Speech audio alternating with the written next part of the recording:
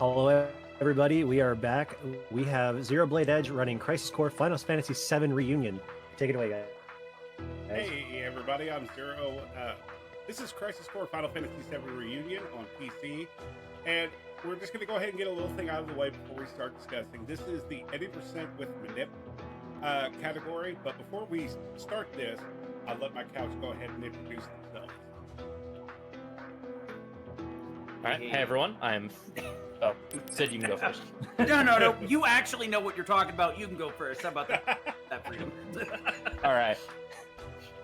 What's up, everyone? I am Freedom Pulse 97. I run this game a little bit. Yeah. A lot of JRPGs, but I did run this game for a while, so. And now Sid. Yeah. I'm the Sid. I'm a big Final Fantasy VII fan, and I usually run the remake Rebirth. Been working on some Breath of Fire stuff, but hopefully I'm going to get to this someday. But it is one of my favorite games that I've played a ton, so kind of elbowed my way in. Actually, it's kind of funny. This is the same. Me and Frito were talking about this. This is the same configuration that we did in 2023, except the runner and me and Frito have swapped later.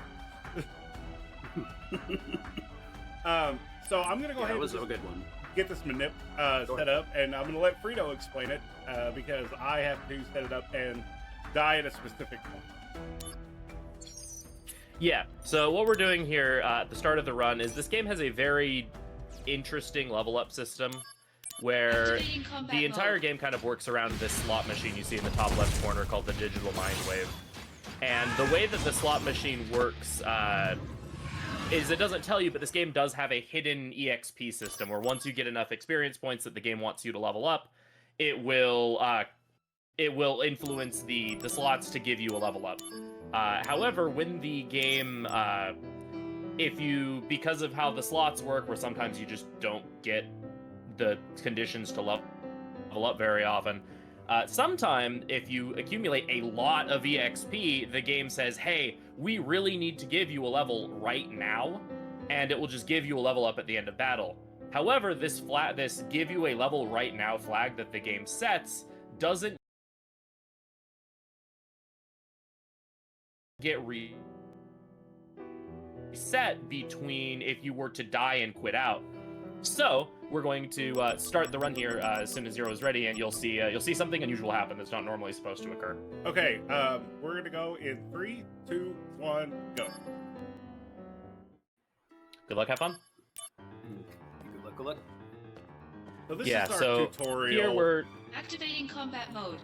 Go ahead, Frito. Yeah, so this is the tutorial. We're just going to be spamming. You start out with a bunch of really, really overpowered materia because it's sort of a training exercise that you're doing. And so we're just going to be spamming Firaga because it has a nice big area of effect attack and these guards are weak to fire. And there you see we actually leveled up. This is what I was referring to earlier, is even though you don't have the Digital Mind Wave yet, you get it in this coming fight here. Yeah, you aren't supposed to, it's still technically around, and like we mentioned earlier, the flag in-game to give you a level up is still active. So we get a level up at the end of that fight, which is a really, really big deal, because individual stats in this game matter a lot for literally everything, up to and including hit stun, where if you don't do enough damage to enemies even, you can't hit stun them. So under normal circumstances, you would not be leveling up here, and then due to how a tool we use pretty much immediately in this run, you don't level up for the first like 20-30 minutes of the run. So we would normally have to do the entire game at level 6, or do this first chunk of the game at level 6, which can be pretty brutal. But using that manip to force the game to give us a level up early, we get an extra level, which, even though that seems not like a huge deal, actually ends up making a pretty big difference throughout this early game. It maybe saves a minute tops throughout the first part of the game, but it adds a large amount of safety to the run. You're officially... Yeah, now we're gonna start mission. Mission is vital to the run. We will be doing 6 missions throughout the whole game. In the PSP version, we wouldn't do missions because they take so long to load. Bring it on. In this game, we actually get rewards that we need to complete the run. So this mission is mandatory. We will get an elixir from this, which, with the classic RPG trope, we won't be using elixirs until the end of the game. Conflict resolved. No, that's not right. You're supposed to not use them at all. Yeah, and now we're gonna learn about our as soldiers, we get access to free stuff. We're gonna abuse this. We're gonna Free stuff. We're gonna go through this tutorial, and hey, I'm gonna hit this 20 times, and we're gonna get a free item. Hey, yeah, we're looking for the curse so the ring. item we got there, I think, just gives us a little bit of HP. But if you keep checking it, our friend Kunsel here is like, hey, don't be greedy. You got your item for today. Stop being greedy about it. Eventually, we talk to him enough that he just gets annoyed with us and he gives us his item for the day, which, like we said, is an accessory called a curse ring. And the curse ring is the thing I mentioned before that's going to make it so we're not going to be getting any levels. What the curse ring does is it gives us a huge boost to all of our stats. But as a caveat, it disables our DMW. So because of that, we will not be getting limit breaks at all, and we will not be able to level up either our character or any of our materia for, well, we have it equipped. I mean, this used to be like a big thing for the Activating PSP combat because mode. the DMW was just so slow with the cutscenes. Yeah. So, which you mentioned, this is a remaster of a PSP game. They added a lot and completely changed the game engine for this port. The big thing is they gave you the ability to skip cutscenes. This run is roughly an hour and a half, whereas the PSP version of the same run is somewhere in the ballpark of 5 or 6 hours, and that is all cutscenes. Walk forward, cutscene. Walk left, cutscene. And time loss was so if you weren't using the curse ring anyway, time loss was exactly like the DMW too. Yeah, so in this version of the game, the DMW is just always spinning in the corner, and it will give you limit breaks passively, and it will only stop if you trigger what is called a memory. That's just a little cute extra cutscene that you can see that gives you some extra lore on some of the characters that are featured in the slot machine. In the PSP version, anytime Zack entered in what is called a verge state, which is just basically you get 2 characters of the same portrait and it's rolling to see if you get a third one. Anytime that happens, the gameplay completely stops while it rolls the final slot. As you can imagine, that adds up a lot. So you'd want the slot machine just disabled as much as possible. You were playing a game? No. You must focus on the slot machine. Activating combat Obviously mode. what you're here for. Here we're going to learn about enemy weakness. These 2 Foullanders are weak to Blizzard, so we're just going to smack them with Blizzard. The game actually kind of gives you a freebie with weaknesses. It tells you right beside their name. Activating combat But here's the thing, we will ignore 99% of weakness in order just to smack in them. a couple of cases like with the soldiers, where it's really mostly only worth it to use weaknesses if you're going to one-shot the enemy with their weakness, or if it's a really extended fight and the weakness matters a lot. So in this case, the Foullanders, one Blizzard will kill them earlier on, one fire killed the soldiers, and later on we'll be fighting a bunch of robots that are weak to electricity, and so we'll be exploiting that quite a bit. We actually do use weakness a decent amount through the run. Mostly it's through elemental blades, but these Foullanders can be a little annoying though, because the way that Blizzard works in this game is it spawns the icicle above their head and then drops it. And these Foullanders like to move out of the way right before the icicle hits them. You almost saw that earlier, but thankfully it still clipped it. conflict resolved. Good fight so far. I apologize, Blizzard but is just really quickly. When you have an opportunity, Zero, are you able to turn the game down just very slightly? It's actually kind of loud when you're in combat. I didn't. Yeah, give me just a minute. I'll do it right now. Resolved. I guess we kind of forgot the game does get a little bit, it peaks There a we bit go. during combat. I found that's the same thing Oh. With the all of the modern Final Fantasy 7s are pretty bad balance. Yeah, so this was Crisis Core because it's a Final Fantasy 7 game and a PSP game. It loves its little mini games. So we've actually been kind of in the middle of one currently. This one is basically just like a search and destroy for all of the enemies sort of hiding out in this fortress. If you find all of the enemies, you get a slightly better reward at the end of after this boss fight. We really don't care, so we just run through it as quickly as possible. Here you're going to see Zero doing some very interesting looking movement. In this game, for whatever reason, the way that it spawns encounters is when it tries to create the encounter zone, it has a hard time doing that if you're running along the wall. So the entire game, you'll see Zero basically just hugging walls as much as possible, and that's to reduce the number of encounters we get into. I think it's very similar to the other modern remake Rebirth, where like the encounter zone's in a circle, so you're in the encounter zone for a much smaller amount of time. And the devs just didn't realize that people could skirt the wall to reduce it. Okay, I'm gonna shut up so you can talk about the boss before it's dead. Frito, do you want to explain critical attack? So yes, so in this game, you can criticals in one of a couple of ways. The big one that we'll be exploiting through a lot of the run is that anytime you hit an enemy in the back, you will get a critical attack, and critical attacks just deal a bunch of extra damage.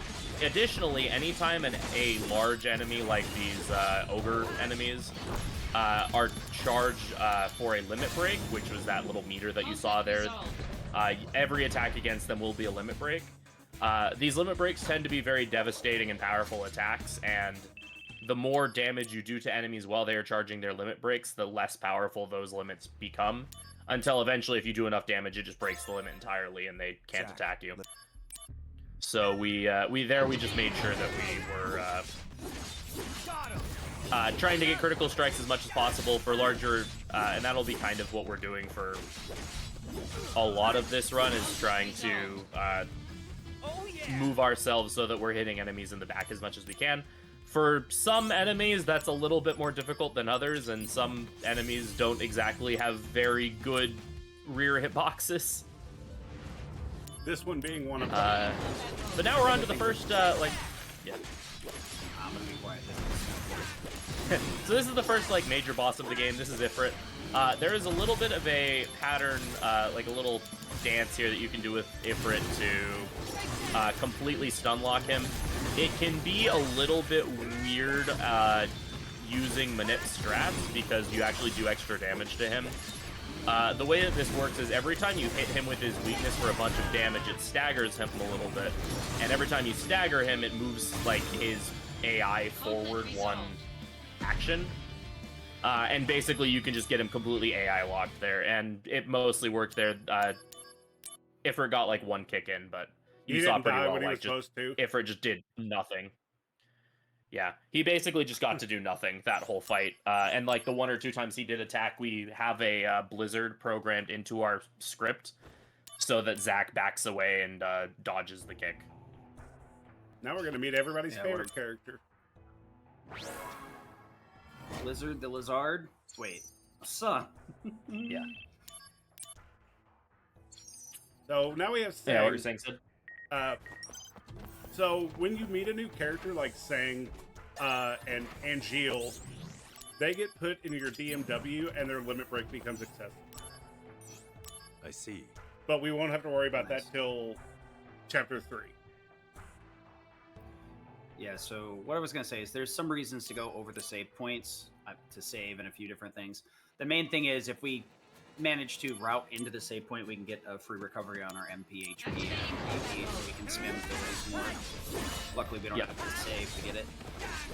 Free zone? Oh, nice. Yep. Doesn't really matter, but... Alright, thankfully those soldiers didn't... Thankfully those G-Assault enemies weren't annoying. Those are some of the most annoying enemies in the game.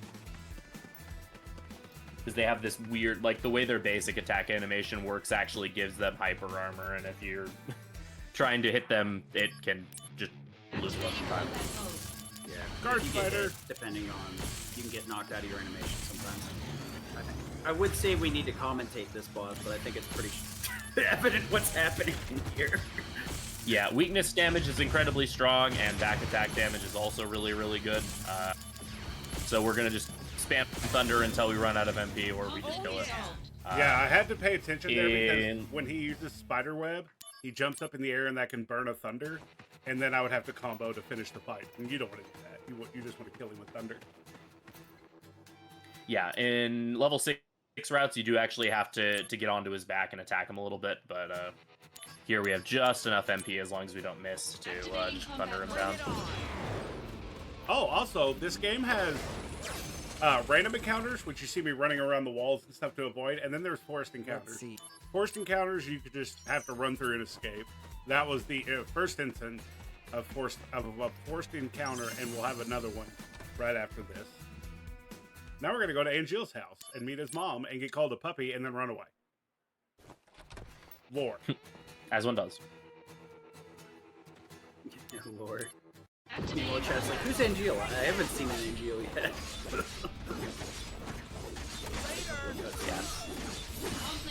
Good fight. Good. That attack there you saw when I was too. But that was a good fight. That was really good, actually. Those G soldiers can also just like completely run away from each other. Well, what I did was, it says in our notes that we used Blizzard Blade there, but Assault Twister actually turns out to be the better option. And I'll show it up in the next fight as well. Blizzard Blade has when it swings back and then swings forward, it has time for them to move in between the swings. Assault Twister, they just stand there and have to take it. Like this. So, just like as a short aside, if for whatever reason you're watching this and have only ever played the remakes, Rebirth, that because they've been released more frequently, I would first of all suggest that you play this game 100%. Story's great.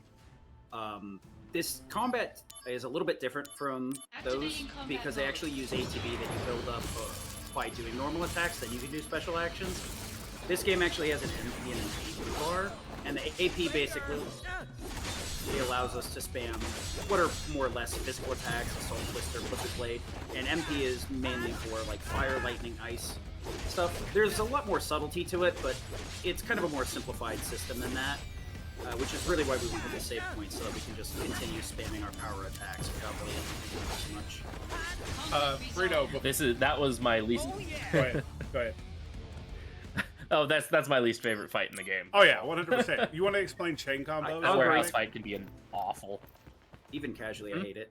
They get all over the place. Do you want to go over the chain combos since Bahamut really uses them? Oh yes. So basically, whenever you use a physical ability that uses AP, so Assault Twister, Blizzard Blade, etc., you'll see sometimes Zero will do a couple of hits of a combo and then use the ability, and afterwards the numbers on the ability will be red. That means that you are doing a chain attack, and basically anytime you do a regular combo into an ability, as long as the combo consisted of 2 hits prior, you will do additional damage. I believe it might be 1.5 times damage on the physical ability that you use afterwards. We're gonna play baseball. Yeah, I was about to say we're playing baseball. So the Genesis, who's kind of the bad guy that we're chasing right now, is shelling the town. So we're the best way to stop the town from getting blown up by shells is to swing a sword at them. And we do intentionally miss one of these. There's a total of 10 of these shells that we have to swing at. And we intentionally miss one of them because if you hit all 10 of them, then there's like an extra animation or something where Zach is like, wow, I'm so cool, I hit all of them. So we just like intentionally whiff 1 or 2 of them. It doesn't matter really how many you whiff because you'll have enough money by in-game. Yeah, you get like 10 gil per one that you hit or something. It's a pretty small amount. Yeah, so the next boss fight used to be the scariest boss fight ever until Freedom taught me how to fight it. So, yeah, Genesis has summons. And he's already summoned Ifrit against us. That's who summoned Ifrit in the first fight. Now our second chapter boss, or our second chapter boss will be Bahamut. And I'll let Frito explain the fight while I play it. Yeah, so this is honestly probably one of the most technical fights in the game. There is a very specific script that Zero is going to use here that basically revolves around trying to get to Bahamut's back as soon as possible so that we can make use of both the critical damage we talked about earlier and the chain damage. Every time Bahamut does that stomp attack, we have to make sure that we block it, otherwise it will just one-shot us because we are very low leveled still. And basically this entire fight is revolved around just staying on his back as much as possible. This is one of those fights that what is considered the enemy's back can be a little bit more of a suggestion than we would want. Essentially, you want to just make sure that you're hitting the tail. I use and between each of these attacks. Oops, that might be weird for money. It's fine, I'll figure it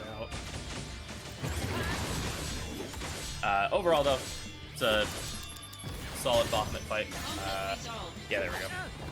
Yeah, You died, that's all that counts. I will just sell but yeah, something his early. tail is basically what his back is considered, and so you could be like very much behind him and hitting him, and sometimes the game will just be like, nah. But that was overall a pretty clean Bahamut fight. So the save and all that screens are from the PSP version. Why they're still here, I don't know. So that's just basically the end of the chapter. When you see the Crisis Core Final Fantasy VII with usually a picture of someone on it that's relevant to the chapter you were just in. Splash screens. Yeah, splash screen, that's what I'm looking for. And now we get introduced to the best mechanic in the game, the mechanic that makes this run possible. Materia fusion. Simultaneously the most cool part of this game and the most obnoxiously convoluted part of this game. Yeah. Wrong fire. Yeah. So basically, it's what it sounds like. You take two materia, smash them together, get a different materia. So if you combine fire and the blizzard blade we had, you get a thunder blade. And then we're also making a barrier barrier ability that gives us HP plus 20%, which will be very nice because we don't want to get one shot by stuff. Yeah, and that there we also talked to Go ahead. Oh, yeah. There we also talked to an NPC to unlock a side quest. Here we're going to be doing a chain of a couple missions in a row. Because the rewards for the missions and the items that we can pick up during said missions are really, really good. Yeah, the side missions definitely make it a lot funner casually. It gives a better difficulty curve. Either Side that- missions really only stink if you're Either playing that on hard. encounter's there or it's not. One of the two. Like, there's no in between. Activating combat mode. And they didn't line up at all, but I'll make them line. They're not lining Skinner up. box for encounters. Hey, there you go. Telegunners are the worst enemy in the Yeah, game. just like- You can't tell me Conflict otherwise. resolved. They are not my friends. The machine, every machine enemy in this game is awful. I'm gonna take that stance right now. You're not wrong. So there we completed that quest. We unlock another one. This is going to be more of the same. We hug a wall for a while. All of the missions, like the whole thing with them is there is an enemy somewhere on this map. Find them and then defeat them. And so for this one, we're fighting this sweeper robot here. One thing you can actually do with positioning in this game is you can actually position yourself so that ideally you would be able to actually start hitting the enemy in the back immediately. There it kind of did some unfortunate movement, so we didn't quite get to do that. But if you get better luck than that, you can usually immediately start a combo on the enemy's back for some critical damage. Also, now that we're And now for the scary fight. We're also social first class now, so if we do a battle with no damage or an ability finish, or we get a perfect guard, we get to actually heal our AP, or HP, MP, and SP, or AP every fight. Yeah. So you'll see, like when it says conflict resolved, you'll see something like HP 35%, MP this percent. We're mainly looking at AP here because we're, unlike the PSP version, we're going for a Activating strength combat build. mode. The whole crux of this run relies on a move called high jump. which will be getting this chapter, or next chapter. Don't you start. Yeah, this fight could be really, really awful if that spin attack hits you multiple times. And we are at the point where we definitely should not be doing this quest right now normally. So if you get hit by a spin attack, you just die. Yeah. So that's the third quest we did. That's all our quests for now. We picked up a chest for a power wrist, which gives us strength. Since we're going all in on physical attacks, that's going to be really useful. We're also going to be equipping a couple different stuff. We're going to be taking the curse ring off now, finally. So we do actually have... we will be able to level up now, which will be very important here for these next couple of fights. Because we have banked a decent bit of the experience. So hopefully during these next few fights we will see some level ups. Like I said, there is still an element of randomness to level up, because in order to level up, your digital mind wave has to be in the verge state. There we got a level up on Blizzard, which we don't really want to see. I don't think that's one of the ones that really matters. No. This is Both of them shot fire at the same time. Good job. Yeah, that actually looks kind of cool. Also, with the DMW going on, you'll also get certain triggers. I got one for Endure just now. You can get ones that give you Endure. You can get level ups. You can get all kinds of stuff from them. No AP or MP cost is nice. Yeah, Endure is kind of cool. Endure basically just disables your hit stun for a little bit, which is pretty helpful in instances where there's just a ton of enemies around. I would love a limit. Yeah, during this I would fight, not like that limit. If you don't have a character's limit unlocked yet, like there we rolled Aerith, but we haven't met Aerith yet. If you don't have it yet, you'll use an ability called Chain Rush Slash. Assault. Yeah, and it's really bad. Chain Slash. Oh yeah, Chain it's Chain Slash. Rush Assault's his proper one. I His couldn't NGLs, ask and for that a was better actually Shinra raid, though. That was a good Shinra raid. Shinra level raid ups is is kind of cursed. unfortunate, Now this but- next fight is even more cursed. Yes, so this next fight is going to be with the G Eraser, which is a more advanced Genesis clone. Genesis is fighting us with an army consisting entirely of clones of himself. And so the G Eraser fight, this is one of the more annoying fights. We mentioned before back hitboxes being a little weird. A lot of these Genesis clones, the back hit, they stand at you kind of sideways. And so their back hitbox is, in this case, it's his right shoulder. We did also unlock, for reference, we unlocked Cisne for the our digital mind wave, and she has the best limit in the entire game. Go ahead and show it off.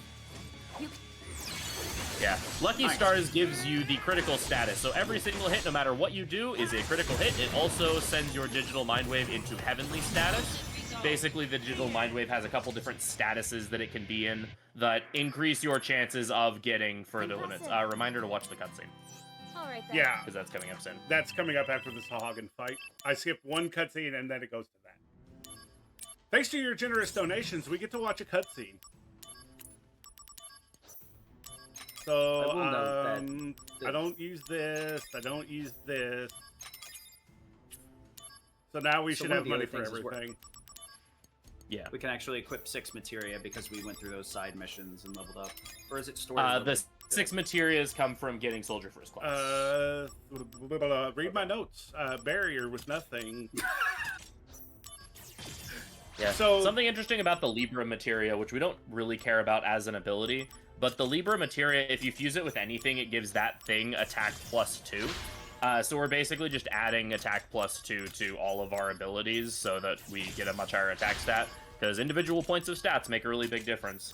We'll also be, I believe, as part of this menu, we will be making, we'll be upgrading we'll be making a Thundara Blade. We've been using Thunder Blade, Fire Blade, or whatever. Thundara Blade is basically just the tier 2 version of that.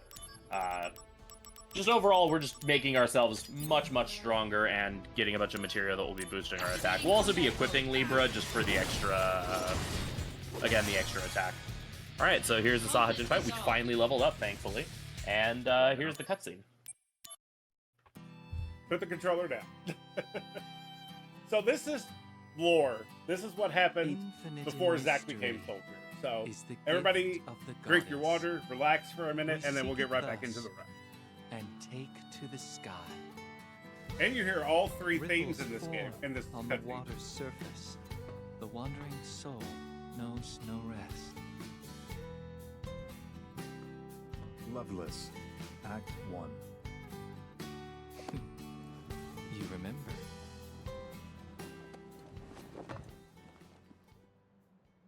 How can I not, when you've beaten it into my head?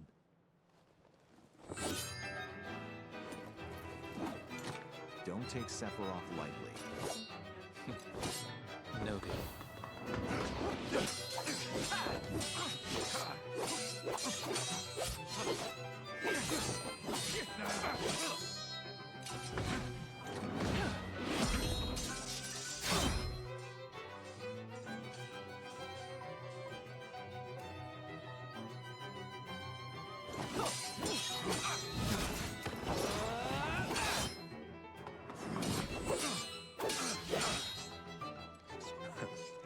Is that the best you can do? All hail Sephiroth, huh? And Jill, stay back. I'll take Sephiroth alone. Genesis.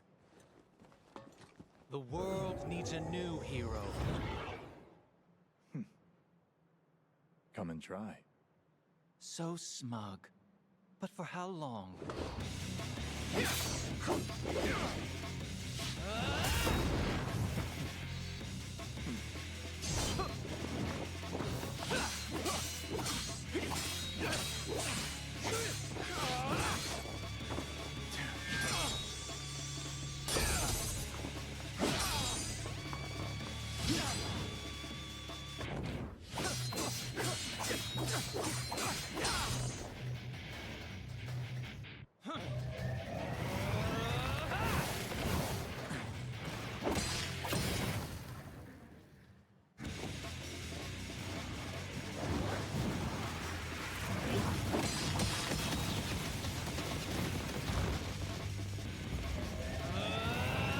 Stop!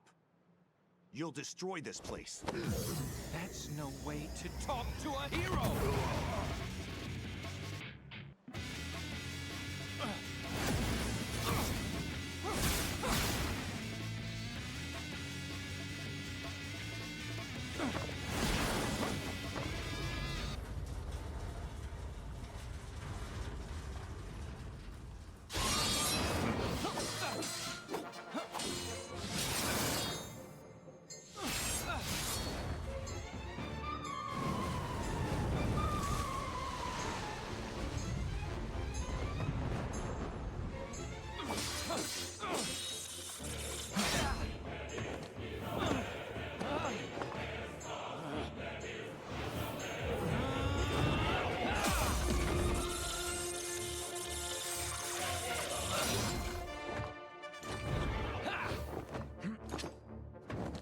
Enough!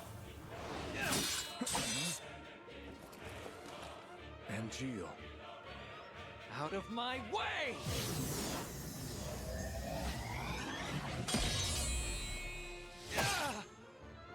Genesis!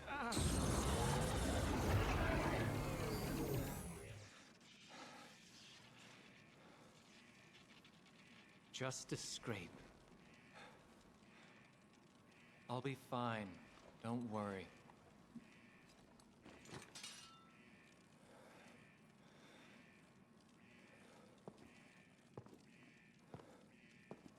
Even if the morrow is barren of promises, nothing shall forestall my return.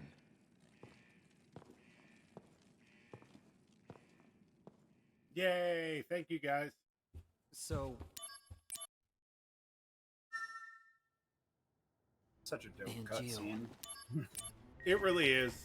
It's the best looking one from the PSP upscale. Yeah. Which, you know, of all the cutscenes to like really go ham on, that is definitely the one to go with. So so now we're running into clones of Angeal. We haven't talked about Angeal at all. He's basically is our mentor character. You saw him there in that scene. Now we're fighting clones of him for some reason, and these Angeal Sahajins are the absolute worst. They are my choice of the worst enemies in the game. They will kill you and end your run with no mercy. Yeah, so we're teaming up with Sephiroth now. We're trying to find, because Angeal defected to fight alongside Genesis for whatever reason. We don't really know at this point why Genesis and Angeal have defected or what's going on. But we're teaming up with Sephiroth because Sephiroth is their good friend, and so he wants to find his friends, and so we're looking for them. We're also looking for a scientist by the name of Hollander, who seems to have something to do with this whole situation. And so we're running through a Maka reactor for in order to do that. A lot of these fights, because of how narrow the Activating combat don't worry about it. We're just gonna yap about the story. Yeah. Really quick, these paths are really narrow, so all of these encounters we can't really avoid, so we just have to run from them, which is part of why these Sahajins are annoying. If they do a jump attack especially, it can be really annoying to actually, like, avoid properly. Yeah, jump is your best chance to escape, but it's when they jump that can get you. Activating combat mode. Yeah, the damage and, like, the fact that there's not a super good indicator of when they're landing is a problem. So now we're going to read these 4 notes on, like, ancients and what's going on. This is kind of the start of where Sephiroth is figuring stuff out. Because we read about the ancients, we read about Project Genesis. Project Genesis is pretty much the making of the super soldier that that Hollander is trying to make. And now we get the goofiest part of the game. Super athletic, fit, and overall Chad Zach Fair struggles to keep up with overweight, obese scientist dude. Such an anime moment. Like, bro, you eat donuts and run lab tests all day. How are you outrunning me? Excuse me, what? For some reason, they made this encounter the one you have to fight. Yeah, it's really random. There's like, 1 or 2 of these fights that you have to do. We're getting a flashback. That's annoying. So yeah, these are the flashbacks I mentioned earlier. Whenever you get a flashback, you have a much higher chance of getting limit, but not guaranteed. Funny enough, it's always really amusing watching a flashback and then immediately afterwards nothing happens. Yeah, earlier when we had the Cisne limit go off, there was a little bit of the cutscenes flashing beforehand. Those used to take up the full screen, but they're like, wow, this is kind of annoying. Maybe we'll just limit it to the DMW. And then they changed their mind at some point. You know what's funny? I just realized we go back to this room like 4 times. Yeah, this is an area that's kind of a stock area for missions, and so you see this like set of hallways quite a lot. All right, Frito, it's everybody's favorite roulette. You want to talk about it for me? Oh, yes. So this next boss fight, who here likes coin flips? Because this next boss fight, the Chapter 3 boss, is what is basically we call Machine Trio. It is 3 of those sweeper robots, but with different configurations on each of them. One of them, the pile machine specifically, which is going to be the first one that we kill, it's the one that has no weakness, or it has weak to ice. This one has a 50% chance to drop a power wrist, or a 50% chance to drop, I believe it's either a bronze bangle or a chocobo arm, but I forget. Bronze bangle. Bronze bangle, yeah. So we really don't want to see a bronze bagel, because if we do, then we are sad. Hey, we got a power wrist, okay. And we got a jump level, which is kind of neat. I actually don't think that jump level matters in this case. Material levels in this game are kind of interesting. And incredibly overpowered, and unfortunately there's literally nothing we can do to influence them. Basically, every time you get the slot machine, in order to level up, you have to roll a 777 on the slots, which again, the game will actually force to happen when you get a bunch of EXP. Any other material level you get by getting 2 matching numbers in a verge state. So with the number depending on which slot the materia is in. So 2 1s will give you a level on whatever your first materia is, 2 2s, 2 3s, etc. If you happen to get 3 of the same number, then you actually get 2 levels on that materia at once. So materia levels are incredibly powerful. Each one adds another multiplier to the damage of the materia. So it's basically like, you know, doubling, tripling, quadrupling, pentupling the damage every time you get a level up on a materia. And for our, like, specific bread and butter materials we're going to be using a lot of, so stuff like jump, high jump, Assault Twister Plus a little bit later on. Every single level up we get is going to just make our damage go up astronomically. Which is why it's unfortunate that there's literally nothing we can do to influence material level ups, and there's in fact even some material level ups that you can get that are a bad thing to see level. There's level 9, which is cool. Because when specific material level up, they actually gain additional stats to them, and so if that can be good if the material we have already. Don't kill me, sir. Okay, we're good. We're good. Yep, that combo attack is nasty because it inflicts daze on you, which can cause you to just die immediately afterwards. I should have jumped. I should have. Material will gain. Oh yeah, material will gain bonus stats when you get levels on them, and if they don't have a bonus stat assigned to them already, then that bonus stat that they get will just be whatever's associated with it. So early on in the game, I made the comment about a blizzard leveling up being potentially worrisome. Because if a Blink Blizzard levels up, then it will get Magic +1, and that would prevent us from being able to put an attack on it. Thankfully, that Blizzard didn't matter at all. There's 1 or 2 materia that does matter. The other thing is that there's certain materia that we don't want to have Master, which means hitting level 5. Specifically, the barrier that we have equipped to give us 20% extra HP. If that barrier gets... actually, I think we swapped it to an attack barrier at this point. never equip it. Yeah, it's the attack barrier. Activating combat mode. Yeah. If the attack barrier gets mastered, since we'll have it equipped the entire game because we want that +2 attack, if that attack barrier gets mastered, it will actually ruin one of the, like, the last menu in the game and cause some weird stuff. It's, like, not a huge deal. It just means we end up with less max HP at the end of the run, which can be a problem. But aside from that, just the more material levels, the better. The more levels in general, the better. So ideally, you want to see that. That no AP cost is really, really good. I didn't we even did notice just I get got access to the high jump materia. Oh, yeah. Yeah, the high jump materia is just... We got an item that let us fuse items with materia. So I used 2 star pendants with an Assault Twister and a Libra to get high jump. And now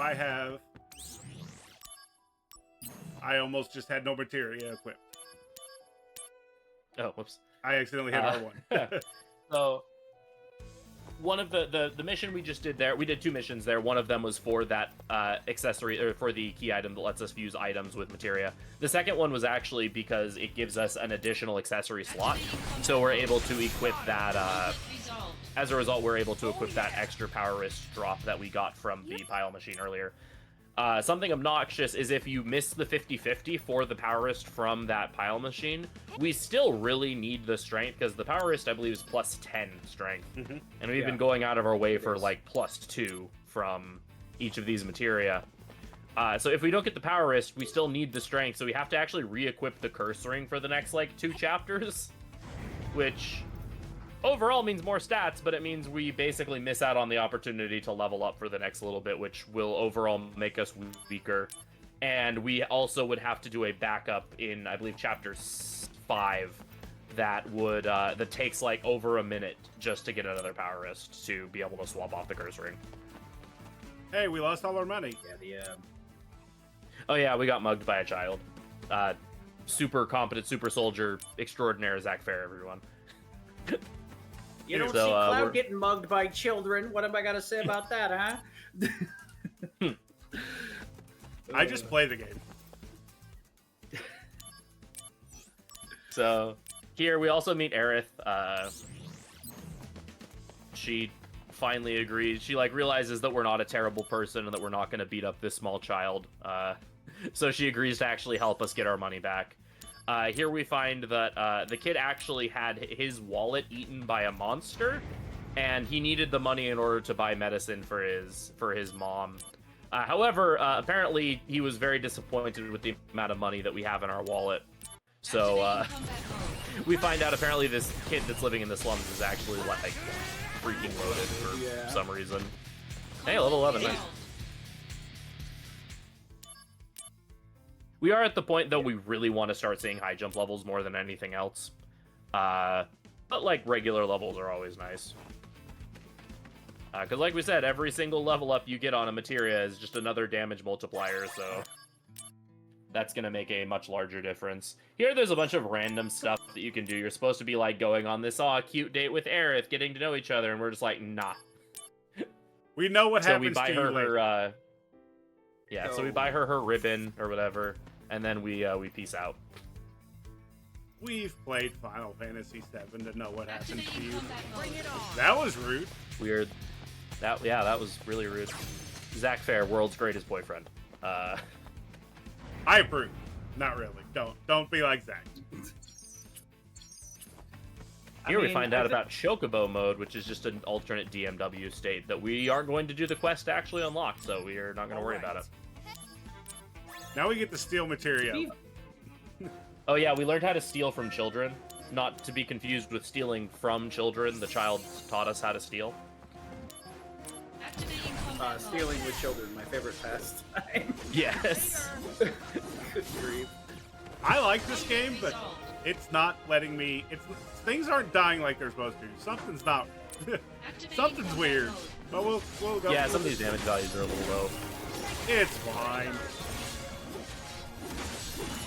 It can smell the marathon. Like it smells weakness. Yeah. Conflict resolved. Oh, cool. I'll throw a Soma here. Activating combat mode.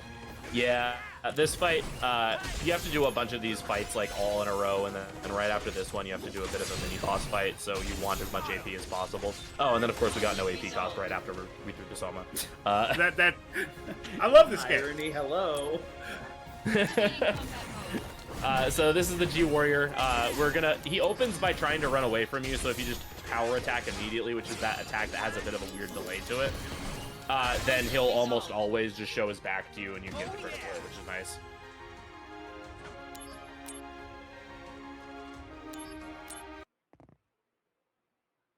So, Genesis's forces are attacking the Shinra building, so we came to help, and we're told to escort top Shinra scientist Hojo, who I'm sure is a lovely person who's definitely not like the main real antagonist of all of FF7 or anything. Yeah. He's just, normal creepy scientist dude. It's fine. Playing through this game casually, or the series casually with a family member, and they're like, when do we get to kill him? Points at Hojo on screen. Well, depending on your definition, either end of FF7 or Dirge of Cerberus. Hey, it's everybody's favorite summon. We'll see him purpose. Oh yeah, Bahamut Fury that doesn't actually exist. Big Bahamut fan.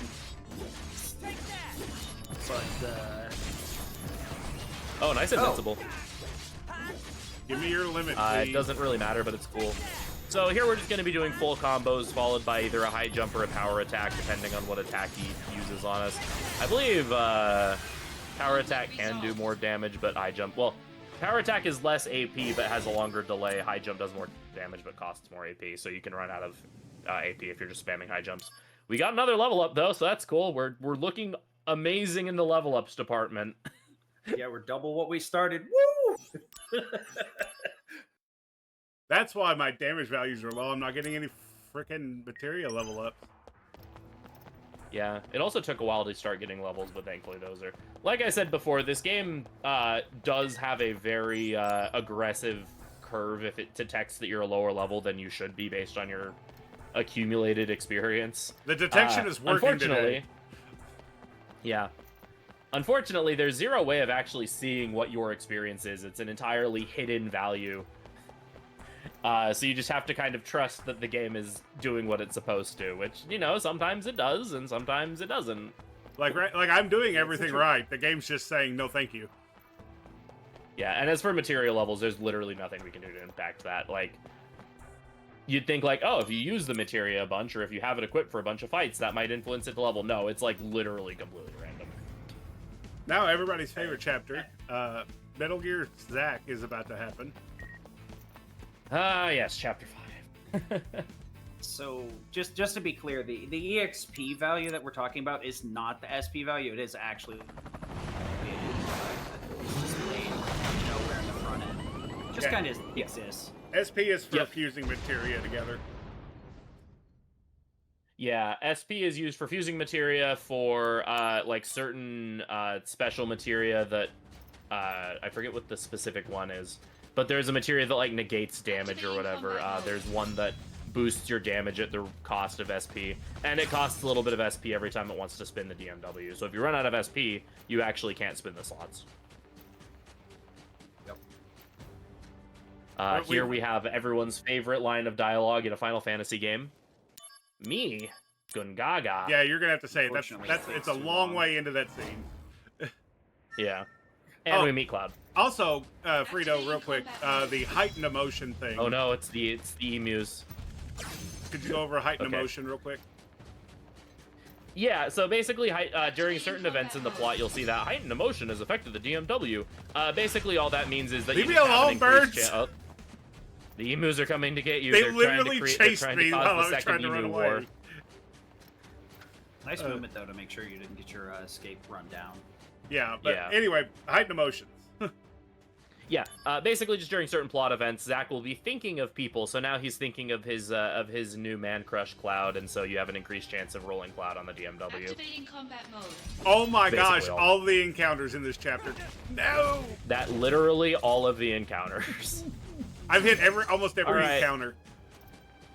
So we mentioned this game likes annoying little mini games. This is my personal least favorite mini game in the entire game. Yeah, this is Metal Gear Zack. We have to play Metal Gear in a game that was not at all designed with stealth in mind.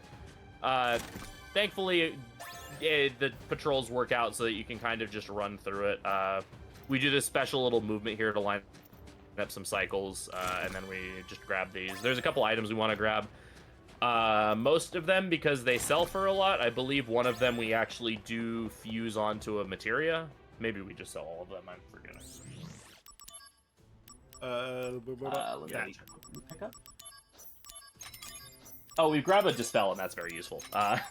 Dispel is an ability that removes any buffs on an enemy, and that's going to be super, super useful, like, immediately. We're also going to be doing a bunch of selling for money. We're going to be buying up to 99 Somas, because if you fuse Somas with a materia, then you will get, then it can enhance the materia. So here we're fusing a bunch of Somas with this steel materia that has AP plus 10%, so now we have AP plus 110%, so that will increase our ability to spam out abilities as much as possible. We'll also be upgrading one of our blizzards to a Thunderblade. Fire Blade. Or sorry, we'll be fusing the Thundara blade we have with the blizzard to make a Fira blade because one of the bosses coming up is weak to fire. Yeah, I it's actually nice that you skipped can- an encounter. Oh my gosh. Yeah, that encounter is a little annoying because you have to sort of run into the middle of its battle zone in order to get around that box. So this is the Genesis fight. It's like really, really silly to watch this fight when it goes well because you just kind of completely clown on it. He's clowning me, It looks like we actually. kind of got a little bit off of his AI cycles, but it's still a really good fight. Yeah. Even with the falling off script for that fight, you still just kind of smash him. Now we get his Casually, DMW, which is non-casually. useless. Yeah, Not only- it's- I swear it heals Oh, the enemy. It doesn't even deal damage. Feels like 500. Yeah, so Apocalypse is weird. It's the only it's the only standard DM. Well, it's not even really a standard DMW. It's the only quote-unquote standard DMW in the game that scales with your magic stat instead of your strength stat. And if you haven't noticed, we have not been putting anything into magic at all. So Apocalypse, which is what it's called, has this like really huge like special animation of it. It only is occasionally actually in your digital mind wave. Oh, this is where if we didn't get the power wrist, we would have to listen to an answering machine for like a minute to find out about a power wrist that's hidden in the area. Here's the Angeal Griffin. This is like one of the worst enemies in the game. Thankfully, we dodged the really annoying attack. This animation you're seeing here is the Apocalypse animation. Denied. Conflict Nice resolved. double level on jump. Wait, do we have jump equipped instead of high jump, or do you just have both equipped? Don't ask questions. That would explain a few things. You know, I You think have there the was a notes reason, open so and I you didn't didn't say tell me. anything. Frito has the notes I open didn't too and didn't notice. stop me.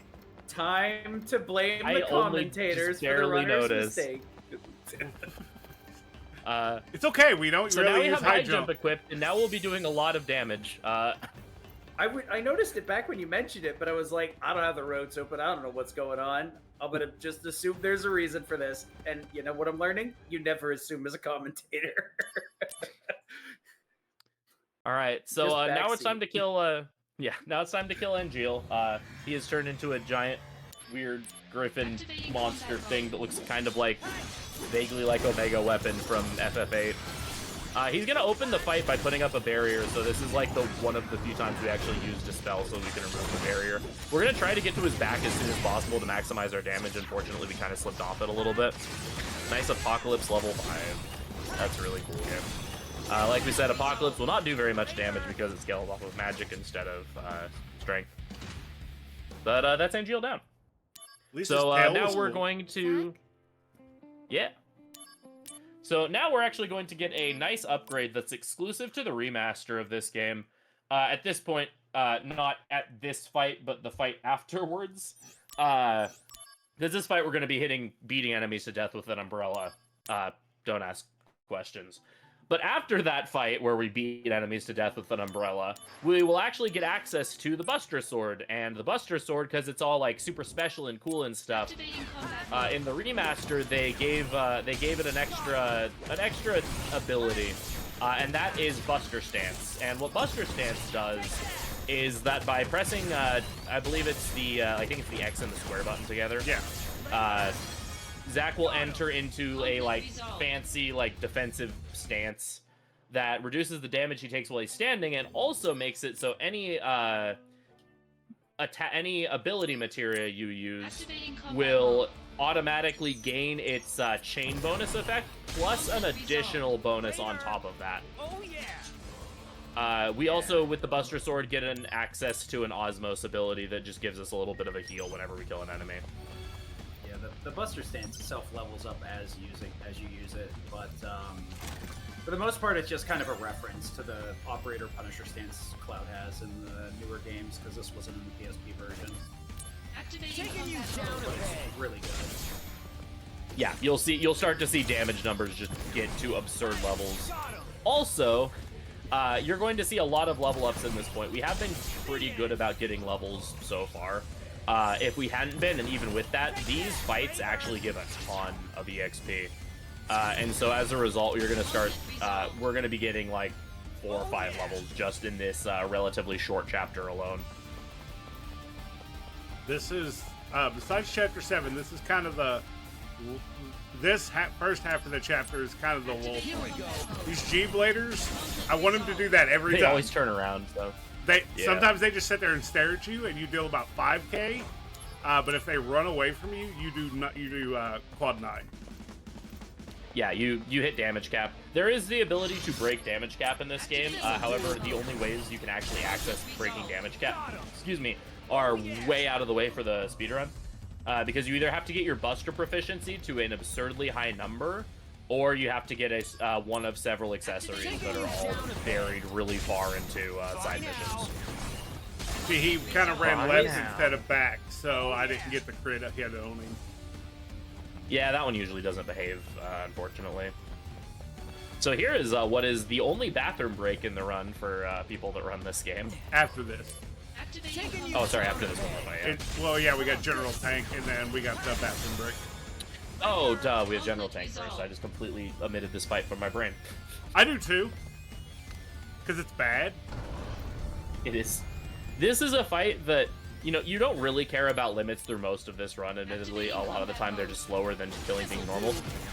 This is one fight specifically that you really want one limit and one limit only, and that's Angeal's Rush Assault limit. Because Rush Assault is a special limit that actually pierces defense. And the quirk of all of these mechanical enemies is that they all have really, really high physical defense. They all have, I believe there's actually like a property that they have that's called armor or something. Okay, apparently I'm not. There we go. Or saying No, their we were assault talking about would be good too. But yeah, if we were to get Rush Assault, it would like basically end this fight immediately. But instead, Zach just tried to roll for Sung like 3 times, and only succeeded as we were winning the fight. So I would hate to play Dungeons and Dragons with Zach. He rolls for some of the worst stuff. Yeah. Critical fail, critical fail, critical fail. Now we have a minute and a half break. Yeah, so here there's a little mini game where you're supposed to be stopping these little robots from, you know, invading and possibly hurting civilians or something. Instead, we're just gonna run in the opposite direction and stand by this button, and this is the opportunity that runners have to use the bathroom. So yeah. Seeing as we have this small opportunity here, do I have just a moment to read a donation off? Go for it. Yeah, go for it. All right, we had a $2 donation from Tempest Mask 1000 saying me, Gone Gaga. We did have that go towards. We did have to go towards some incentives, but those incentives have already been met. So yeah, thank you very much, Tempest. Appreciate that. Also, make sure you guys, little plug here, make sure you guys hang out after this run, because this is the easy run, and then I get to do the really hard run after this. After this is Mega Man X4 X low percent. So, yay. So excited. And we get to play the Japanese version. Percent is not an easy run. I think we still get to play the Japanese version. I haven't checked. Yeah, so just to update you on that, the Mega Man X4 US versus Japanese game version currently is $110 or $110 for the US version and $430 for the Japanese version. Oh so, my yeah, gosh. We're likely doing the Japanese version. I have it. Unless, I have it right here. We get some really generous donations in the next little while. I have it right here. I better hit the X button. Something really funny in that scene is Zach, because of how many you missed, is really upset. And he's like, Hollander, you'll pay for this. Which I always just laugh at because we just stood there and did nothing for that 2 minutes. It's like, Hollander, you'll pay that I stood here and did nothing. So this is the Guard Scorpion, the first boss from FF7. Ideally, we want it to turn around and show its back to us so we can get critical hits. It's not doing that. However, oh. Are you kidding me? I had a rush assault coming. Genesis, no. You know what? I'm right, just yeah, doing we'll see Apocalypse. I know, I'm just skipping it. I did fight. I'm sorry. I mean, it's... Excuse me? Did that just do 5,800 damage? It did? Yeah. I have... Square, I have questions. It never does that much so again, damage. Well, it was a level 5, and Apocalypse does also pierce defense, so... It wasn't too bad of an idea then. Yeah. But yeah, the Rush Assault there it hits multiple times, and it pierces defense, and so the Rush Assault would have easily done max damage there, but nope, Genesis had to insert himself into the situation. Okay, so real quick, this is the most... You would think Chapter 7 is the epic chapter of the game. This is the only fight we're gonna do. We're gonna build a flower cart for Aerith. You can go out of your way to get the best materials for Aerith. We're Zach Fair, best boyfriend. So instead of doing that, we're gonna let Carter talk about Child's Play the whole time. Well, I mean, you get the same materials anyway. There's other carts that you can build that are different, but this is the cart that you have to build to progress the game. All right. Well, while we're building this cart, I'll talk a little bit about Child's Play and about the prizes we got going for people that are making donations as well. So, Child's Play Charity delivers therapeutic games and technology directly to pediatric hospitals to improve patients' lives through the power of play.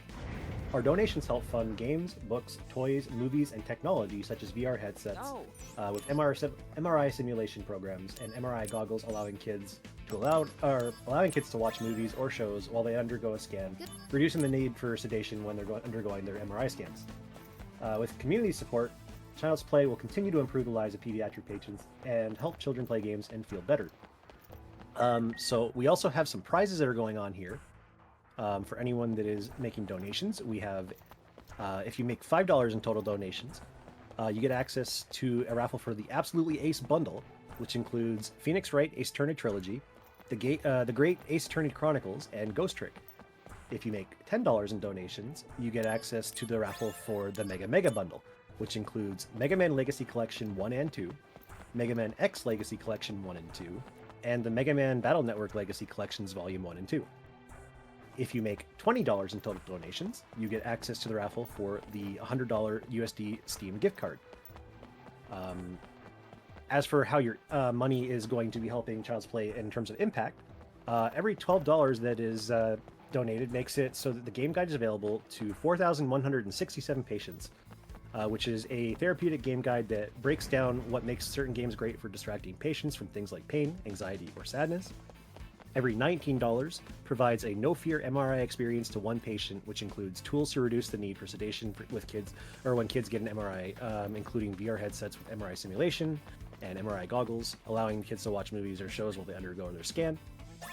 For $25, or every $25 helps patients experience the adventure of D&D and other RPGs with a RPG adventure dice set. Every $30 helps fund a Game Pass for Nintendo eShop, PlayStation Store, or Xbox. And every $50 helps provide 3D printer supplies like filament to create memory-making projects, providing procedural support and education, as well as 3D art projects for patients. It's a great cause, and I'm glad that we have so many people that are being very supportive of the stream here as we make the hospital stay for long and short-term care pediatric patients a better time. Also, real quick, Zach's going to be sad because we're going to leave Kunsel. Aerith, forget it. I love Kunsel. Kunsel's the real love of our life. Yeah. There's He's a always choice there for that us. says, I'll be away from Aerith, or I love you, man. You're not a real Crisis Core runner if you don't select I love you, man, every time. Always go for the bromance. Yep. Anyway, continue.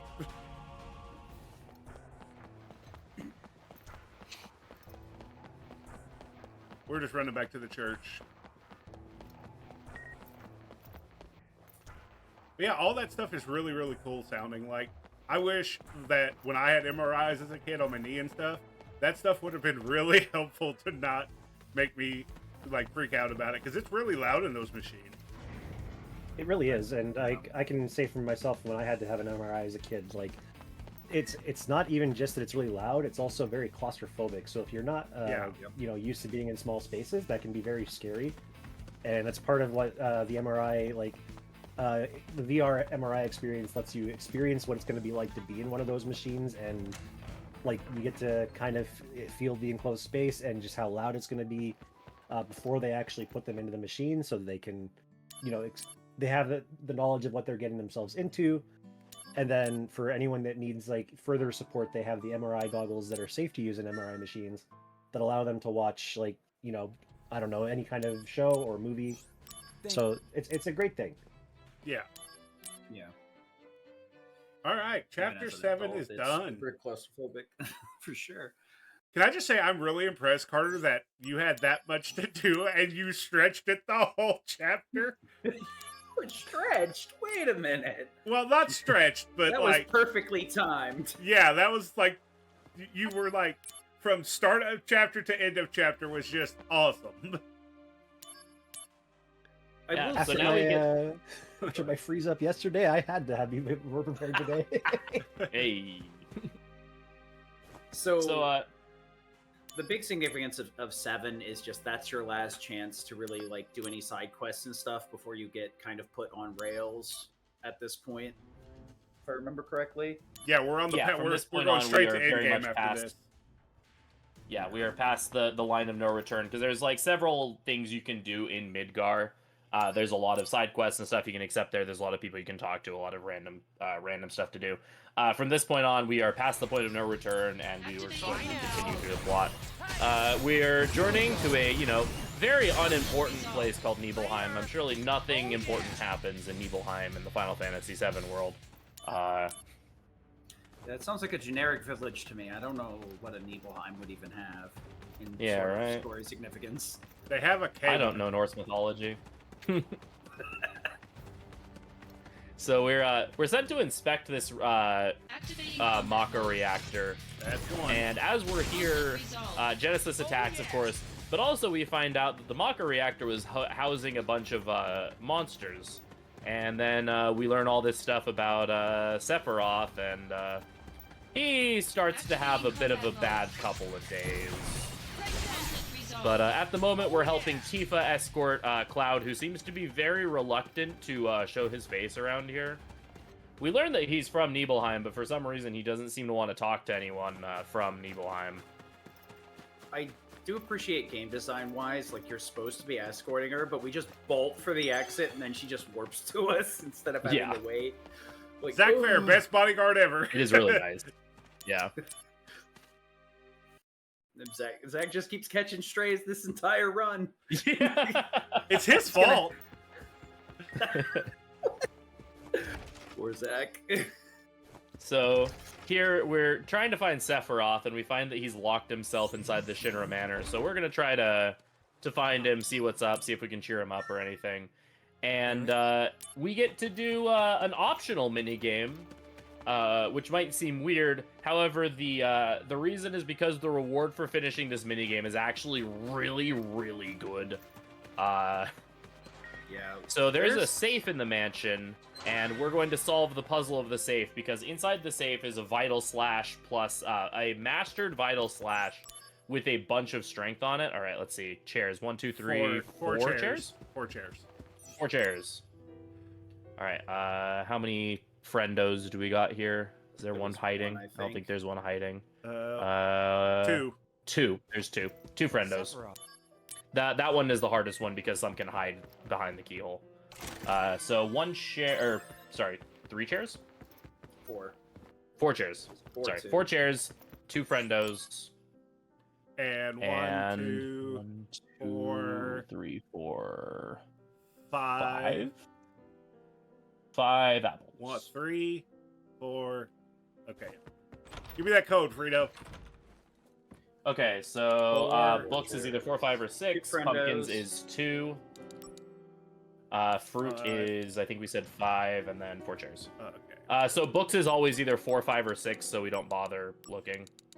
Books is the first one. Yeah. It's 4 chairs, 2 friendos. 2 friendos, 5 fruit, 4 chairs. 5 fruit, 4 chairs. I've gotten this wrong before. Oh god, now I'm already 2, 2, 5, 4. 5, 5, 4. We got a number wrong somewhere.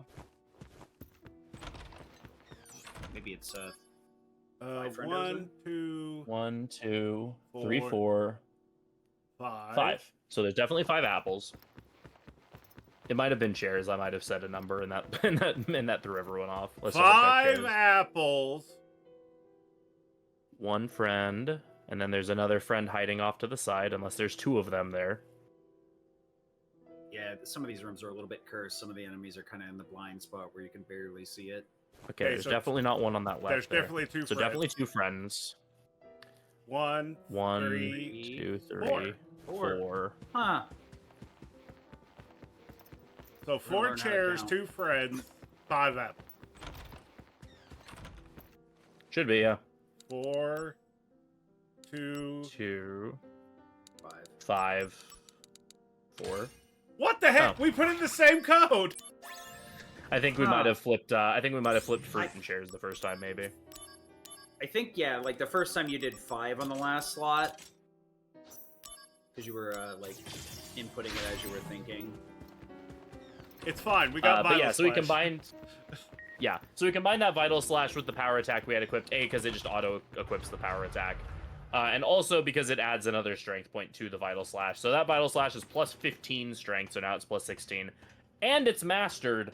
So it's Vital Slash is an ability, but it's another one of those ones that you have to charge up to use in order to actually use the like you have to wait a little bit to use it.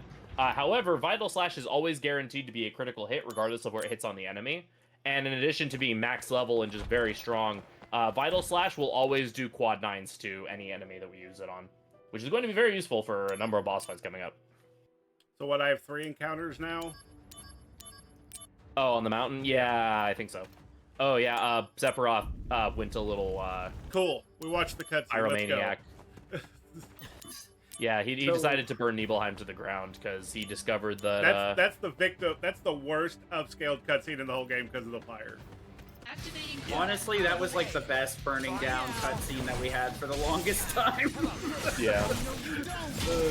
Okay, don't accept my part. input at all. Just Resolved. do what you want, game. Yeah. So one of the other interesting things with the materia fusion, you may have noticed, like, we just spammed a bunch of somas to get that massive AP boost as well. You can do that easy with HP, MP, and AP by using the items that recover, like potions, ethers, and somas. You can do the same thing for like stats, but the problem is like you need 10 of that stat boosting item. So like you get to this point where you have to like throw a bunch of power wrist on something just for 1 or 2 strength bonus to the materia. So it's just like not even possible to do anything besides just go, well, +2. We have Yeah. strength at least. There are other items that give you a bigger stat bonus, but those are a lot harder to farm or like very specifically located through quests and stuff. Wow, we are getting swarmed with encounters. That was 6, which doesn't beat my record of 11. Yeah, mine is some stupid high number. All right, so Hey, remember that really cool Here boss we're at the end gonna- of Final Fantasy VII?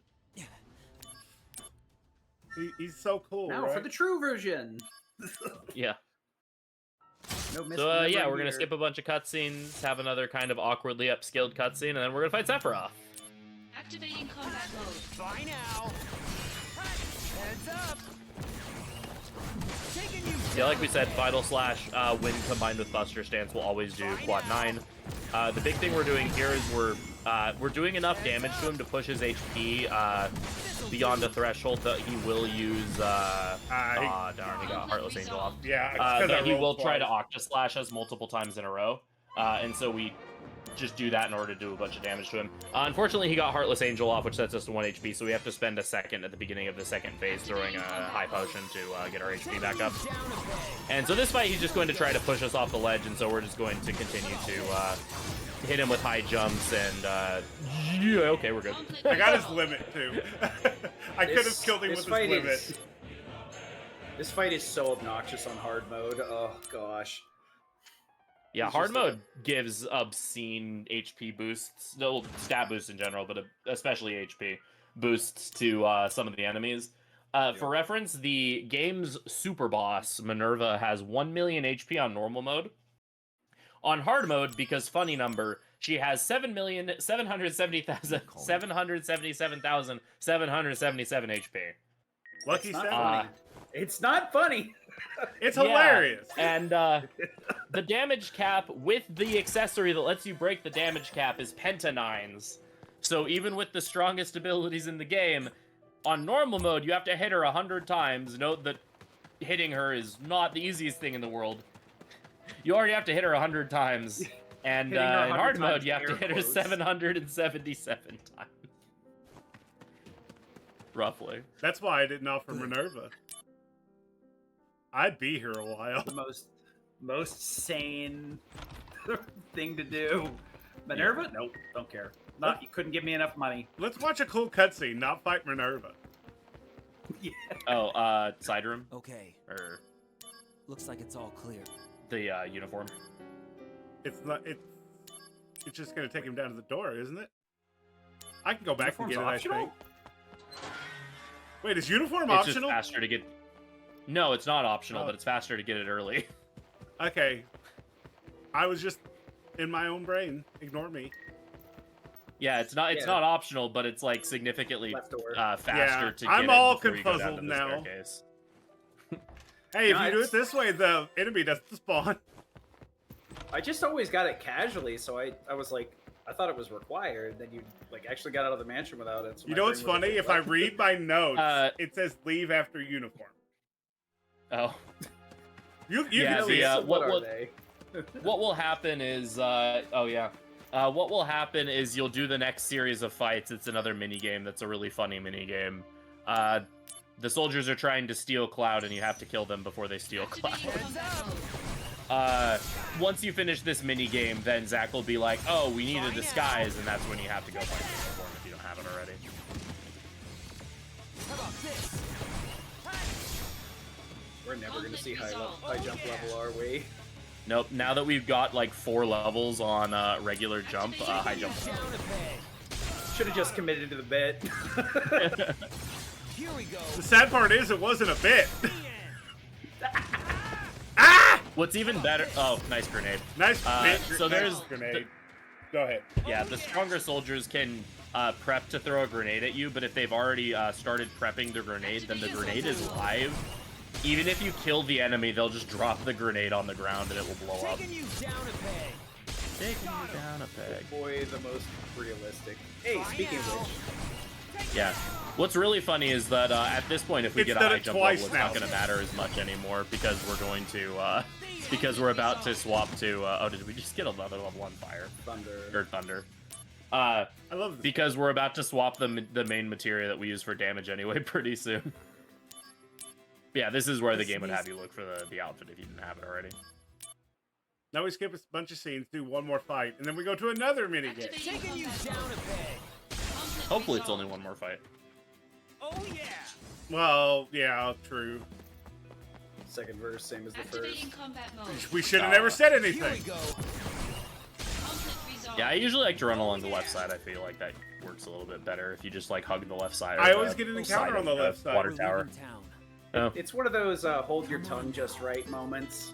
yeah. Like, all right, now hold the controller slightly to the left. It's Yeah. like in Mario, when you're playing Mario Kart on SNES as a kid and you actually turn the controller to turn left or right. Yeah. So here's a mini game where you're supposed to be sniping these robots so that they don't see you and like run away and stuff. We're just going to be running through here because the robots seeing you doesn't matter at all. We should have never said a And then we'll word. blow up the ones that we get an encounter with. Yeah, this is the platinum killer for anybody that usually goes for platinum in this game because it just drives you up a wall. I wasn't even nowhere Yeah. near you. This mini game is weird because there's like a whole like convoluted upgrade system with the sniper rifle. Like you see there's like kill points in the top left corner. You can spend those points to upgrade the sniper rifle to be like Resolved. have like, you know, better handling, do more damage, etc., etc. It's this whole like system for this like 5-minute long mini Activating game. combat mode. I love every encounter I'm getting, Here we go. and I'm not even nowhere near half of them. Oh yeah. Conflict Hey, at least we're resolved. leveling. That's cool. Frito. Level 21's pretty rad. Yeah, level 21's great. I went the wrong way, I think. I did. No, you're in the right way. You're going the wrong. Wait, Now you're going the I wrong way. think. I don't know. Hey, I've lost all hope. Activating I mean, combat to be mode. fair, I'd probably be opening the map every fight. Be like, wait a minute, am I facing the right direction? I've never had this many kill points in the whole time I've played this game. I was gonna say, I think the most that I've had while running this game is 13. Resolved. Oh yeah. You know what? If I get an encounter in Chapter 10, I'm 20. done. But it'll be the egg, and it will be funny. The cutscene was reverse RNG manipulation. Sorry, runners after me for being behind. It's fine. We surely can make this up in X4. You're fired. You're eating my hair. Activating combat mode. Bye now. So here the thing eats our hair and turns into a monster, How about this? as if it wasn't already a monster for just eating someone's hair. But basically, Zach and Cloud, basically we were kind of put in a forced coma for like 7 years or something, an amount of time. Resolved. 2 or 3 is, I believe, what it is. Because like the Yeah. overall, it's 7 years because it's like 5 years, and then there's at the very beginning Oh. it's 7 years, then it's a 5-year time skip, I believe, and then there's Yeah, 2 you're 3 right. years. Guys, it's been 2 years since we've done this together. You think we have the story straight? Yeah. That's about the only thing I've got straight is the story of this game. I can't even equip the right jump. And now the right jump's probably So, stronger than the high jump. I don't know. The multipliers on high jump are still pretty big, but the tiering is whatever.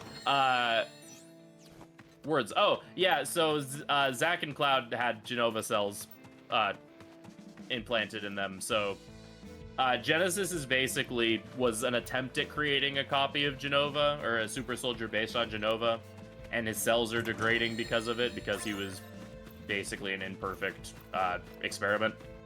Yeah. So he's trying to fix that by having his clones eat our hair, and it didn't work very well. So Yeah, the whole lore is like Genesis and Geo and Sephiroth all got Genova clones to varying, or Genova cells in varying success.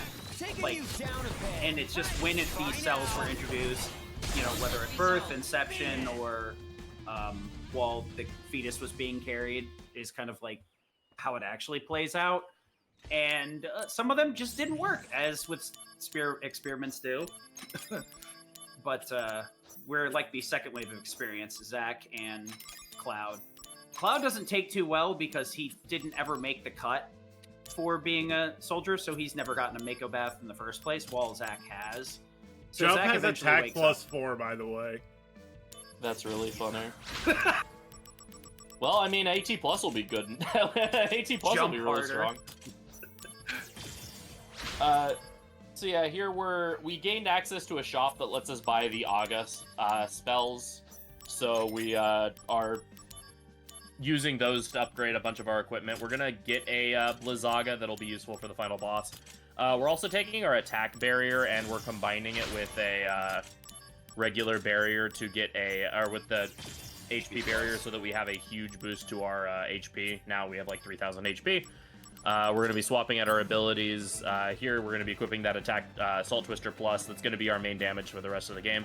Per hit, high jump does more damage, but Assault Twister Plus hits 3 times and therefore ends up having higher DPS. Especially on a back attack, Assault Twister Plus can, if it gets a level or 2, hit quad 9 3 times consecutively, which is pretty cool. We won't be seeing that, though, for the next fight. The next fight will be all Vital Slash all the way in probably the weirdest fight to have as, like, the penultimate I'll be chapter using boss Assault of the Twister game. if he uses Funny Worms. Oh, yeah, true. Activating So Hollander got injected with Genova cells as well. And, yeah. Yeah. Bye now. Take that. Hands up. And even in context, this is still very weird. Yeah, that we So, just... There's And that's no Hollander, reason. you know? Evil scientist guy that caused a lot of this, and there he goes. He had a lot of Damn Weedles it! Why in his couldn't bag. you be Hojo?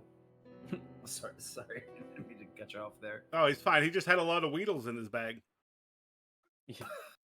Maybe I should have cut you off. Actually, Yeah, you should have. I'm cutting Hey, myself but off. did you know Dumb apples. That dumb Dumb apples only will grow in Benora? Chapter 10, So final this is chapter 10. It's a very lackluster chapter. Yeah, there's like a lot. There's a decent amount of optional stuff you can do. This is kind of where you would be running around. There's like a whole optional compound area you can go through with a couple optional bosses and like a bunch of lore and stuff about the experiments that were happening in Benora. The only required aspect of this is you run through this cave and there are 7 chests that we pick up that contain what are called goddess materia. There we pick up the light materia, which is one of them. You have to pick up the 7 goddess materia and bring it to this slab in one of the main rooms, and that will open the door to the final boss. So we'll just be running through here, picking up these, Also, each of these 7 chests. Emerald Weapon.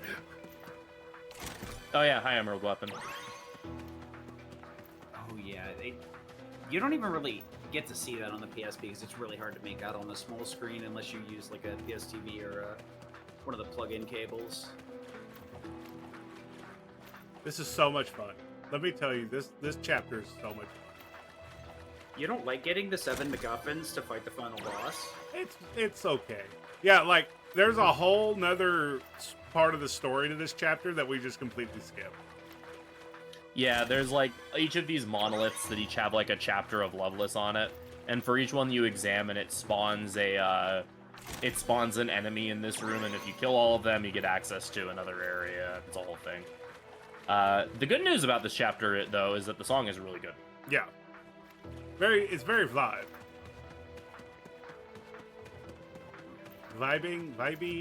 I don't know. It is a vibe. There you go. I just work here. All right, we successfully did not get an encounter in that room. And now I can't. I missed the egg already. Oh yeah, now we're gonna get the grenade fight in here. Oh no, Now we're not. gonna I'm going all the way to level the 7. left. Wait a minute. So now we're gonna insert the 7 goddess material. We're gonna fight one more G enemy, and then we're gonna go on to the final boss. Yeah, so this is G Regicide, which is a fight of all time. Sometimes. We were here an hour and a half ago. This'll do. Naga will just kill you by the way. Even though we have the like incredibly the super guard by He almost killed me. Yeah, that was like frames away from being a death. Genesis. All right, time for the final boss.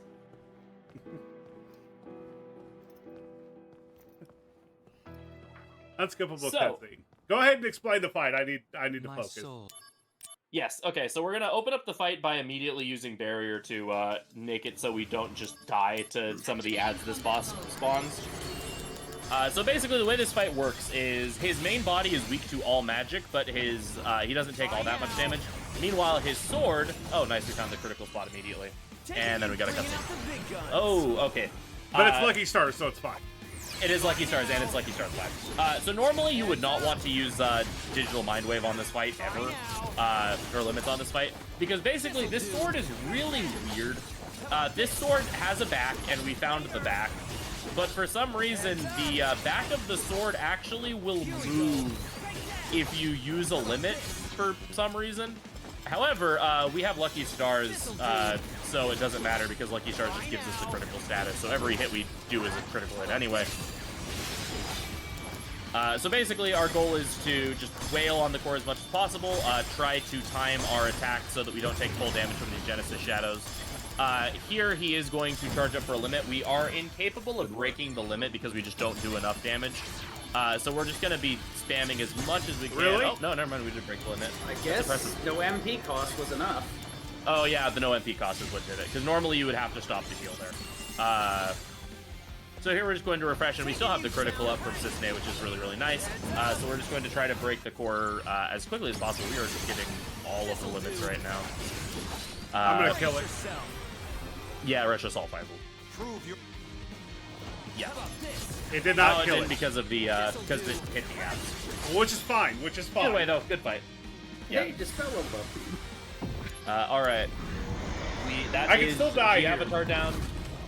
And now it's time for Genesis 2. This is a very technical fight that looks really, really cool when it's done well, and it looks really silly when it's not done well. So let's see how it goes.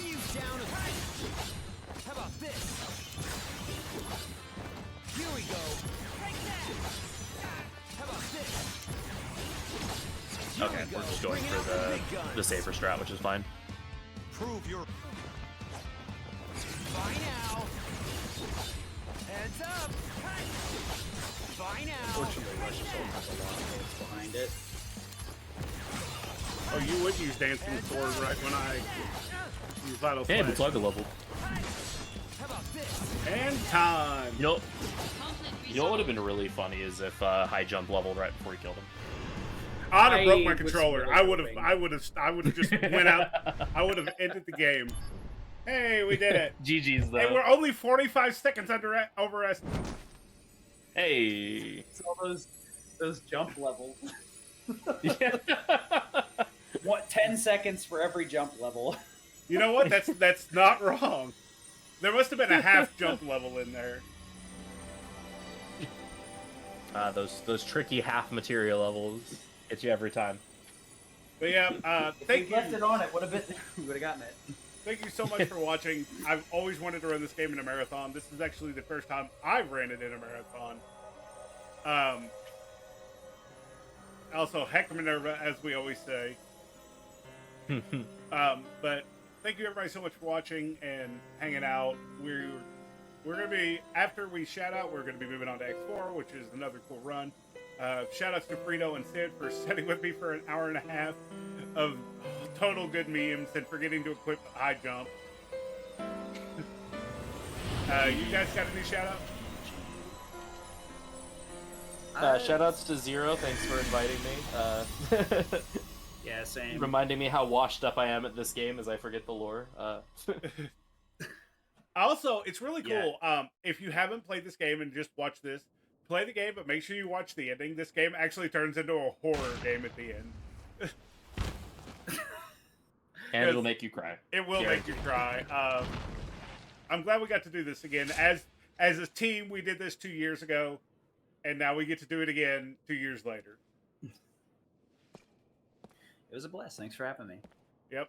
All right. Yeah. We're going to go ahead. If everybody's cool, we're going to go ahead and get ready for X4. Yep. We're going to be going back to intermission here for just a moment as we get ready. You pretty much covered my job there, so yeah, I thought right I'd give you a little break since you had all of Chapter 7. I thought I'd give you a little break. Appreciate that. We'll be right back.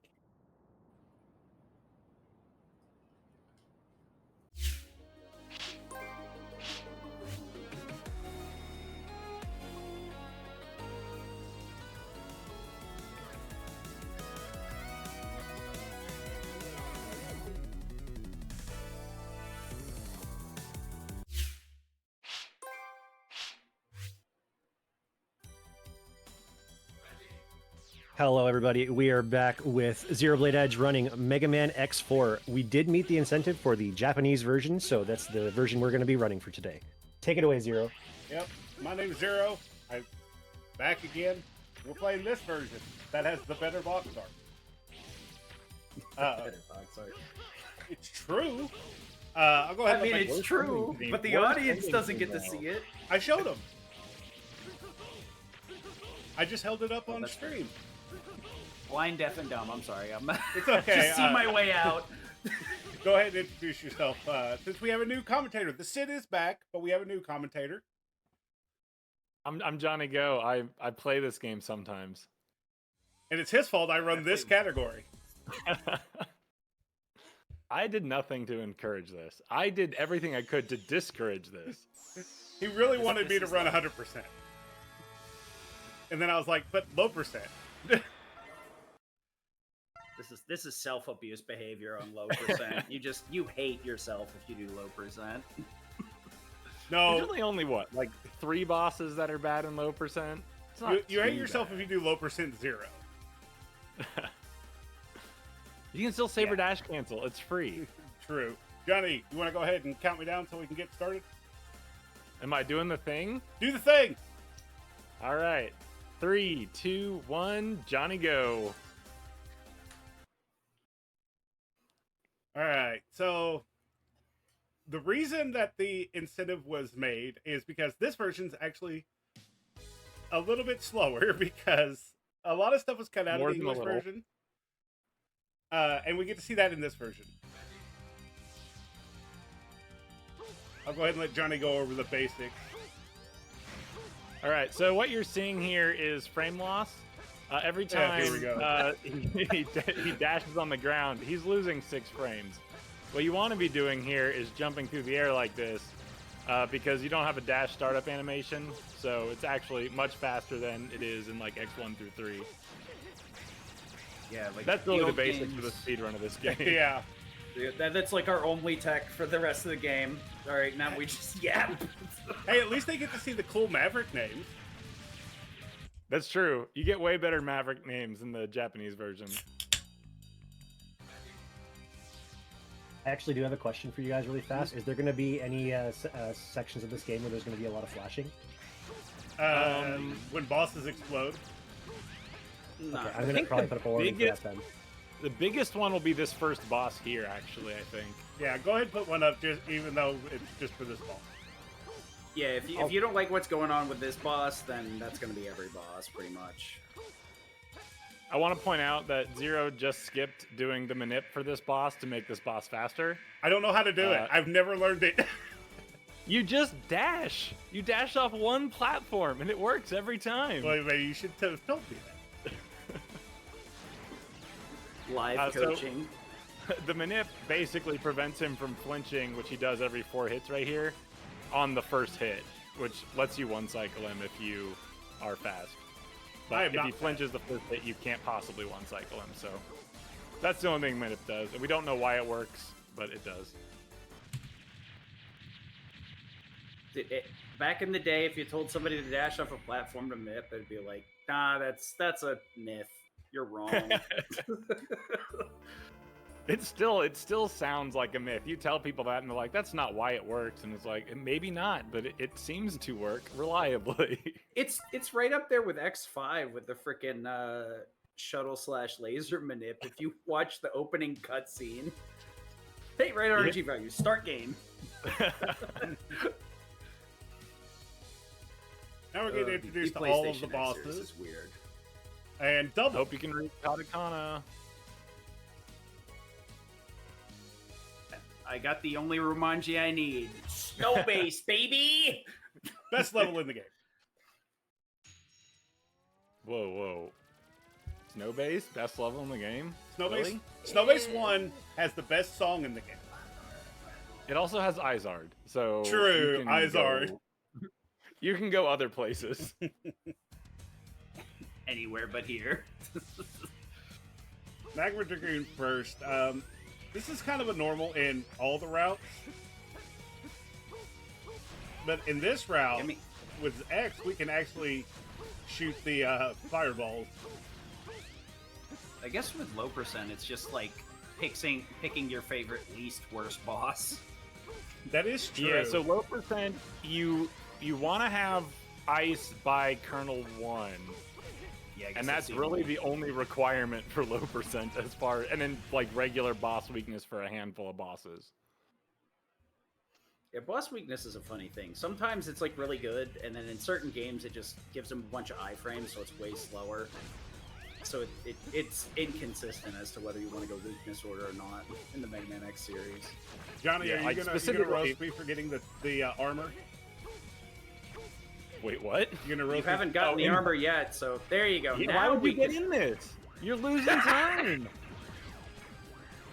No, I I'm was like loving a it second here. and a half jumping in this armor. Lag! Anything to make Johnny just yell is my goal in life. Honestly, like there is an argument for using it here because we're at base HP value. We can always use the armor's HP to kind of offset if we play a little bit sloppy here, or Magna Dragon gives us an undesirable pattern. Ideally, we don't.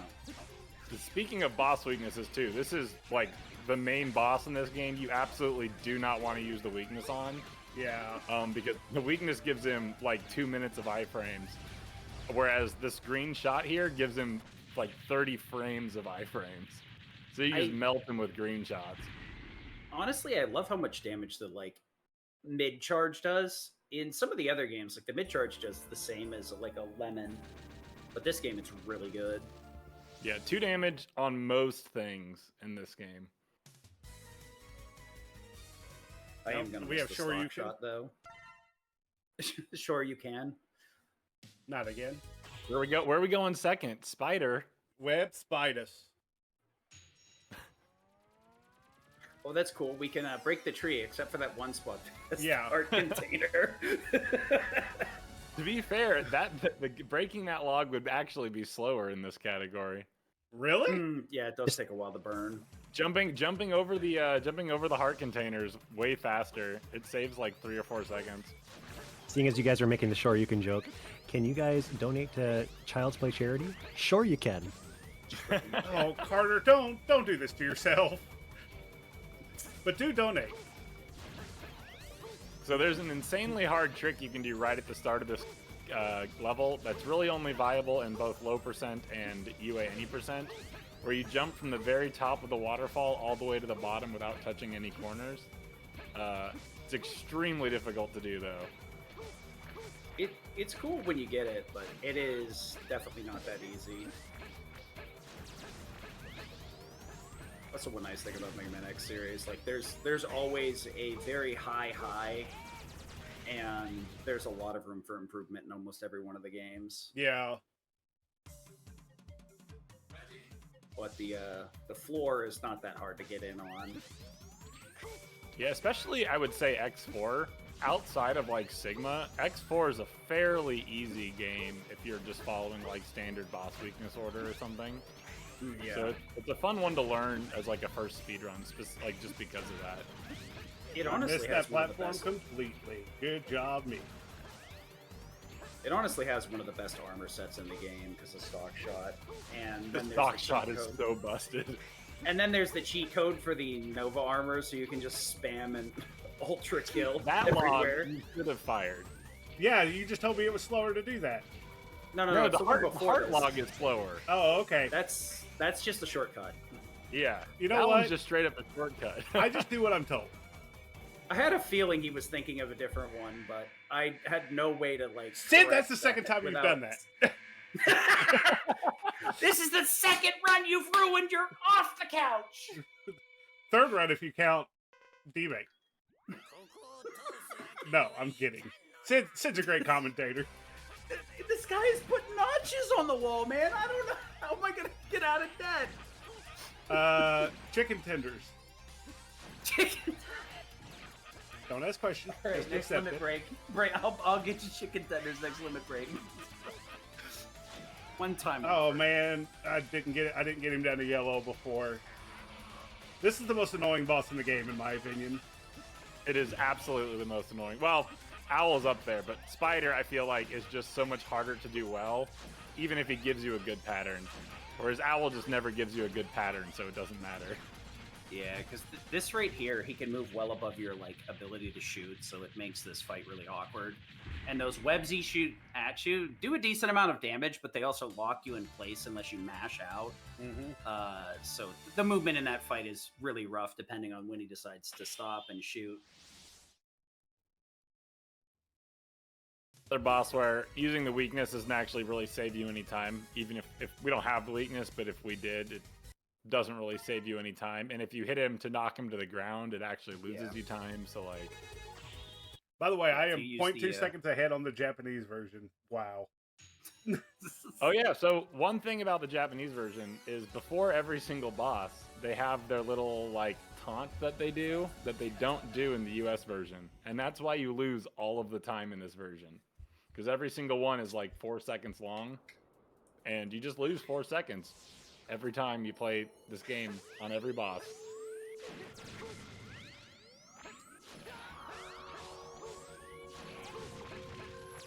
I'm not gonna make it. I made it. Nice. Pretty sure low percent it's faster to go up, by the way. Oh, faster to go up path? Yeah. I did not know Yeah. that. That up path is really fast. The only reason you go to the down path is for the heart. To be fair, I'm so used to running 100% that I just kind of go that way. I mean, yeah. I would probably in low percent go that way too. I don't remember what I was when I was playing low percent what I was doing, but just because it is the movement is so familiar at this point, like you may as well go that way. Yeah. There's worse things you could do that would lose you time compared between categories. Johnny Izard, go. This is Izard. He either opens or he closes. This is opening, and you want him to stay open forever. If he closes, you lose time, and you can lose like this. Yay! Lots of time. So you don't ever want to see that. And this also loses you time. This is why low percent stinks, because you could like charge or fire here and uppercut for like his entire HP bar. Yeah, if you get lucky in either like any regular 100, like I think even any percent gets the stock buster. So stock buster, or if you have playing a 0, you can just 2-hit kill him.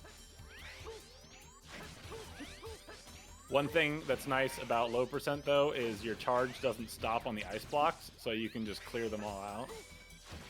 Stockbuster, while being broken and just being absolutely crazy good, it does lose a tiny bit of power for like traveling through things. Yeah, if for some reason you're watching this and have only played it casually, there's actually a Buster upgrade in the Storm Owl stage. I didn't get out fast enough. The weird thing is there's actually 2 Buster upgrades in that alcove, and the first one's actually the Plasma Shot, which is the one that leaves Plasma Orbs, and it's garbage for damage, so all the runners jump over it and grab the... Actually, no, I'm thinking of it backwards. Yeah, Stock Shot is first, Stock's in the Plasma front, is the yeah. second one. Plasma Yeah, is so never Plasma- want to run a meme. I'm having a flashback to watching Mike Uyama's run like 10 years ago. Yeah, so Plasma, it does the same amount of damage as your regular Charge Buster, but it leaves after images that deal 1 damage every time something runs out of iframes and hits one. The problem with that is 1 damage is less than 3 damage, and Stock Buster, you can charge 4 charge shots. So 12 is more than like 6. Yeah, it unironically nerfs your damage output. It's so funny. Charge Buster, the Stock Shot does change how your charge works, which can take a little bit of time to get used to if you're not like familiar with it. But honestly, it's just such a better weapon that like you should spend the time to learn how to use Charge Shot or Stock Shot. You get a slightly smaller like level 3 shot, but the fact that you can stalk them means you, as soon as iframes end, you can shoot the enemy again. And in some cases, you can just shoot them multiple times because their iframes are buggy. Auto scroller. Storm Owl in particular. Literally every one of the Mega Man X games has some boss where their iframes bugs out for one reason or another. I don't think there's a single game without that issue. Also, real quick, at the weapon get of every screen, I'm mashing buttons to skip the jingle that plays, where it's like, you got Rising Fire. That'll bit of save time. you. It saves you 30% or 30 seconds over the whole run. Really? Yeah.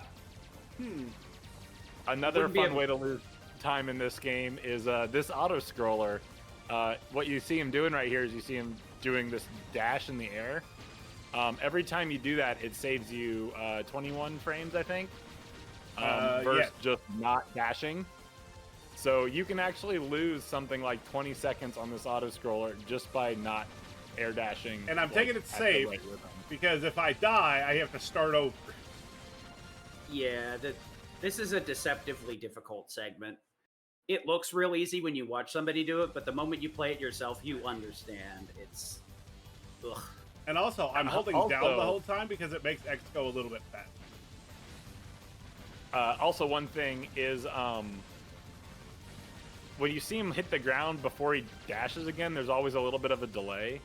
And that's because after the dash ends, there's like 11 frames or so that the game just won't accept inputs.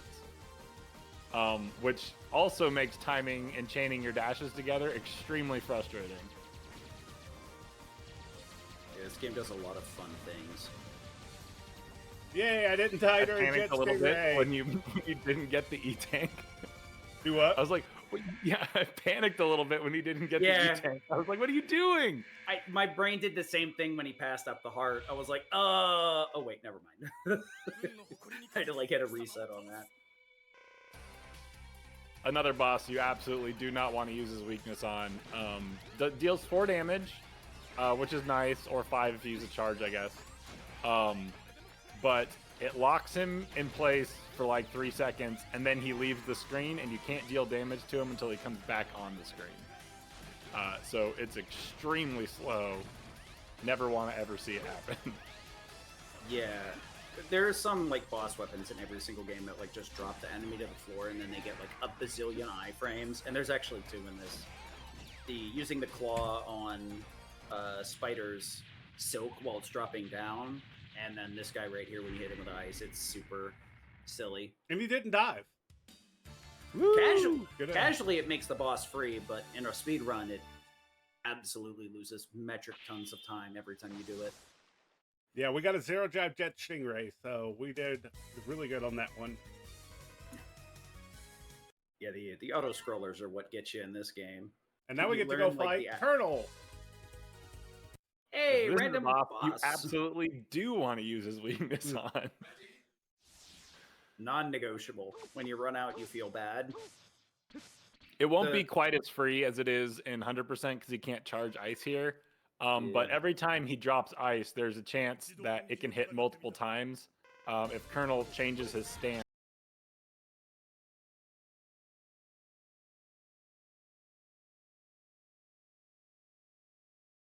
While he's in the middle of doing something. So the biggest tell will be this very first one right here. The big one too is like any boss that requires weakness, we want to make sure we don't die because we don't get our weapon energy back. And since we're doing low percent, we don't get access to the W tank, so we get put in a pretty rough spot. That was a really good if we, fight. take a death.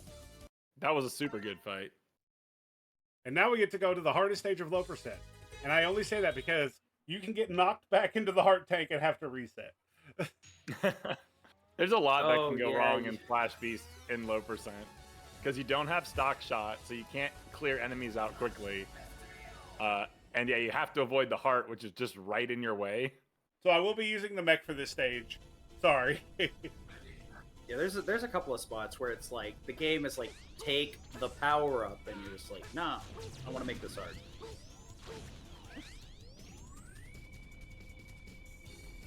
The big thing is like using boss weapons in a regular run, you'd get the helmet upgrade at a certain point, which allows you to spam uncharged boss weapons for free.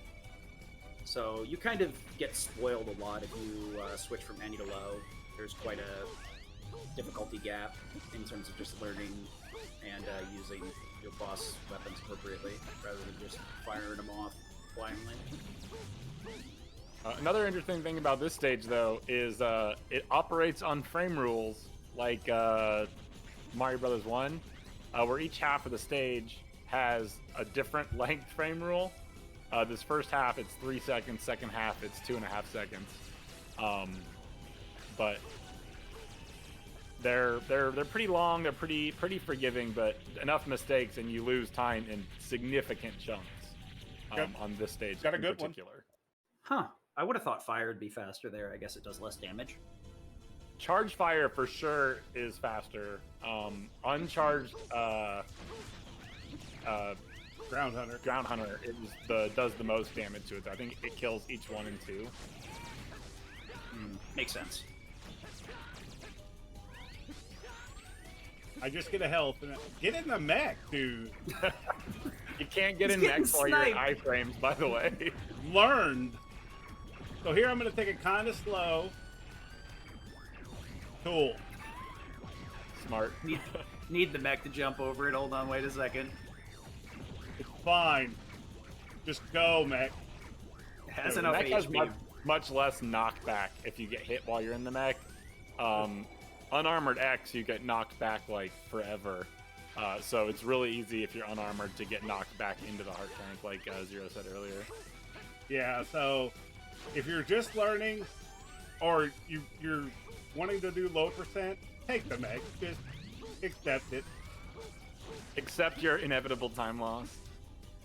I mean, it sets you up for something to improve on later, so that you can actually like focus on a like. You know, I probably shouldn't be doing this thing here. Oh, I will always grab the mech. Wrong. This is why you'll never beat me in a race. I'm okay with that. Don't worry, chat. You can get better. Runners like I'm never gonna get better. Well, here's the thing, though. I say I won't do it, and then I'll do another run later and be like, what happens if I don't do that? And then it turns out, and I'm like, cool. Oh, by the way, that was Flash Beast. You stun lock him with his weakness. It does enough damage that it really doesn't matter. And his iframes are long enough that green shots would be slower. Yeah. So I think Uncharged Ground Hunter does 4 damage to Slash Beast, so you just destroy him with it, and it locks him into that pattern. Johnny, you ready for this? I am 33 Ready seconds for ahead. what? Nice. Oh, no revisit either. So lucky. Yeah. Sprite mushroom. Why doesn't everyone play low percent? No revisits. I think what that's the 80% reason was that I for. started low percent, is because, like I said, I'm used to 0 100% where we don't have a revisit, and this doesn't have revisits. I remember back when the any percent was 100% and there was like nothing else. Just 100% or bust. So this bad. staircase is much harder in low percent than it is in any percent and 100%.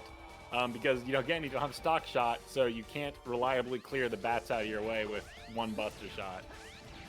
Yeah, you could also like spam the claws like I mentioned earlier if you have the helmet. So there's a couple of different options. Get out of here, Low Flower. percent, just get good, I guess. Yep. Wait till you see the strat for the mini boss that we skip his egg in Hundo.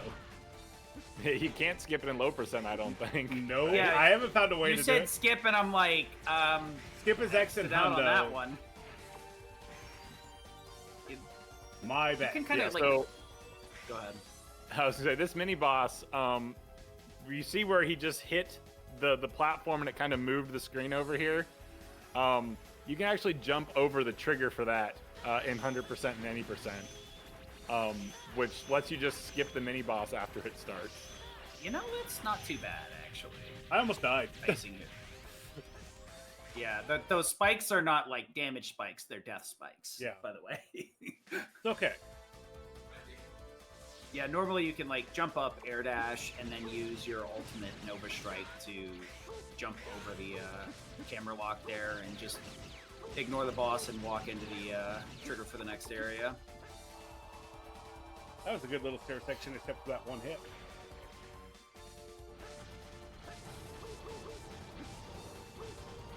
Now we have another short auto scroller. Short. I mean, I guess it's short for this game. Yeah. It's one of two auto scrollers in this game. The other one being like what, 2.5 minutes long. Yeah, the beginning of like the just like uncontrollable auto scrollers. Yeah. Oh, you can't in any percent and 100%. You can actually skip the end of the auto scroller and position yourself. You don't really skip the end, but you can get ahead of the auto scroller and position yourself in the boss arena. You can't do that in low percent. Yeah, you save a little bit of time by getting up the wall a little bit faster than you're supposed to. I just hope I get the cool triggering the boss intro immediately. strat for Mushroom here.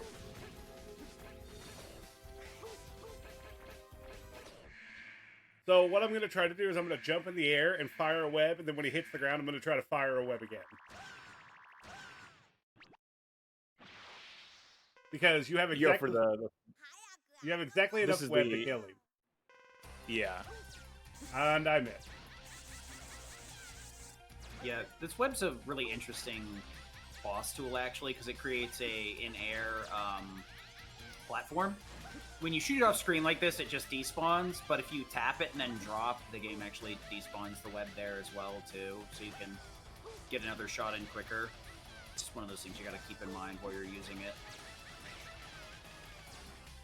Yeah, and it's cool because it lets you. It functions as a wall, so there's some cool movement tech in some of the categories where you can basically use it to get extra height and skip some small like platforming sections. Yeah. It's probably the most interesting weapon in X4 would be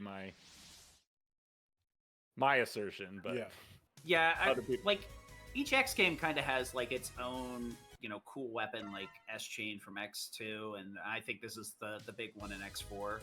Just like platform on demand. Okay. Johnny, I'm going for the skip. Oh, nice. Because, you know, it's easy. I'll call out the skip when we get there. It's not a real skip, but it does it skips like some small text boxes, which is saves time, so may as well go for it. Oh yeah, this stage is awful. This is the best stage in the game, actually. So you're wrong. This stage is a speed run within your speed run. That's true. Except in low percent. Even though like we could get the items, we don't actually want them. Yeah, this is like a really annoying part for newer runners here because you got to get S rank to get the heart tank, sub tank, and I think it's the head upgrade in here. Yep. It's super frustrating. Luckily, the Soul Body here just immediately bops these orbs, so you can get really good movement. If they Oh yeah, grab, so go ahead. you can say I was going to talk about what happens if they hit you. Yeah, if you run into them or they hit you, they kind of grab you and hold you in place, and you have to mash out, like I was mentioning earlier. There's a lot of that in the X games. There's always that one enemy that's like, oh, yep, you're my buddy for now, and it's like, please just let go. Yeah, and if one grabs you, you lose like two seconds or so it's a pretty significant time loss. Yeah. All right. It just feels bad. So what he's going to try and do here is he's going to try and put a web in a very specific spot, and then jump off it like that, so he does not trigger the text from triggering the capsule. So that's pretty cool that he got it, because it's not easy to do. It's not hard, but the placement's pretty precise.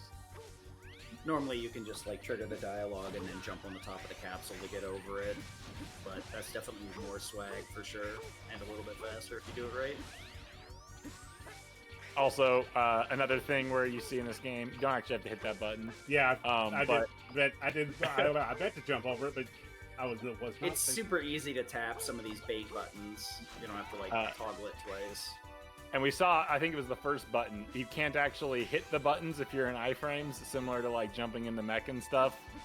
So you got to be a little bit careful there, because otherwise those balls can roll in really unfortunate ways. You will notice too that our weapon energy refill, when we move to a new area, it usually refills our weapons, which is a really nice give me when we use it in the actual stage. Instead Time to of like, walk nope, the I need to boss. board this for the boss. Yeah. I take no chances with Peacock. I'm debating calling you out for doing the coward strat. This is surely a way to fight this boss. I'm definitely doing the the normal coward. way you'd try to fight this boss is you would try to shoot him with a charged buster shot and then hit him with soul body before he despawned himself. But it is much safer to use soul body like that. Like, you won't take damage. He'll despawn. There's basically no way you can die. When it comes to low percent, I can at least like forgive it, because like I said before, you don't get your weapon energy back if you get ripped here, so I'm just doing what the heart tells me to do. All right, now we got to dodge one more upgrade. Actually, we just let it fall. This will be the time save I never go for in low percent. You can jump over this heart. It is extremely precise. You have like one vertical pixel to get it, and if you get it wrong, your run is dead. Yeah, I'm not doing it for that. It's not a save I will ever go for, because I don't want to play the game for 30 minutes and then lose a run. Also, this mech is bugged. Yeah, it's a bit goofy. So if you charge your shot, the game locks you in place with the mech. So you have to like dash jump properly to continue moving while you're holding a charge. So right here, we just let it destroy the heart. Normally, it's extremely easy to pick that up. So like in every other category, it's not a problem. But that right there was just the charge shot holding. Yeah, I stood still for a little too long. Yeah, it's like literal frames where you have the dash, otherwise the game's like, no, you don't get a move anymore. It's such a weird design choice or bug. Either way, I don't know how they didn't notice it. So something else you can do here doesn't look like, oh no, yeah, he's not going for it. No, it's too scary. You can use the web to create a platform and some damage there to basically skip having to wait for that platform. Yeah, I missed that one completely. Any percent, or no, in any percent you have to take a damage boost. In 100%, you can actually use the air dash from the boot upgrade and avoid damaging it all there. Yeah, the boot upgrade makes that like skip relatively free, but without an air dash, it's a bit spicy. I would actually argue that the damage boost strat is easier, because if you screw it up, you can at least jump back on the platform. Whereas with the air dash, if you are too far away, you're just dead. There's nothing like losing a run to air dashing directly into the spikes. You're like, yeah, I go. Oh. It's like air dash in this game is useful in a couple places, but even when it's useful, it's so easy to screw it up, and it's like, man, why did they even put this in this game? The air dash is like mega goofy in this game too, because like every game you get like the air dash, but if I remember right, this one also has the hover mechanic in the boots, right? Too. Yeah. Yep. And that can kind of mess with you when you're like trying to do some proper air movement, and you just hover, and you're like, neat. I'm The glad other I thing helped still. that's somewhat interesting, and this will come into play on Sigma, is that if you get damaged while you're in the air, it resets your ability to hover or air dash. So you can chain them indefinitely, or at least until you die. Yeah, that's forever. like the one place where the hover is optimal. Oh, Everywhere and else, actually, now that I think about it, it won't come into play on Sigma because this is low percent. I was getting ready to say that, and I was like, We I'm just don't going to have let to him finish his thought, then call me. well, you're correct. We're not talking about the correct run. Yeah, so I play mostly X 100%, which is why, like, I occasionally make mistakes like that. I mean, to be fair, no normal person chooses low percent. Well, that's just true. I think the only reason people play low percent is to submit it to marathons, because that's like why I learned it. Was because I was like, oh, it'd be fun to see this at a marathon, because like no one ever plays it. Oh, no, I know. It's okay. If I learn low percent, that's straight a dono incentive. You ain't getting me to play that for free. Oh, what? Oh, yeah, there's a full HP health up there? upgrade in the wall up there. Or a full health, yeah, full health. Johnny taught me that. Colonel 2 Really is useful in low percent, rough. really not useful in any other category. Sponge. Freaking. So, the difference between Kernel 1 and Kernel 2 is Kernel 2 is faster and has like one more attack in the game. However, or it has two more attacks. He has this one and then Ground Crush. But the fact that he's faster here, I think actually makes this easier in low percent. Just because Double hits. you don't have to like dodge as many attacks because he's just moving so quickly, and you still get the recite or the resets on the hits. So if he comes to a corner, generally you can get like 3 hits for free. Stay there for just a second. Thank you. We had a little bit of dice there, but we got through it. And then Colonel is one of the bosses you don't actually want to use the Buster on because green shots deal 1 damage and Charge Buster deals 2 damage. Hey, by the way, circle's confirmed, not X. Just thought I'd throw that out there. I was mashing X for a second. So Can yeah, I jump in with a quick donation? Yeah, go ahead. Oh yeah, go ahead. I have a $4 donation from Tempest Mass 1000 that says, "Are you ready for donation 2? Best of luck to my impromptu BMZ co-op pal with the busting, which makes us feel good. Happy Mega Man block P for P." Thank you very much, Tempest. Thanks, Tempest. Appreciate it. Time And for the interesting boss. This is the second worst boss in low percent. The second by a easiest pretty boss. significant mark. Like this boss is harder than every other boss except for Final Sigma. Because he kills you, I think, in 2 hits, maybe 3. If you have full health, it might be 3. And also, you can only damage him with full charge shots, or his weakness. But his weakness spawns additional enemies, which you do not want. Yeah, even in like Hundo or any percent, it's pretty easy to die to double if you're not paying attention. So Also, in the JP version, he's quieter, so I have to watch him instead of listening. Oh, he doesn't scream his attacks? He does, but it's very quiet. Oh, dang. By the way, he's doing what I want him to do, at least. uh-oh. So that attack absolutely will kill him if it hits him. And that one's probably the hardest attack to dodge in the fight. Yeah, it looks like getting out of the way of that second hit is really tight. Thank you, Double. But good Alright. fight for sure. But Double this is an extremely difficult fight, low percent. Like it's not easy, not a gimme at all. Because normally you just spam the storm owl weapon there, but it like we were mentioning, it spawns a ton of enemies, and you're just gonna eternally get hit there. The only reason you can get away with it is through armor and full HP. Otherwise, it gets really bad. Top route is best route. Top route is not best route, but I'm not gonna fault you for going for it in low percent because bottom route is the jump is not easy in bottom route. I've never tried it, and I don't want. It is not easy. Yeah, that bottom route's just straight up rude. Now we But get. sometimes you'll just get knocked back and need the air dash or hover to save you. So this is that fight in the game where if we were playing as Zero and he did the Zero God pattern, it'd be fine. If he does it with X, even on low percent, we're gonna be here for a minute. Yeah, this fight with X is usually pretty, like for any percent, 100%, pretty easy because you have charge twin slasher, which you can then use to hit general basically anywhere he is in the arena.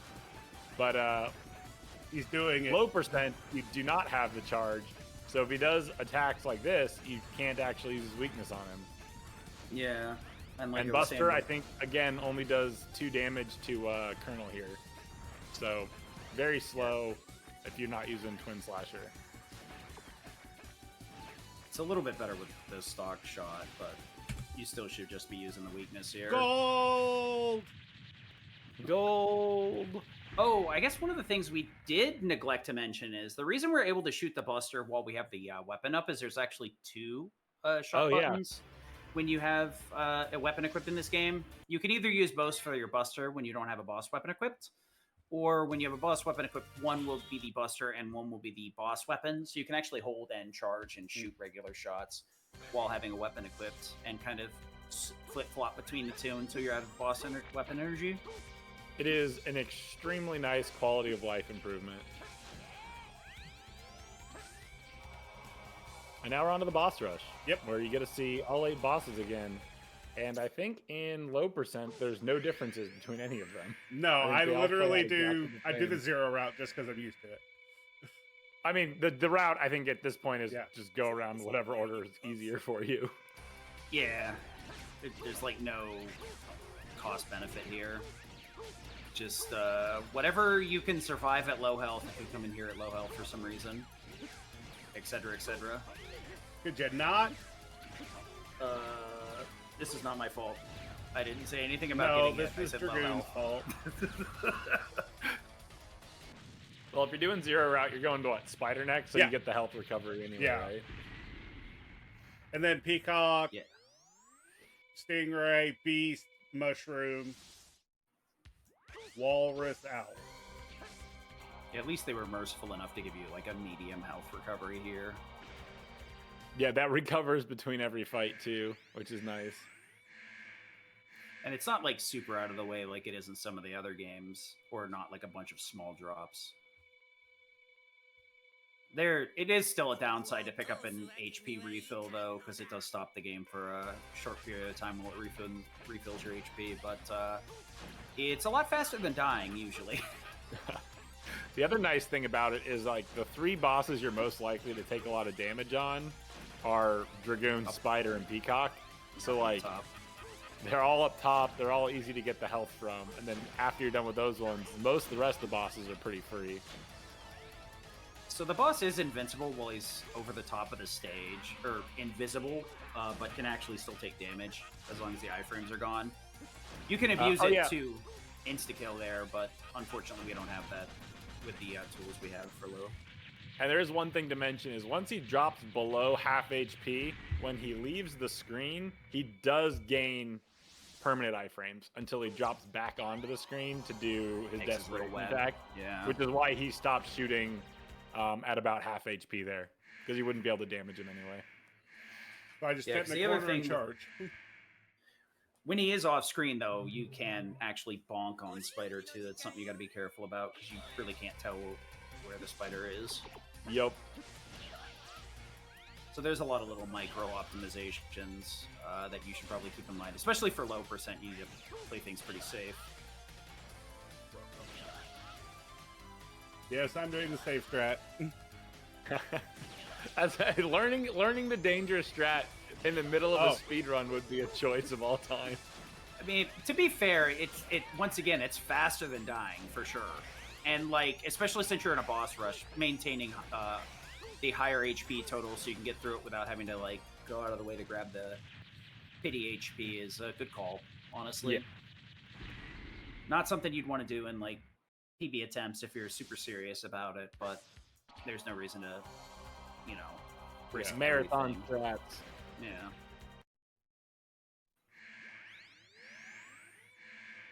The lime green, the very healthy looking water in Yep, Peacock. it's or in the color of my Stingray's can. Water? It's the color of my can of water right now. This is the color of water when, like, you live in space, I guess. I'm just sitting here trying to decide whether I want to start gaslighting you guys that it's battery acid or not. It's Mountain Dew, and you can't tell me different. I think that's brighter green than Mountain Dew is, man. I wouldn't drink that Mountain Dew. At the risk of it's the color of your pee when you drink Mountain Dew. I do not This is condone the anything after these two effects. say. Just want it to be known. I didn't say it. Plausible deniability. Watch You- the tapes. You laughed at it, though. I laugh at everything. That's true. You're friends with me. I know, right? It's like, I mean, I laugh at my own jokes, so it's not really a high bar to set. We're gonna Stunlock / Beast again. Oh yeah, Wheelgator.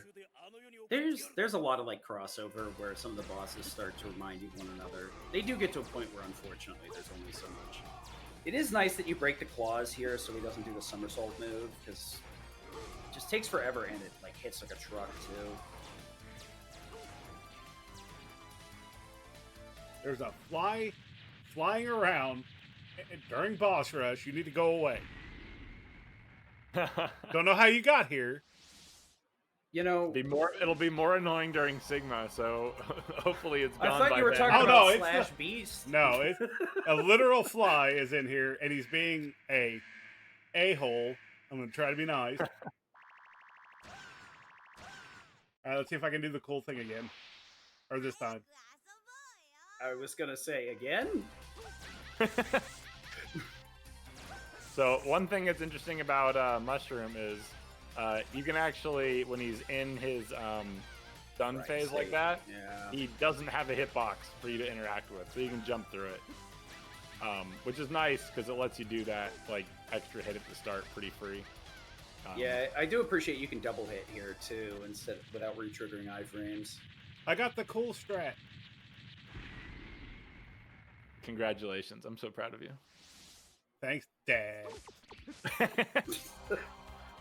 I learned it from you, Dad.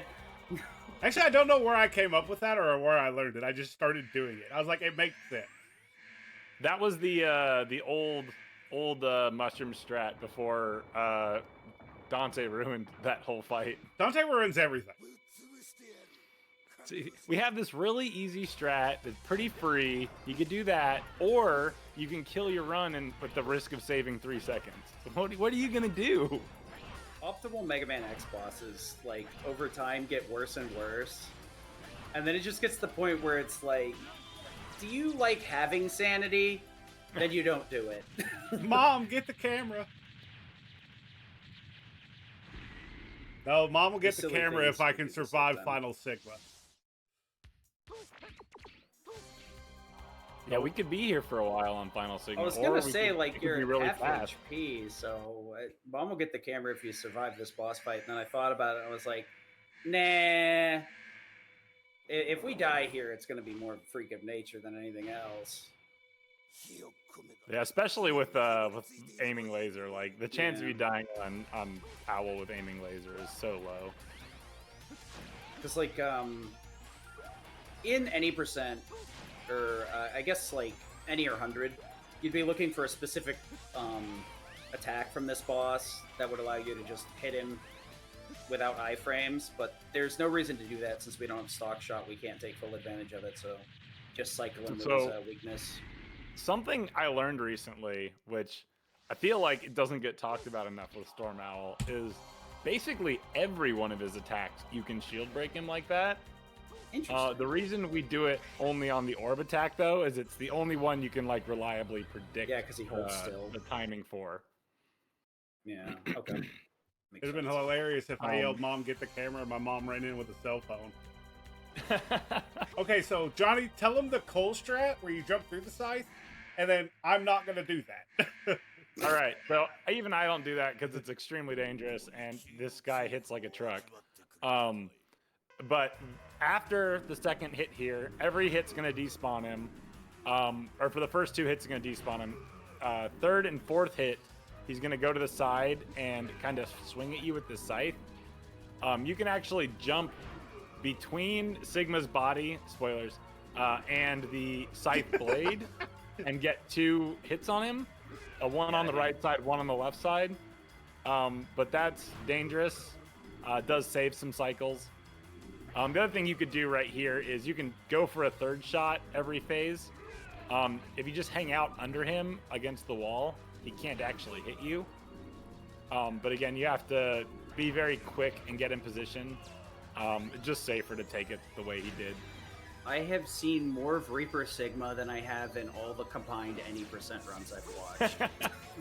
Oh yeah, every other category of this game with X, you fight Reaper Sigma with Charge Fire, which for whatever reason does not trigger Sigma's iframes. So you kill him in 5 seconds because you just use Charge Fire, and then you use Charge Fire again, and then he dies. So you Also, some interesting things here real quick before this fight ends. That scythe can either be thrown into the wall or the ground.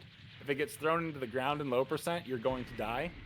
But you can manipulate the position by standing further away from him. Yeah, because he aims at you. Yeah. Definitely do not want it to hit the floor, though, because you will die. Yeah, so like I said before, when you tap the web, it despawns it. So we were jumping onto it just to despawn it real quick so we could get an extra hit with it real quick.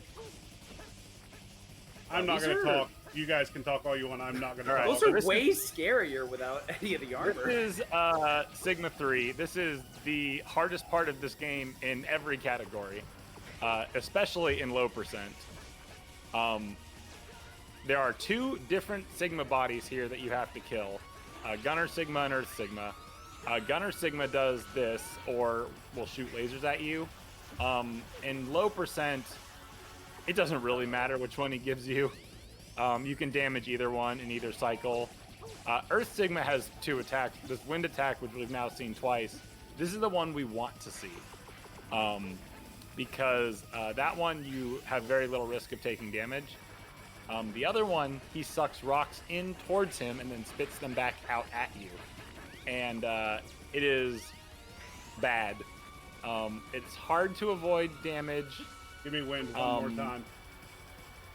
And it can be really easy to die. This is just like the insanest good RPG here, or RNG here, for low percent. Like Maybe you could convince me it's an RPG one day. So this now is going to be, again, the safer attack still, because he can't hit you while you're climbing the heads on the wall like that when he does the floor sweep. The other attack he does, he'll just shoot lasers at you kind of periodically. And that one you'll actually have to dodge the lasers. But Yep. I was going to say here, you can destroy the heads that are attacking you to end the phase early, but without like stock shot or anything. Wow. Kind of have a low DPS.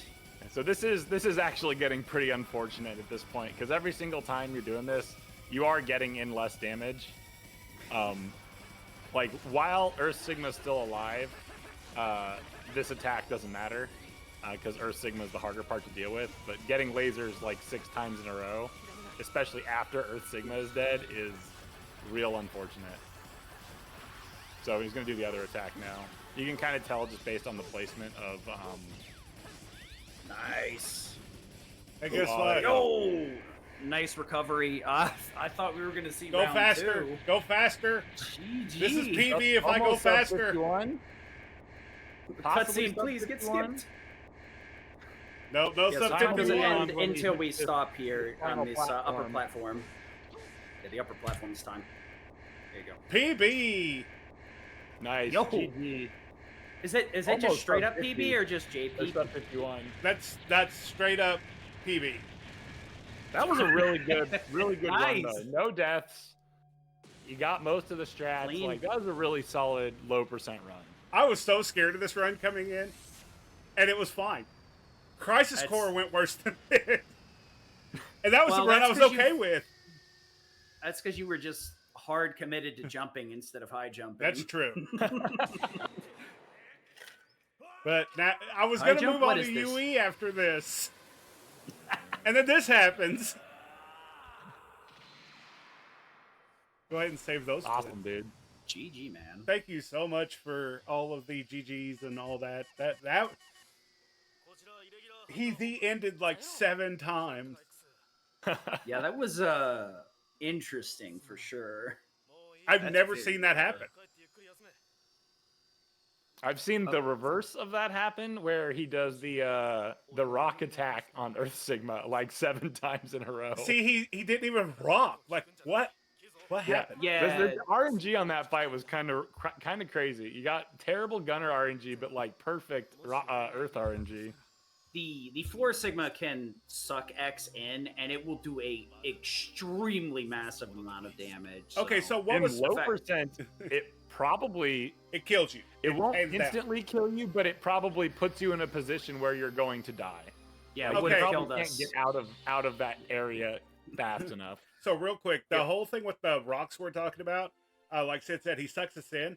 You can do one of two things. You can do the Johnny strat, and I call it the Johnny strat, where you switch to Frost Tower and just get iframes, and Oh, yeah. they suck it through. They just get sucked through X and no damage. Or you can do the zero strat, which is hold charge, red head pops up, just buster it down, and then go to the corner. I literally just shoot it down and go to the corner, which I know is probably not safe. Yeah, the reason Huge that GGs. I use the ice is because after the thing's dead, you can climb the wall and you're safe in the corner a little bit faster. But if you shoot the head too, that's once you get up the wall, you'll be safe. Yeah. I just feel like my Oh yeah, weapon switching. worst part about JP though. Yeah. This ending song is trash in the Japanese Agreed, version. 100%. Oof. You have this sad ending where it's like, hey, all this bad stuff happened, whatever, and here's this like really upbeat song. We hope you like really happy that everything's dead and awful right now. Just throw some J-pop in there for fun. I mean, I'm not complaining. It's called One More Chance. But thank you so much, Pixels for People, for having me for yesterday and today. And thank you so much, Johnny and Sid, for commentating this run, because I could not really talk during Final Sigma. It was a blast. Thanks for having me. I appreciate it.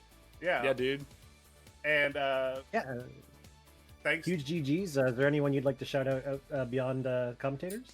The whole X4 community, the Crisis Core community, and the Gungrave communities who helped make all these runs possible, and Child's Play, and Carter and everybody for putting on this whole big event that I will hope to be a part of every time it's available.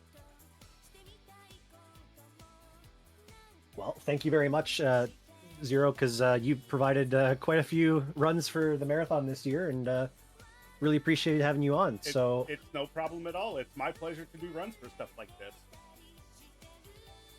Well, I really appreciate it either way. I just want to let you know that. And we are going to be going to intermission here as we get ready for our next run in the Mega Man block, which is going to be Rockman World 3 by Nooblar.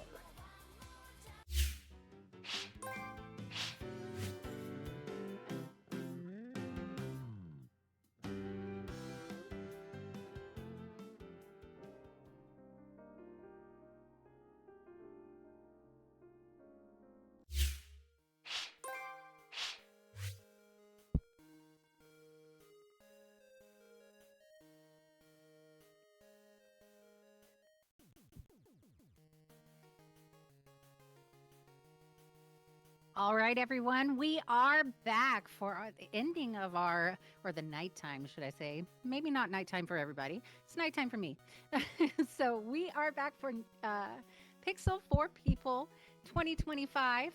We've got the charity running for Child's Play. Make sure you get those donations in.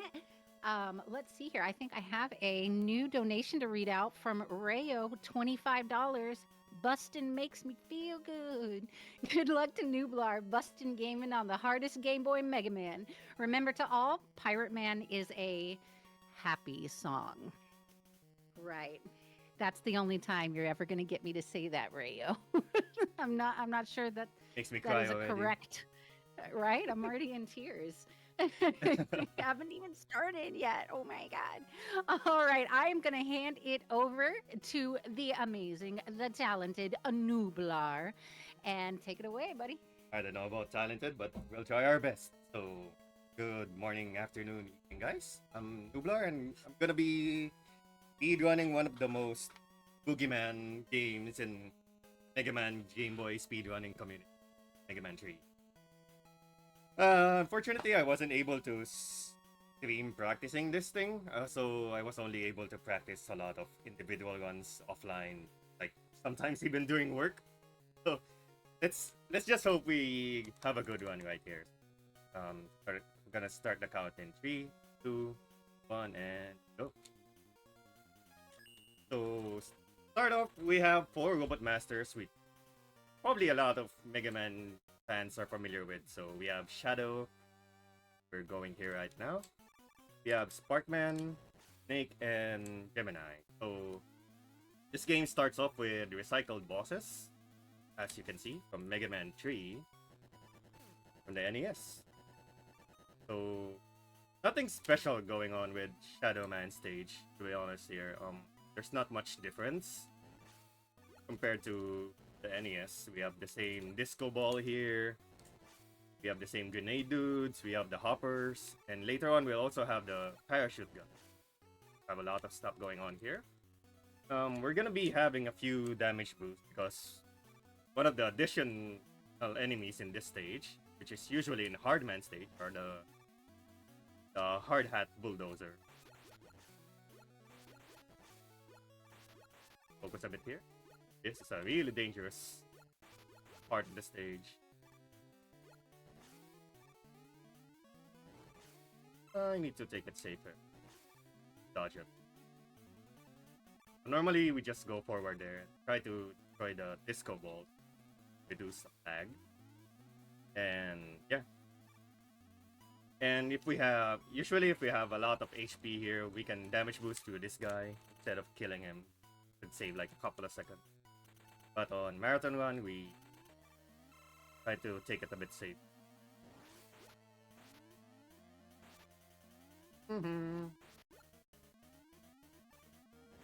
My controller's acting up a bit. That's Shadow Man. So, compared to NES, we have a really powerful Buster here. We can charge our Buster with a Buster similar to Mega Man 4. It charges pretty fast and it does 3 damage, the full charge shot to enemies, especially bosses. And compared to the NES version, ourselves and the bosses have lesser HP. We have like 19 chips of HP too. So in Sparkman, it's gonna be really crucial because we're doing a lot of damage boost in this stage, and we're trying to have enough HP to save a lot of frames or save a lot of time during the stage. So any small drops like that is really appreciated, so we can damage boost through the electric fence thing. Got another one. That's good. So for now, we're gonna be thankful we're getting some light drops here, and later on we're gonna be cursing a lot of drops in this game, especially on the next stage after this one. And I'm missing a lot. Okay. Good HP.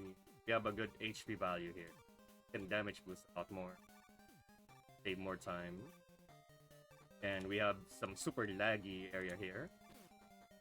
Because if you played Mega Man Game Boy games before, you'll know it's really notorious for being super laggy compared to NES. Even for NES Mega Man 3 standard. We're just gonna take it safe here. You can squeeze through that right portion there, but it's really dangerous to do aerial maneuvers in this game because it's a bit harder to control Mega Man in the air in this game because they decided to put some forward momentum to his jumps as compared to NES. Like if you stop immediately. So it's gonna come into play later as well, I think. Stop the deep. Low jump. And we can damage boost. Hammer jump. 3 HP should be enough, as long as I don't get hit by Sparkman's hard shot. Let's see how this goes. Boop. And boop. And he charges.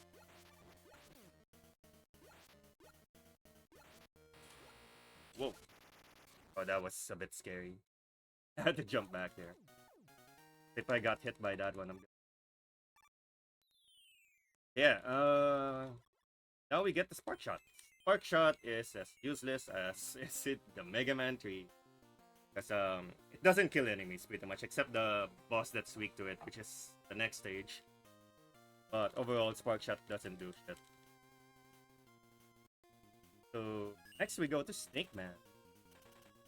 Snake Man, this is one of the difference with compared to NES, because Snake Man in the NES is weak to Needle Shot, but we have no Needle Man in this game, so right now he's weak to Spark Shot instead. Shots to kill this Hammer Joe. Shots to kill this giant snake. Yeah, this is one of the stages where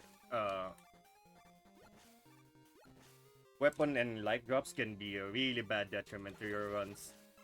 Because there's one mechanic in this game that's super horrible where... Oops, come too early. Where if you're mid-jump and you grab a life or weapon drop, sometimes it destroys your vertical momentum. It just drops you up.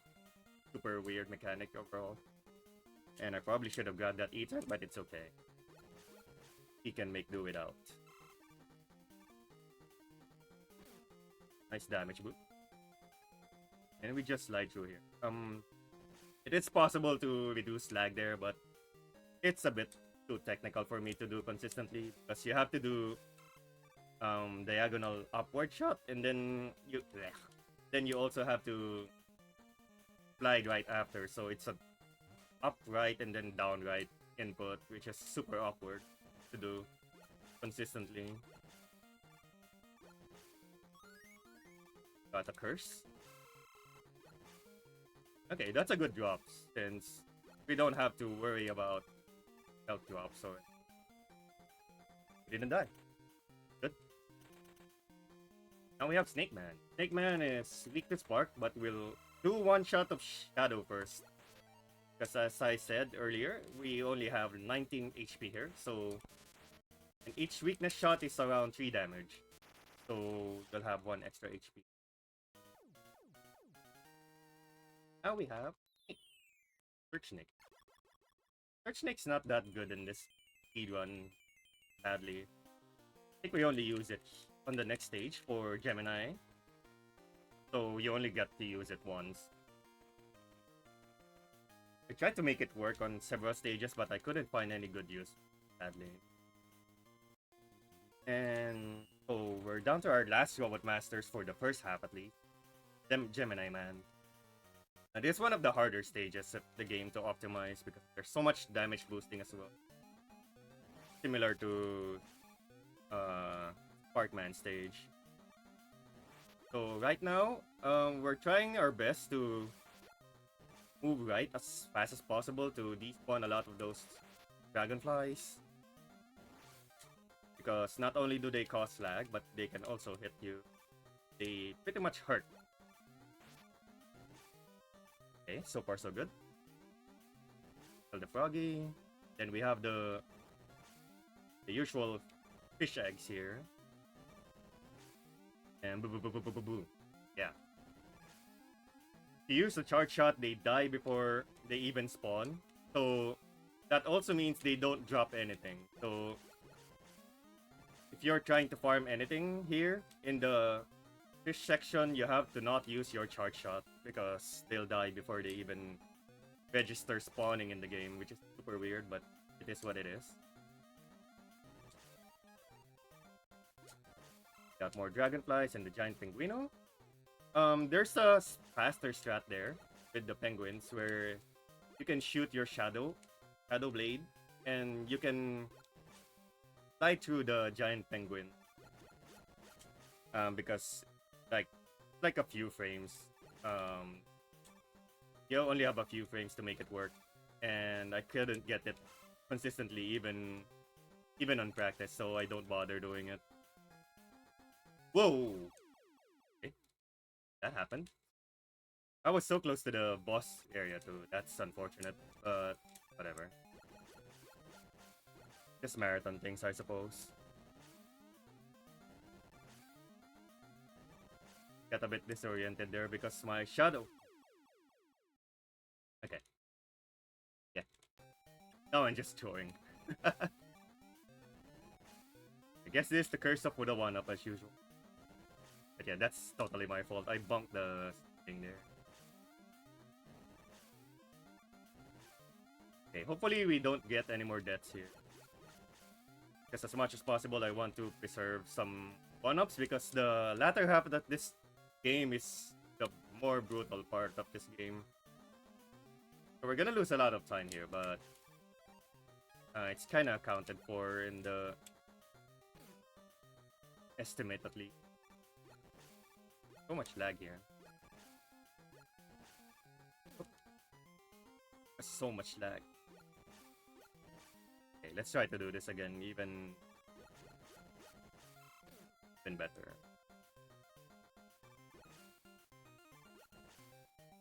The reason I'm also taking this safe because, like I said earlier, drops in this game are really evil because they can destroy your jump momentum, so you can easily fall down on the pit there. You're not careful with taking those into consideration.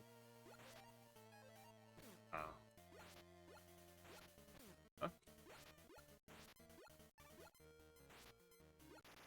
Okay, there we go. Unfortunate couple of deaths, but it is what it is with the speed, especially on marathon. So 7 minutes and we're already done with the first 4 Robot Master. We're gonna have a really pretty decent sized intermission, so you can read a donation if you enjoy.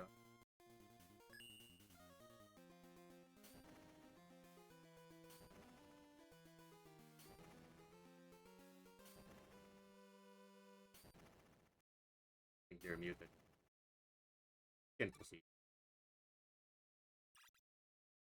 So intermission stage.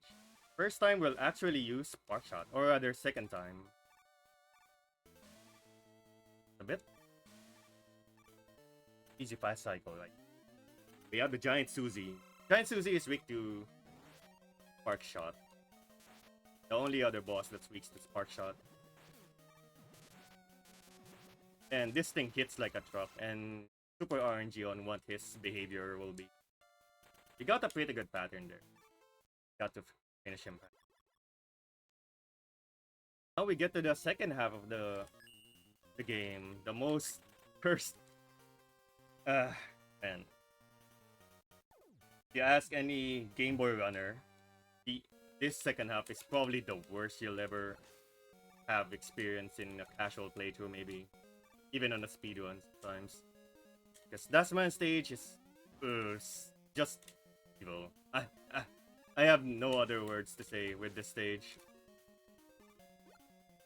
So right now it's still a bit chill. Like some of those jumps are pretty tight, but that's just the tip of the iceberg when it comes to this stage. So I'll probably have a bit of quiet moments here just to try to focus a bit and hopefully not die on the most horrible parts. So this one's still chill. We have a couple of mets here. Just try to deboost and kill. Fine.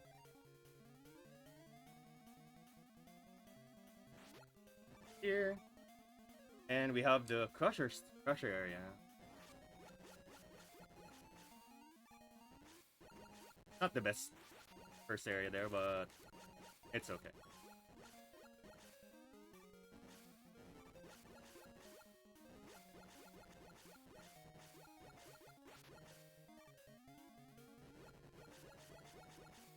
Okay, good crusher stage. And now we get to the more impossible areas. Nice. Yeah, that's a perfect demonstration of what happens when you get a health drop in the middle of your jump. So it just killed my momentum and it just dropped me to the pit. Let's try. Oh well, we're here already. Let's try with the one last 8 life we have.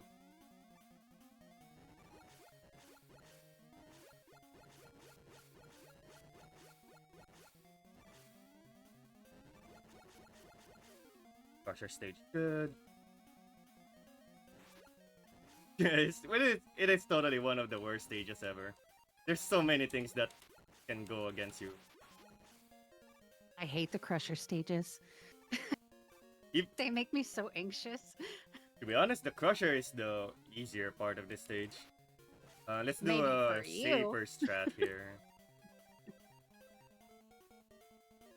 Because one of the faster strat there is just go for it with the jump, and it's pretty horrible. This screen is one of the most stupid screen ever made. You have to either you have to do that damage boost, or you have to just do a couple of perfect rush placement there on the spike pit so that you can make that jump. Yeah, I have no idea what the developers were smoking when they created this stage. Just really horrible. And this is just one of the 2 nightmare stages in the speed.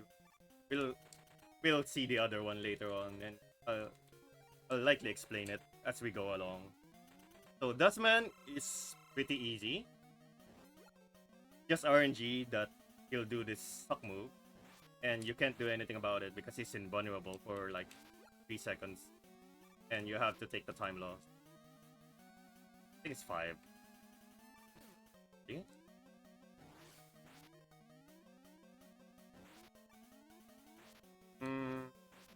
Make it.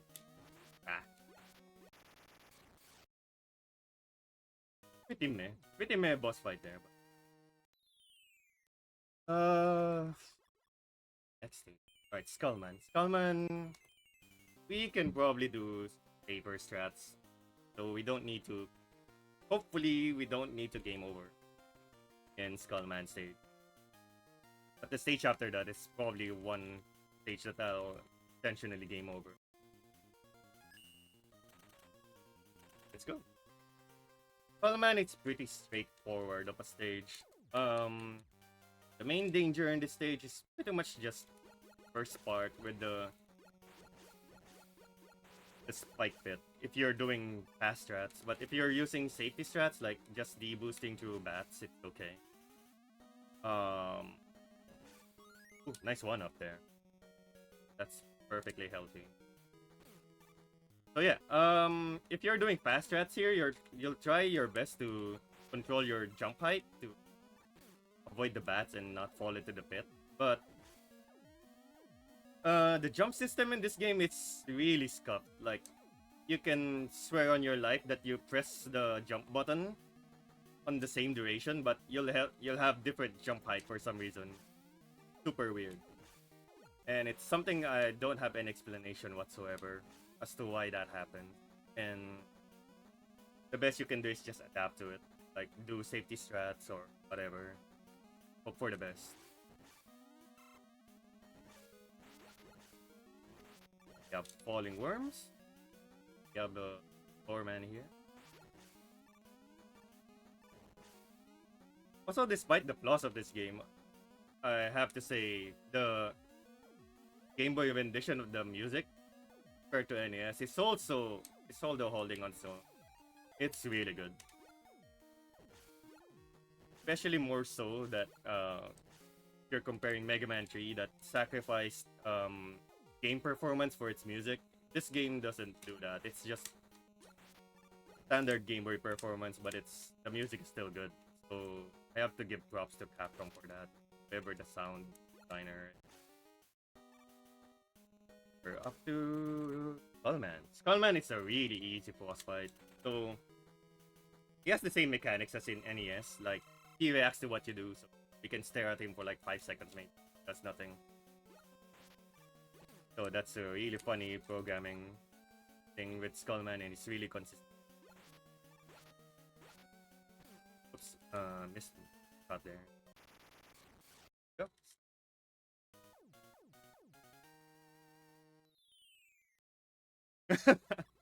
Yeah, it takes a bit of practice, Ninja, but it's fairly easy once you get the hang of Mega Man game, especially the boss fight. Yeah, we got Skull Barrier. On standard strategies, you use Skull Barrier a lot, but personally, I don't use Skullman much or Skull Barrier much. I think I use it on Grillman stage, but that's about it. Now we have one of the other Boogeyman stage in this game, which is Dive Man stage.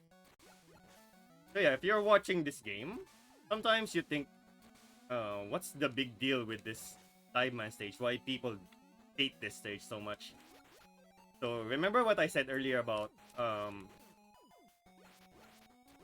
the jump in this game being a bit variable? So this takes it to the next level because you're in water physics.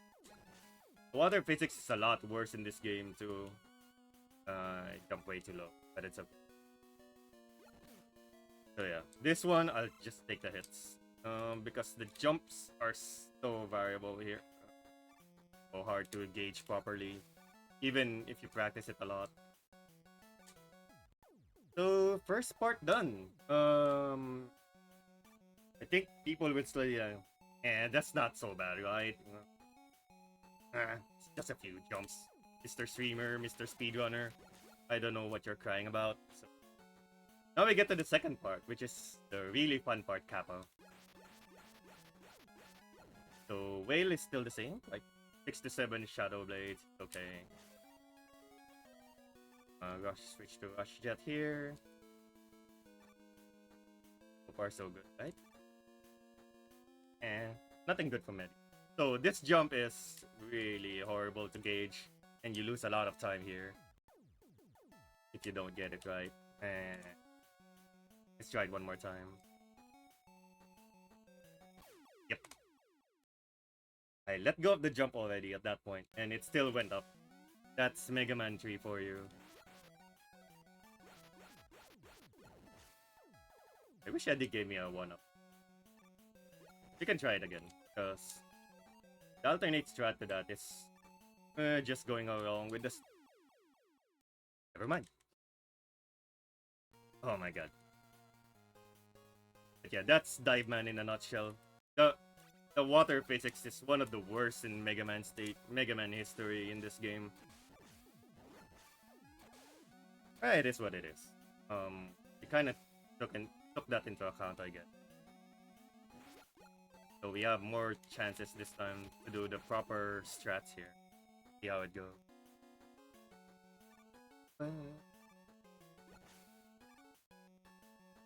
Physics. Ugh, still a low jump.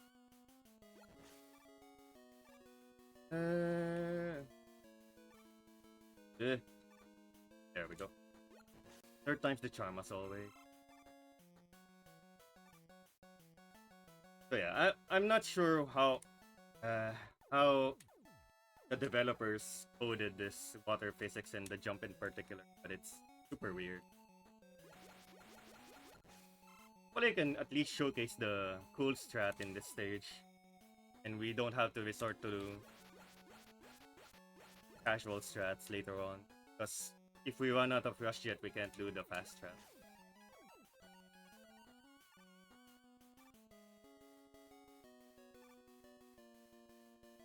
me something good, Eddie.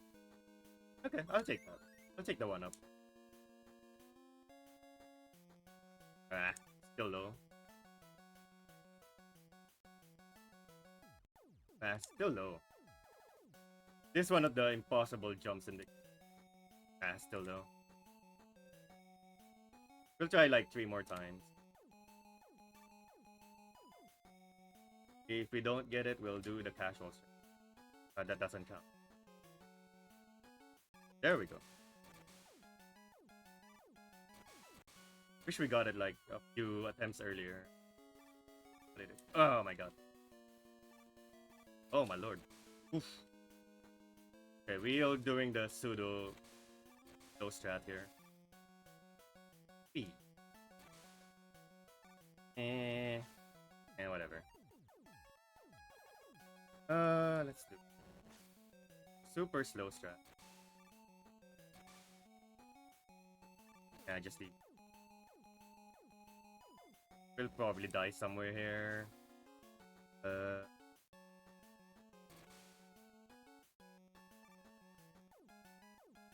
Okay. There we go.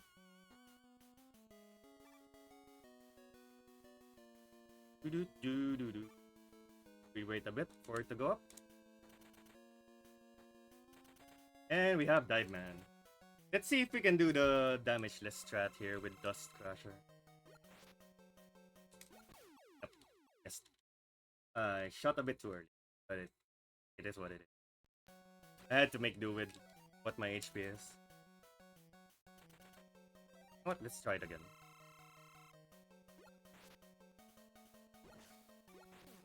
So yeah, with regards to weapon weaknesses, I think Dive Man is the one that got the short end of the stick in this game. Because he has not one but two.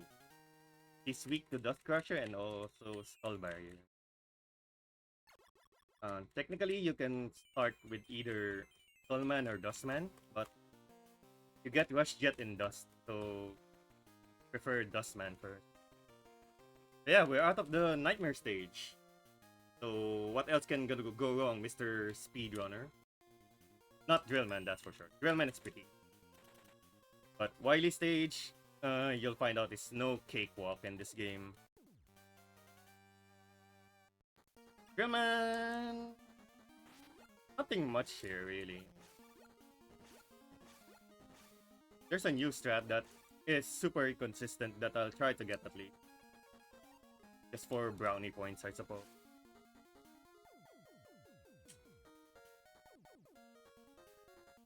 I did it too slow. So the usual strat here is to damage boost to that Hammer Jaw balls and skip the rotating spike there. You can save like several seconds. But I missed my slide timing and I had to do the casual with get the two free E-tanks. Let's see if we can get the drill bomb skip. Ah, it's too low. Or rather, someone's rush a bit too high. So yeah, you need to summon rush lower so that you can skip one of the bombs there. And it saves you like a good 3 seconds.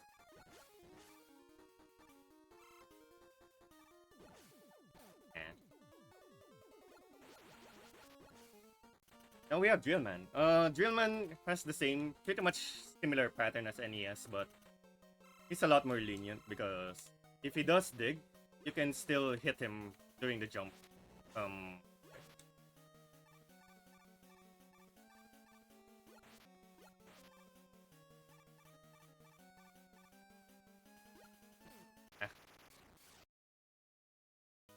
Now we finish all the Robot Masters.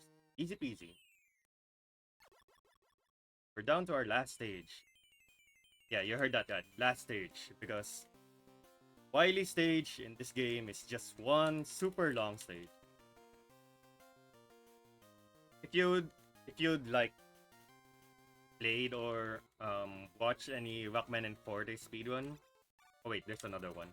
Forgot about. I always forget about this mini stage, which is where we see tanned Wily. Went to the beach and he got a lot of tan there, and he burned his skin. Then we have this guy called Punk. He's one of the Mega Man killers in Game Boy. So he's the third one after Anchor in 1 and Quint in 2. So you also see him in Mega Man 5 if you watch one of my runs in Mega Man 5 Game Boy. Compared to Mega Man 5, Punk is a bit harder in this game because he's a lot faster and he hits harder. So yeah, faster, stronger, harder. Faster, stronger. And thankfully we got pretty much pretty flawless fight. We'll take that. Yet one of the more worthless weapon in this game is Skull Crusher, which is only useful for the final fight because that's how it is. It does so little damage. Yeah, another quick cutscene. See naked Wily. Why is he naked? I don't know. He just decided to be naked in his spaceship. It is what it is. I can't judge someone's singing. So yeah, we have the Wily stage. Yes, you heard that right? Stage. This is one long gauntlet stage. Because why not? They got lazy with the Wily area in this game. I don't know why.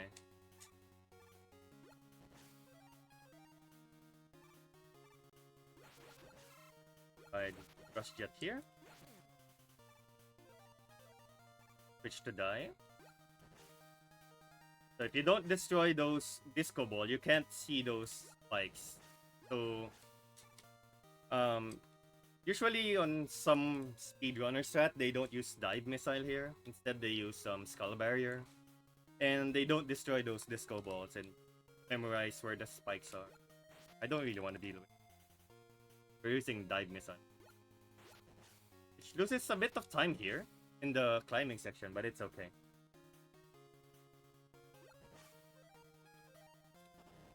So another variation I do is I use drill here instead of skull. One of the main reasons I use drill here instead of skull barrier is because if you're using skull barrier and it destroys those things that pop out of the bits, they can spawn a drop and have to shoot my shadow blade.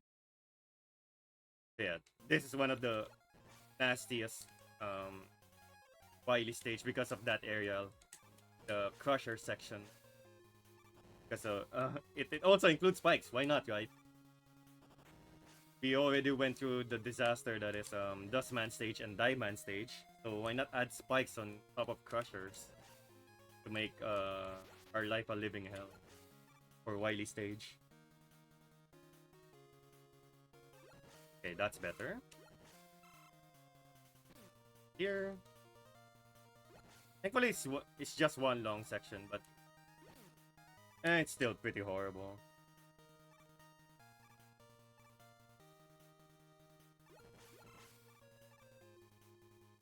Oh, oof, I almost forgot what screen I am at there.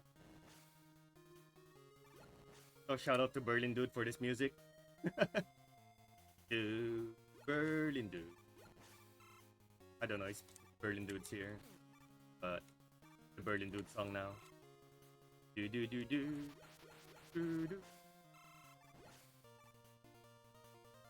So okay, we're pretty close to the first half of the stage. Yes, you heard that right, first half. Like I said, this Wily stage is a really long stage, so that's just the first half. Really fun. And we have Susie number 2. It's pretty much the same fight as earlier. Still weak to Spark Shot. And he's still dodgy as ever. Let's do some E-Tank, why not? Because if we die here, we go back to the screen prior to the crusher section. Don't really wanna miss that again. Okay. Okay, one final stretch. Damage boost. Hammer Joe. This guy. Hop over this guy. Should dodge that, but whatever. Oop. Yeah, I think we're gonna go overestimate here, so disaster happened. That's what it is. Let's do an E-tank here. Buster.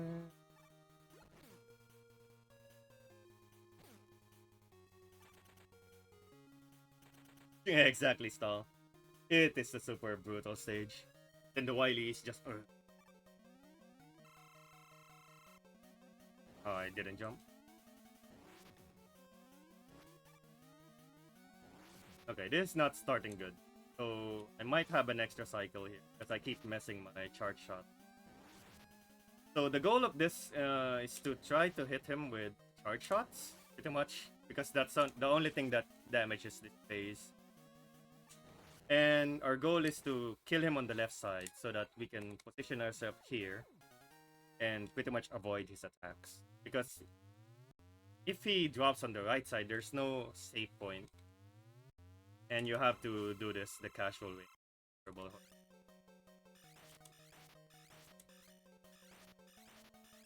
Just using the funk weapon here because it's the only thing that can hit him for some reason, even if it's just 1 damage.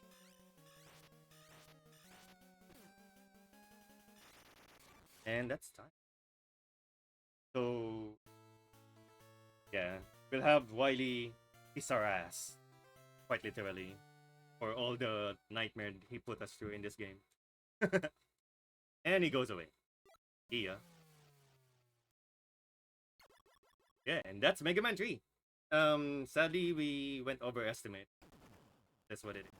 We had some horrible hiccups on some stage. And also one of the reasons why a lot of people don't submit Mega Man 3 Game Boy on Marathon. Really brutal. As you put like 10 to 50 leeway.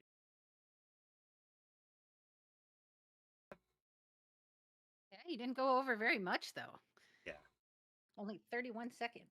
That's not bad. That's a great run. Even with the mess ups, it was still a great run. You did better than I could do. Yeah, thank you. Let's pretend that was a compliment and not an insult towards me. But hey, is there anyone you want to give a shout out to? Yeah, shout out to Mega Man community, especially the Mega Man Game Boy community. They've been really helpful with whenever I have questions with Game Boy stuff. Shout out to Team Salami, best team on Twitch, hands down. And thanks to Pixel for People for having me here again. It's really an honor and pleasure to do speedruns for Pixel for People, for the kids. And yeah, that's pretty much it. Hope you enjoyed the run, even though it's a disaster. I think we all really enjoyed it. Well, amazing job, GG's. And we are going to take a quick little break here and get ready for OwlyForest, who is going to be running Mega Man X. So get ready and more bustin'. We will be Bustin'. Yeah, more bustin'. Makes us feel good. Continuing this Mega Man block over here. All right, we'll be back soon. Woof.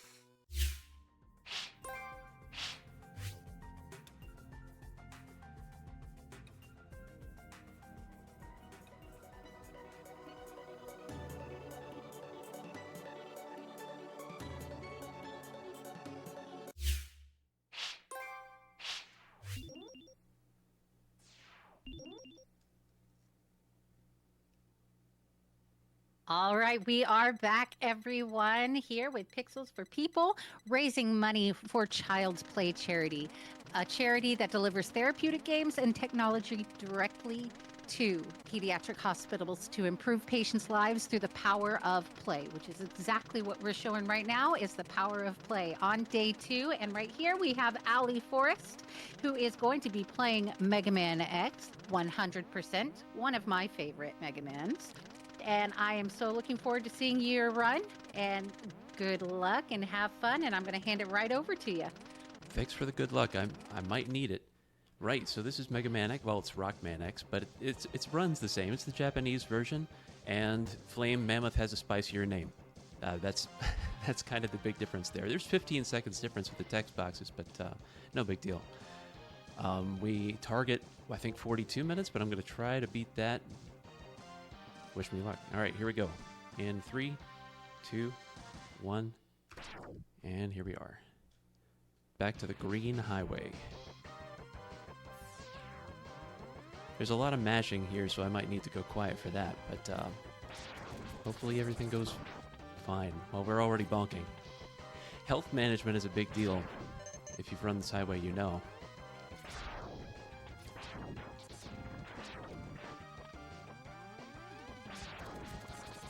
You do want to lose all of your health, but not right away like this. So we've got 2 giant bee copters. Let's see how we do. First one's machine guns. I'm a little bit hurting on health, but I think we're okay. Looks like we're doing this from the front.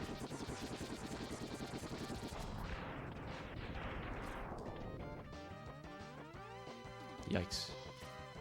So we have 5 left. We want to aim for 3 or less, but not 0.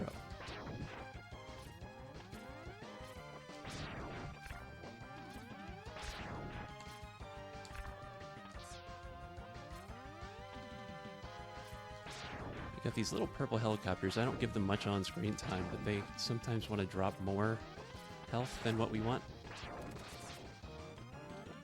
So we dodge those pellets. I'm going to let this guy damage me. He's going to chase me from behind here. I didn't quite kill him. Good.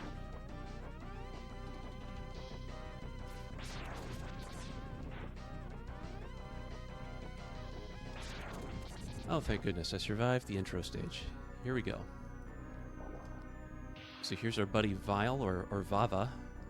I guess he's called in this version. He's a former co-worker. I don't think he's happy with us. And he's telling us that we're a worthless piece of scrap metal. Hurtin' words. I actually can't read Japanese. I assume that's what it said. Somebody else can confirm for me. Our buddy Zero saves us, swoops in. I always thought this was so cool. It's like I'd never had any awareness of like a character saving Mega Man. Proto Man in the Mega Man series was kind of like, I don't know, it's a different feel. He doesn't swoop in to save you so much. Zero, he's like super powerful. He does the power scaling flex right away. And like all great stories go, you know, we start at Chill Penguin.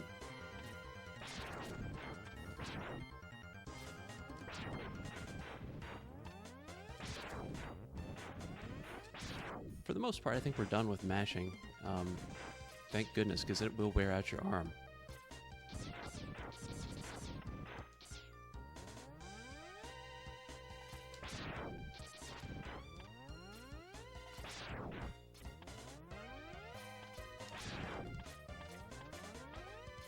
Gonna have to slope jump here. Yeah, there we go. Slightly increases X's jump height and jump speed.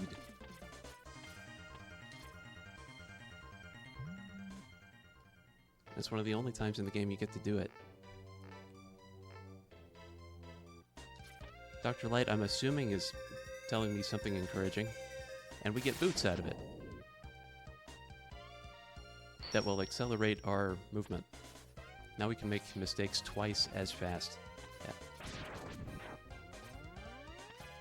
Oh, great. There's one.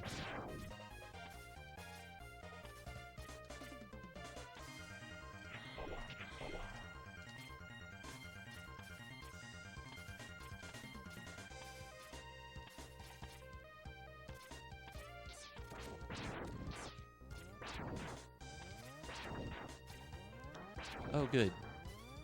Alright, made it through the snow climb without taking really any hits. And we get to square off with Penguin.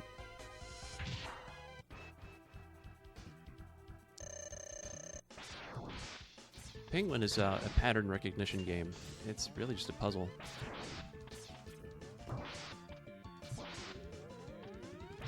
You kind of get used to what he's going to do and what he's not going to do next, and just react to that.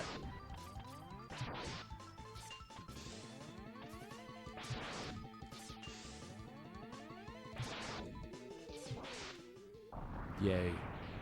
Oh, and there's a cool mechanic. I think probably a lot of folks have seen it, but if not, I'm going to try to get it right here. I didn't get it. There's a fade out, where you kind of like darken the screen for the fanfare. I'll go for it again here in the next stage.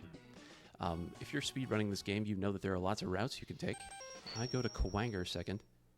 I think a lot of folks are comfortable going to Eagle second, and that's a wonderful choice, probably smarter than what I'm about to do.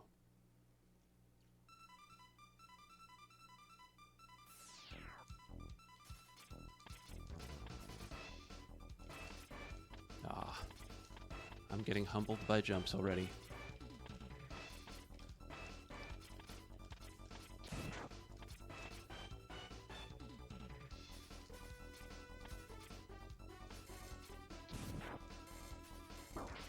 Kwanger has just this incredible security system. Not only the laser fields, but security turtles. What a flex.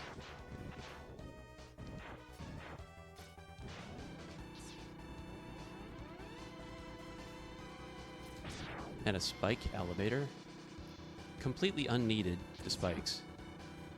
You figure he just likes them, I guess. Why would you need this? Why would you need an elevator like this?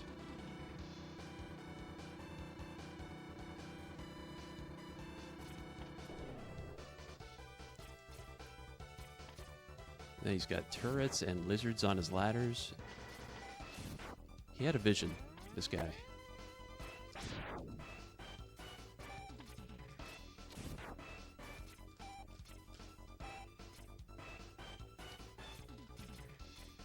Oh my. Well, I didn't expect that. We got the iceless jump.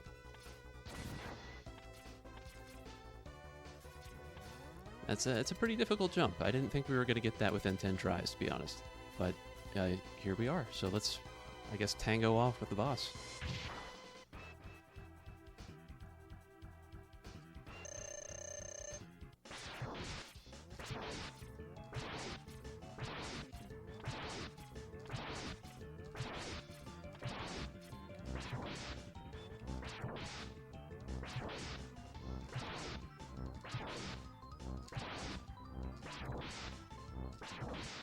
Alright. So Kwanger second didn't go so bad. I still didn't get that fade out though. So the reason why you would go to Kwanger second is to take advantage of Eagle third, or, you know, if you're really, really advanced, you go to Chameleon third. But I'm not there, so we're going to Eagle third. There's a glitch I'm going to go for. I hope we get it. Where I'm going to trick the game into swapping out an item I just collected with something that is spawning on the edge of the screen.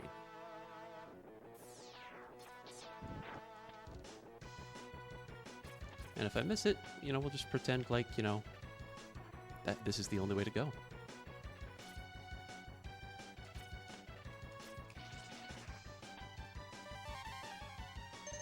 There it is. 2, 3, 4, 5, 6, 7, 8, 9.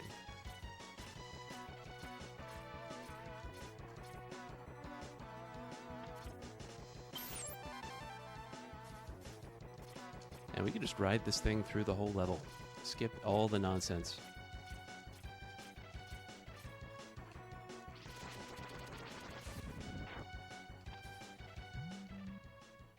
And here's Dr. Light again. I'm assuming he's got more stuff for us.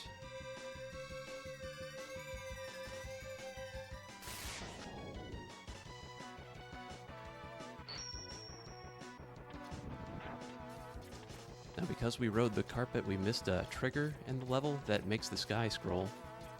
So we get to save a lot of time from just the sky scrolling. It looks a little bit unnatural.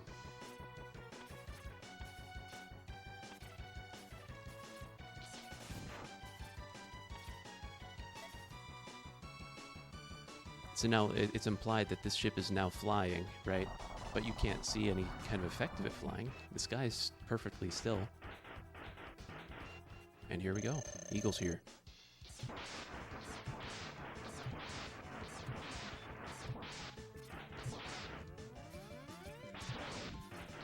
Nice.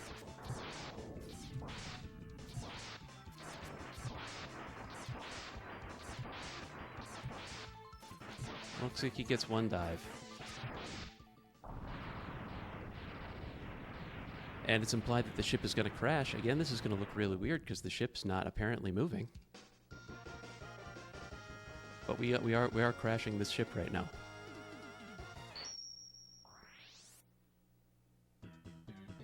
I was making use of a glitch called the dash lemon glitch to make my lemons hurt more. I think folks probably know about that, but if you didn't, that's how come we were able to shred his life bar so quickly. I think some of those were not dash lemons, my bad, but we went for it. Here we are in this, I don't know, refuse disposal plant. Something smells like barbecue and regret in here, so we know Flame Mammoth is nearby. Oh.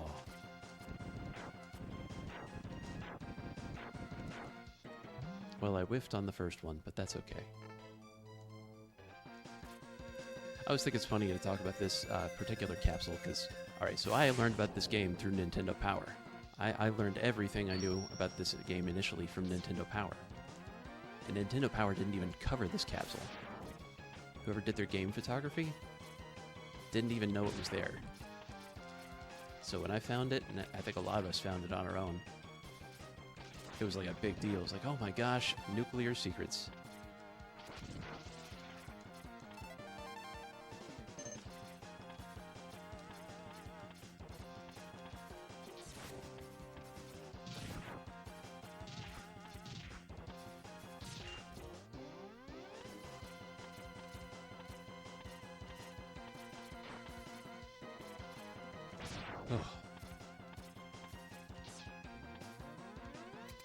That ice shot makes me nervous every time, but it is probably the fastest way to take care of that Hoganmer, the mace-wielding robot.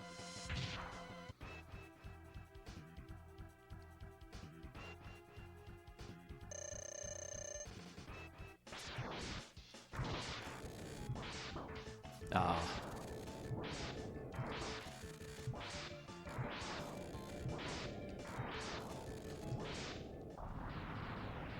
And Mammoth down.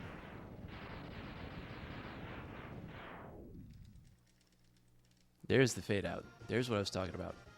That kind of kills the music a little bit. You keep your sound effects, but the music gets a little bit softer, so if you notice that, it's okay. Stream's fine. I hope it's fine. But that's one effect of the fade out. The other one is that you save a third of a second because the screen is pre-faded, so it doesn't have to do it as part of the end stage sequence. It's like 20, I don't know, 20 frames. Somebody knows. I'm going to Chameleon 5th. It's, I don't think it's the route that everybody takes, but I like it. You get early access to the armor and to charged Chameleon Sting.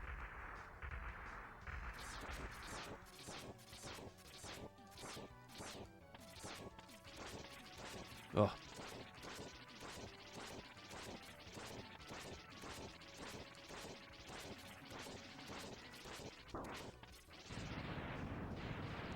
I think I spent just enough. So you want to conserve your boomerang ammo. I think I hit him with, I think I did hit him with 18 boomerangs, so I think I have just enough to take on Chameleon.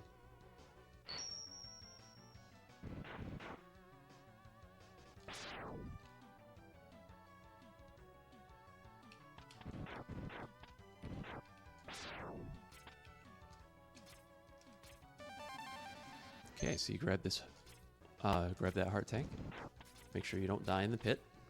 That's happened to me a bunch. Then we just try to go surfing over these crag guys.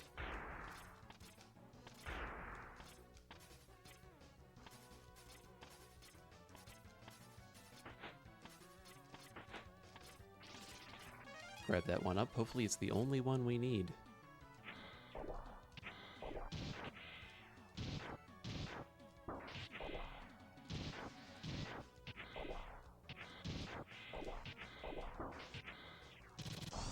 I like to blow that one up.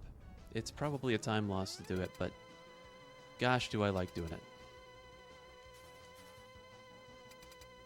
I do not fully charge my boomerangs here. And I look at the leaf in the background to see how my ammo level is. We're doing great.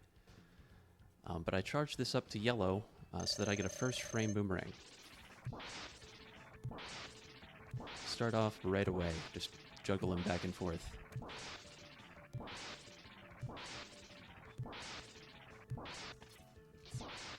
I quickly push L and R at the same time to get me back to Buster.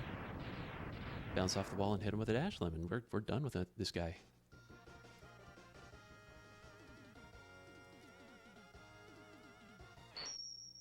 And I go to Spark Mandrill next. I'm going to immediately start making use of my chameleon powers. Chameleon powers activate. And activate often.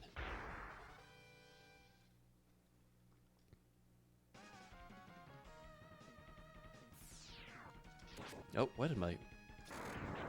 Sorry, y'all. I guess I forgot where my weapons were.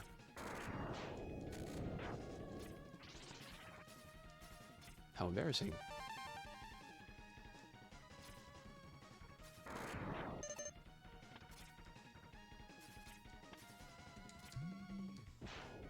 I'm still forgetting what they are. I think juggling between X8 Demake and this has me a little bit confused.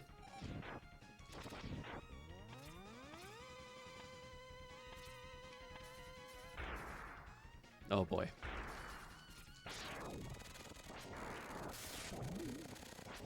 Well, we got a laggy Thunder Slimer.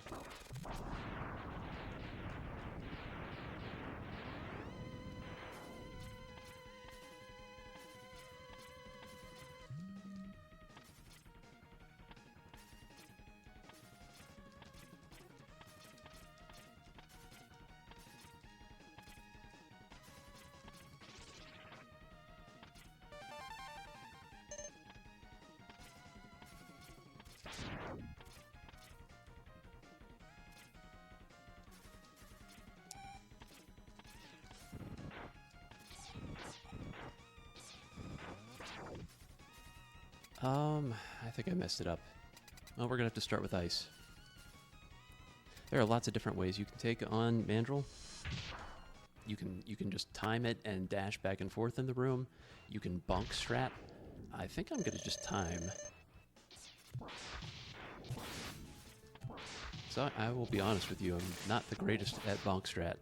I'm not the greatest at anything on this fight, to be honest. This is my worst one. Look away.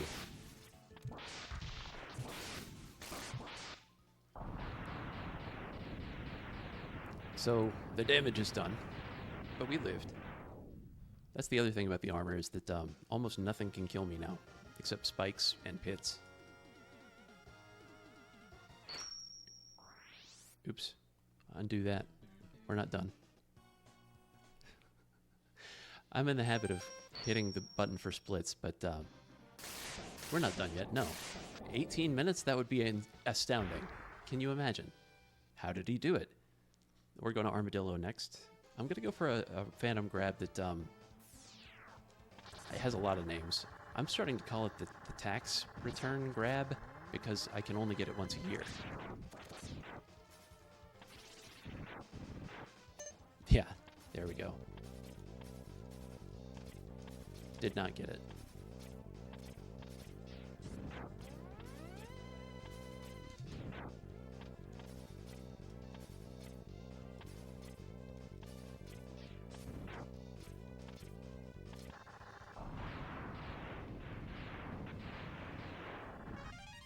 Oh, I got another one up, just in case anything goes really badly here. I'm okay.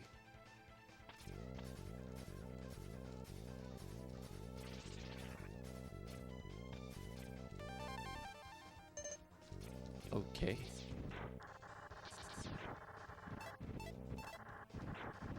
Two, three, 4, 5. Ordinarily, you have a lot more of those birds to spawn, but I jump at key intervals to keep them from spawning. It's weird. They know when you're on the cart and when you're not. And that's how they know when to spawn.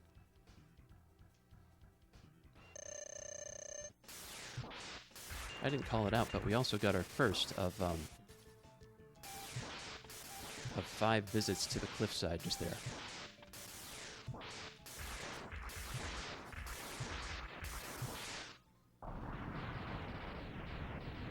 There's a lonely little pixel that sits on the top of that cliff. You can't see it with your naked eye.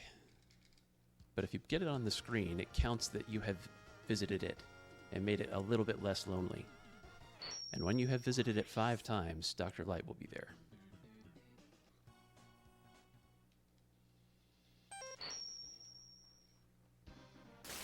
So we got 1 of 5, we need 4 more.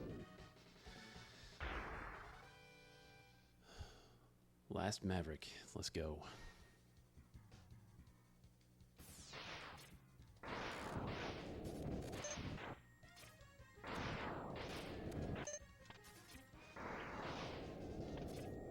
Alright, so I'm switching to Chameleon Sting again. I love having this weapon here.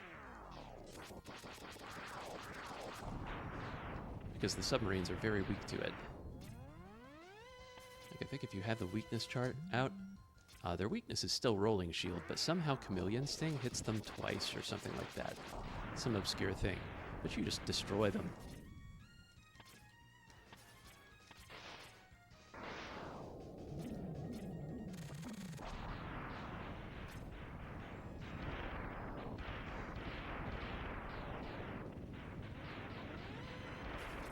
No die on spikes, no die on spikes.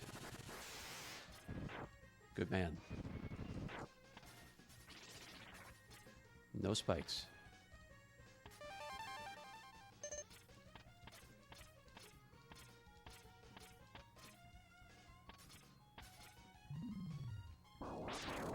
There was a serpent there, not that you got to see it at all. Sorry, serpent. I think you don't see this strat too often. I think a lot of people just immediately go to Rolling Shield. I like to go and cut the legs. The way that RNG likes to treat me, we get the suck pattern a lot. He does the whirlpool cycle a lot for me. So I cut the legs so that he cannot do that.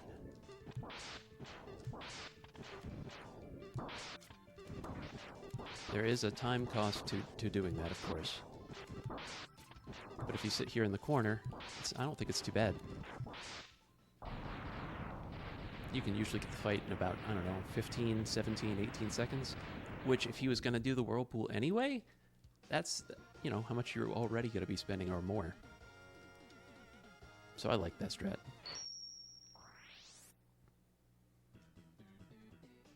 Starting with a fully charged boomerang, that's just to make sure I don't miss him. Butterfingers, you know. Oh, Zero's here. He's been scouting around. He's found the base. But we're not ready for that. We need more weapons.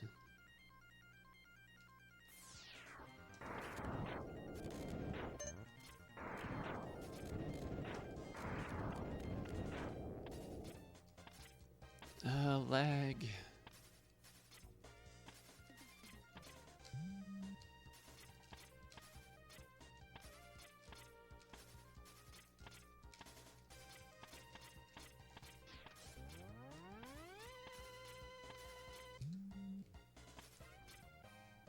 Okay, now once we get the heart out of this level, I'm going to have to press pause. And that's going to bring our music back to full volume, so if you've turned it down, or turned it up rather, you're going to get your music back.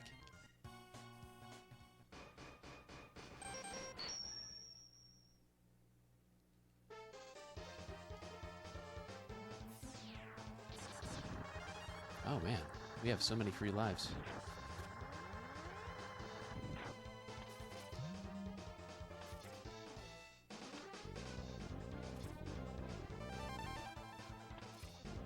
Okay, now I mentioned how there's that lonely pixel that hangs out at the top of the cliff, right? We're gonna have to die on purpose a few times, because it's the fastest way we currently know of to get revisits.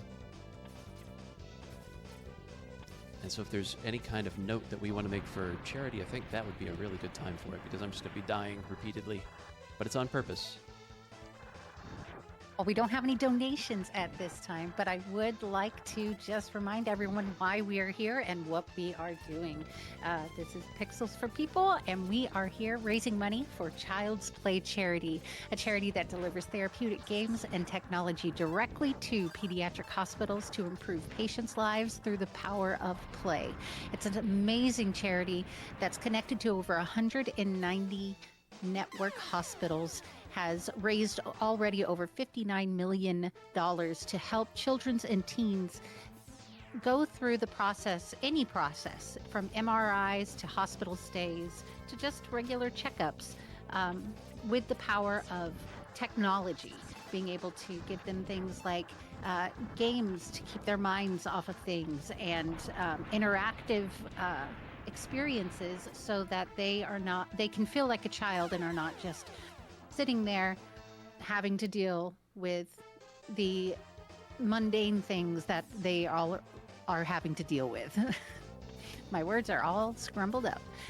But we have already donated 1,253, or raised, should I say, $3 of our $1,500 goal, and we are doing absolutely amazing. And I'm going to hand it right back over to you. Make sure if I will put the little donate link right here in the chat, and if you would like to donate, just hop on over there. Every dollar counts, and all the money goes straight to Child's Play Charity.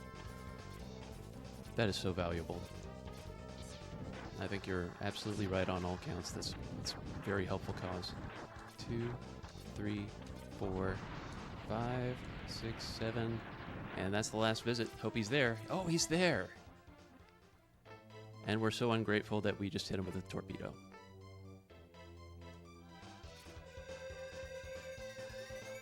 Oh, thank goodness. It's going to be a sub 27 capsule. Just barely.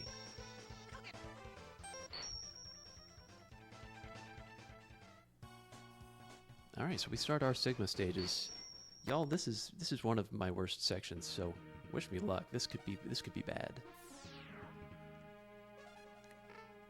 I'm kind of famously bad at this, but we're going to try to get up the cliff as best we can.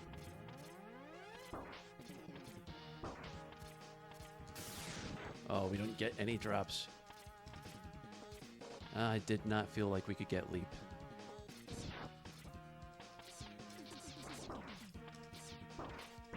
Ah. Well, we did not die. We made it. Technically, did make it.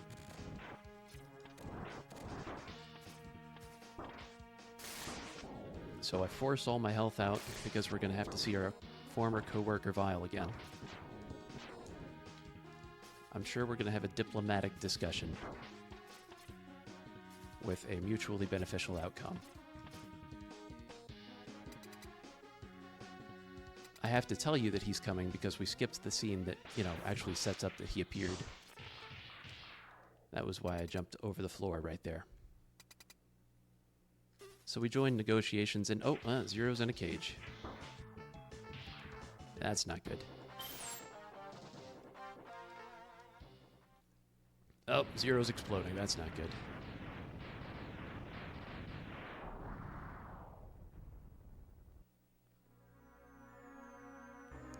Vile? Why'd you blow up my buddy? Can we talk about this? No? Alright, we're gonna have to ruin his Saturday then.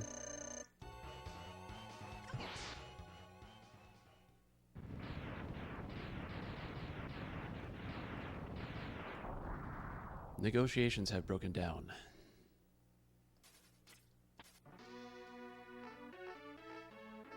I think Zero was saying that he's gonna meet us back home. I don't actually know. Plink.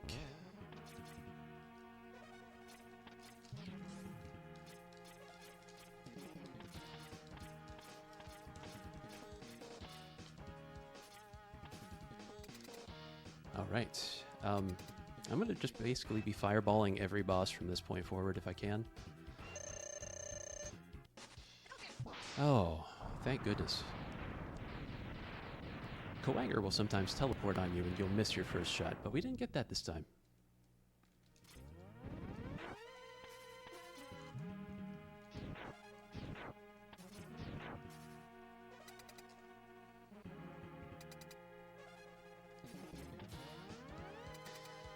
Okay.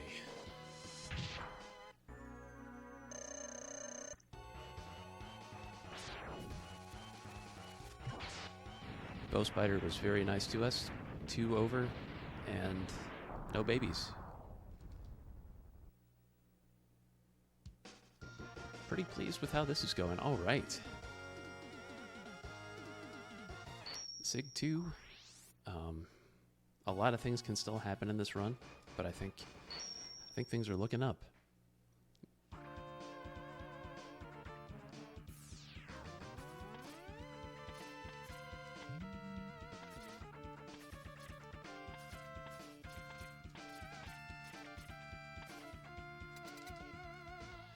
I'm gonna sail over this first bullet, hopefully, and we'll just Haddo. It looks like we're tickling his belly. Tickle the penguin's belly to death.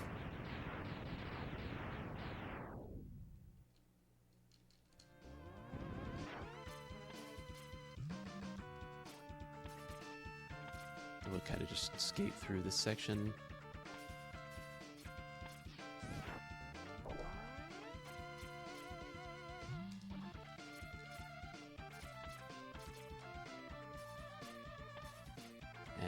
Hopefully I don't choke on the Eagle Haddo. So you gotta skate up to him before you have a chance to make your Haddo stay on screen. And we got him.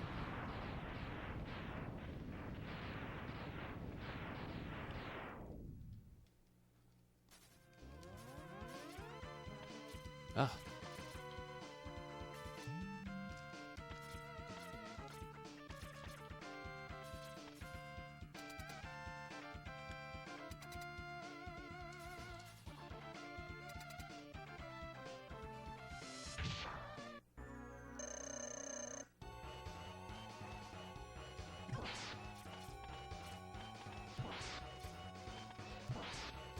Ah. Well, we did not get the 1 cycle, but that's okay.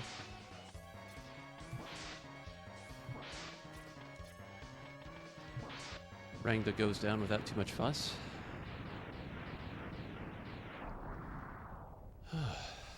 And now we get the Armadillo skip coming up next, right off in Sigma 3.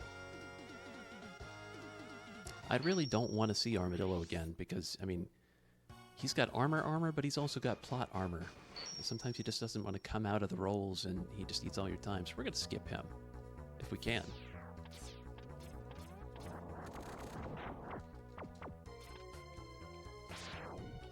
Yeah, we got him. So I've tricked the camera into not going up high enough to let him come down.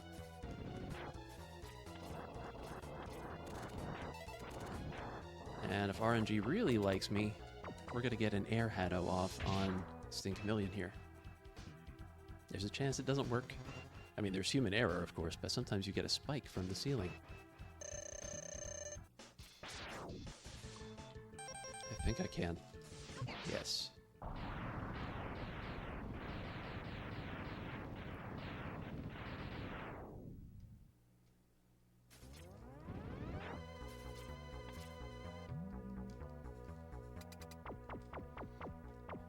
Mandrill, I like to make sure that he doesn't go anywhere. Keep him nice and still.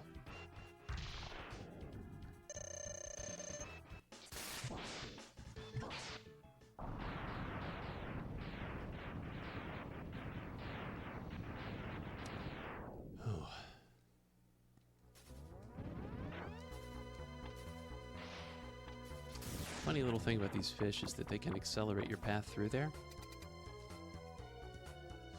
if you just kind of ride the suction, that's very interesting how that works. Octo, no big deal. Shoot, Haddo, done.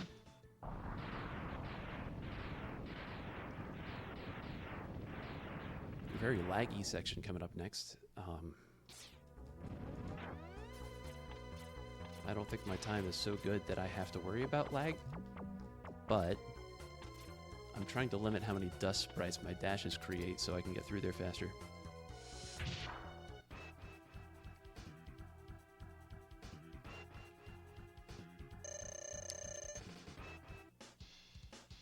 The old burnin' Nomander.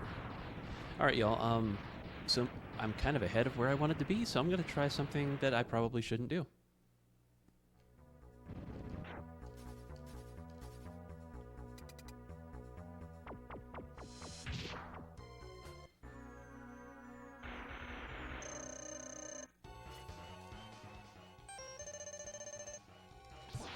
No! Well, I did make the landing, but I bonked him. There are two main strats that you typically will see to take out D-Rex. One is the Dom Dukin. Everybody likes that one. I can't do it. I can't Dom Dukin it. So I don't do that. There's a Retro Dukin, and I try to do that. And sometimes it doesn't work out. You can also use the air Haddo that we used on Sting Chameleon, but it takes a bit longer.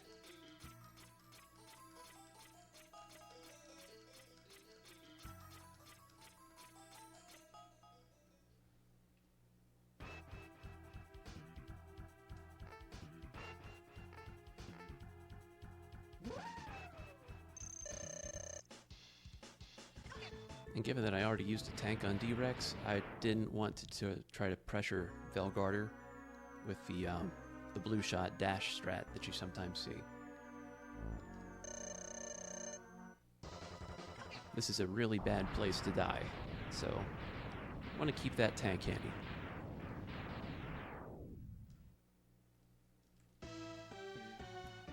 Oh, Wolf Sigma. Oh, wait, you know, let me guess, phase 2's worse.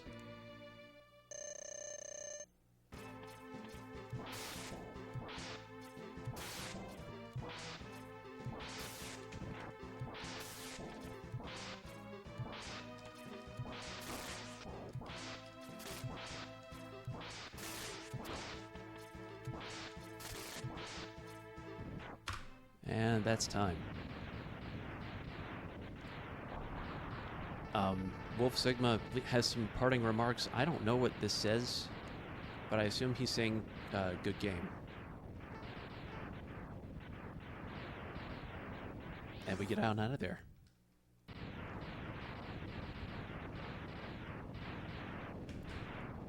I was watching, you know, 'tis the season, right? There are a lot of people playing Castlevania these days.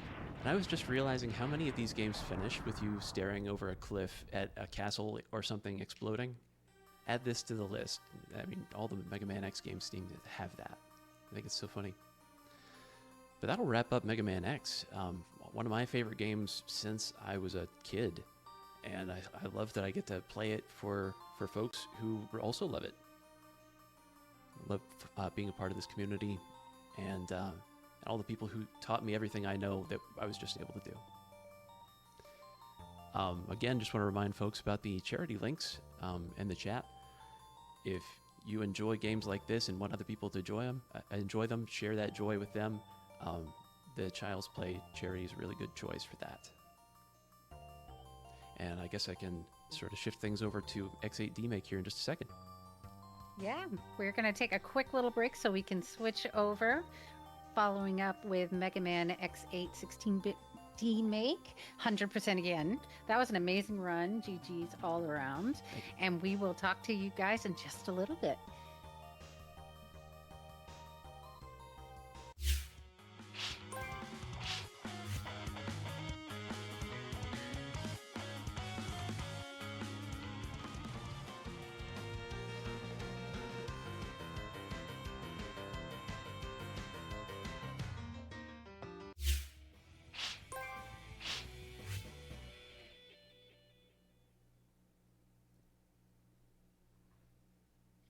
And we are back, you guys.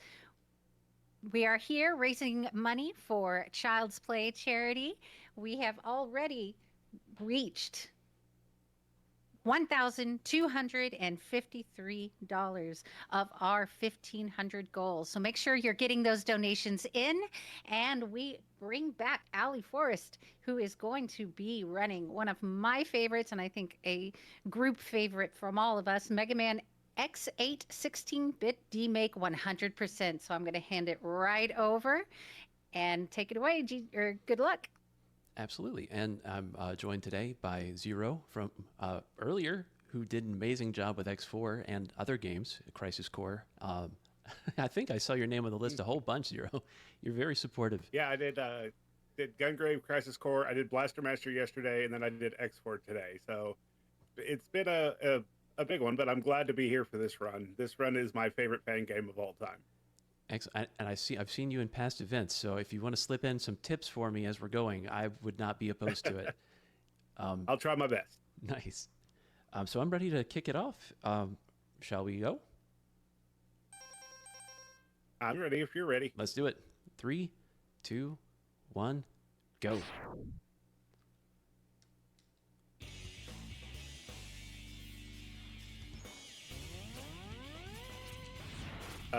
So this is a really cool fan game. It was made by Alison DePaz.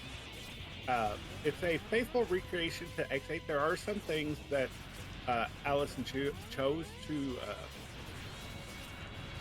not put in the game, like the tag team mechanic, which I'm really thankful for because I run original X8 as well, and the tag team mechanic, you kind of try not to use it as much as you can.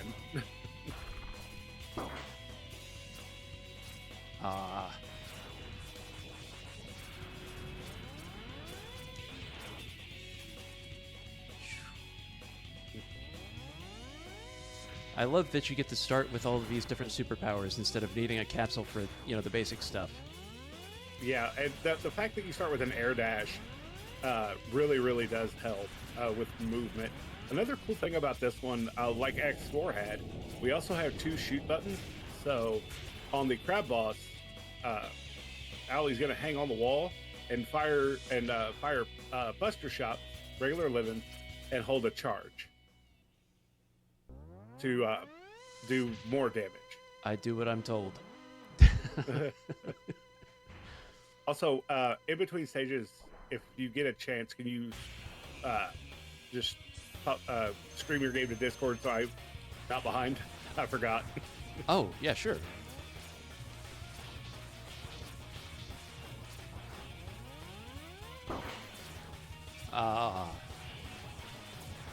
Yeah, this crab is not very nice. I keep shooting shots in the wrong direction. It's probably not how you want to do this fight. I do it all the time. It's fine. All right, let's see if I can get this in sharing it here.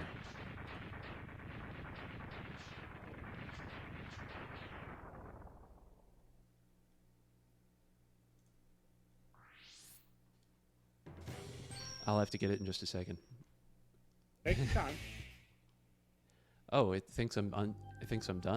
Shoot. The auto splitter thought I was done with the run.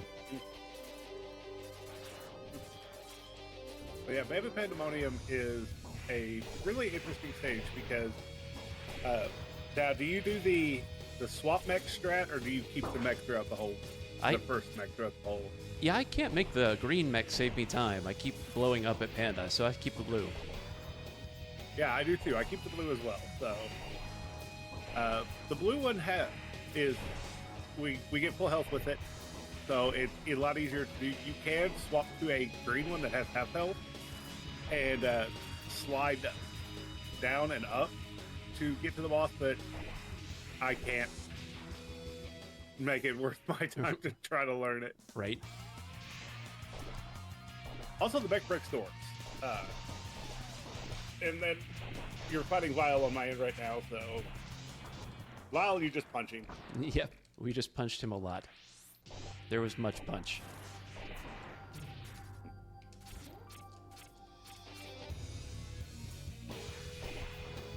And do you want me to go ahead and explain the armor piece you got? Yeah, that would be helpful.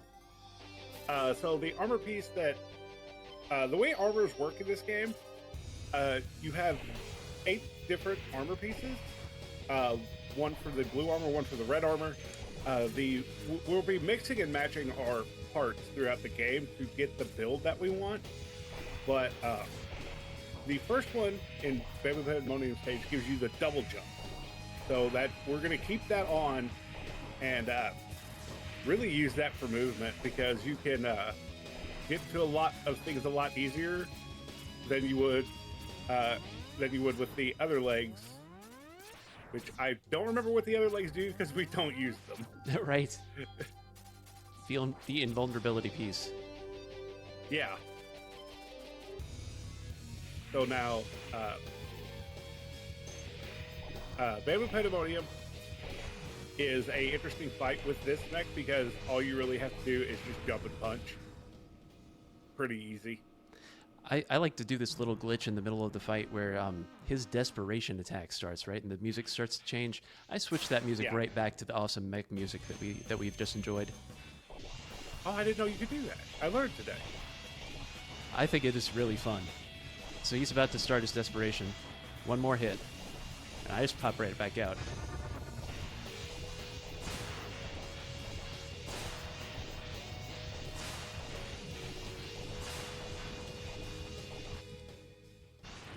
Poor Panda.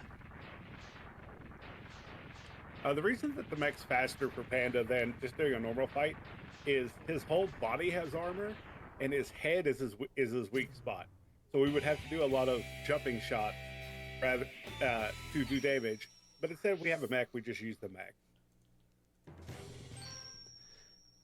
So I like to go to the Man of War boss second. Is that the same as you went? Yes. Because we get a heart tank, but not only do we get a heart tank relatively in the middle of the stage, we get a upgrade that's the laser.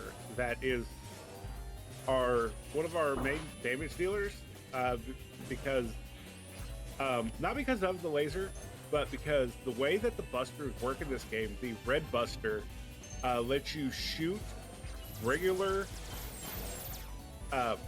shots for free of your weapon and cost you to charge your weapon.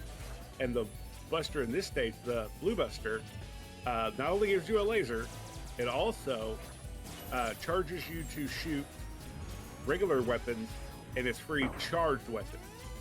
So we want the free charged weapons, like the head in X4, headpiece in X4. It gives us basically a limited charge shot. We like charging. Yes. It's not charge and shoot man for nothing.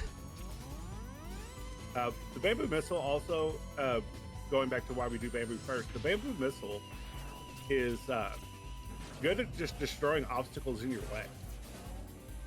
And also, once you get the charge, it makes a good ride. Instead of rolling around at the speed of sound, we're flying around at the speed of sound on a missile. Had to get a little extra jump on that. Whew, the big scary jump is over with. Yeah. Not a fan of big scary jump. I've messed it up more times than I can count. But Allison did a really cool thing. So with the charged missile, you can actually write it to a shortcut that skips all of the bottom of the stage and the vertical climb. It puts you right in front of the boss door. And that is much appreciated because I've done some offline buster only stuff with this game, and not having that green spinner charged really makes this stage difficult. What a difference, right? Yeah.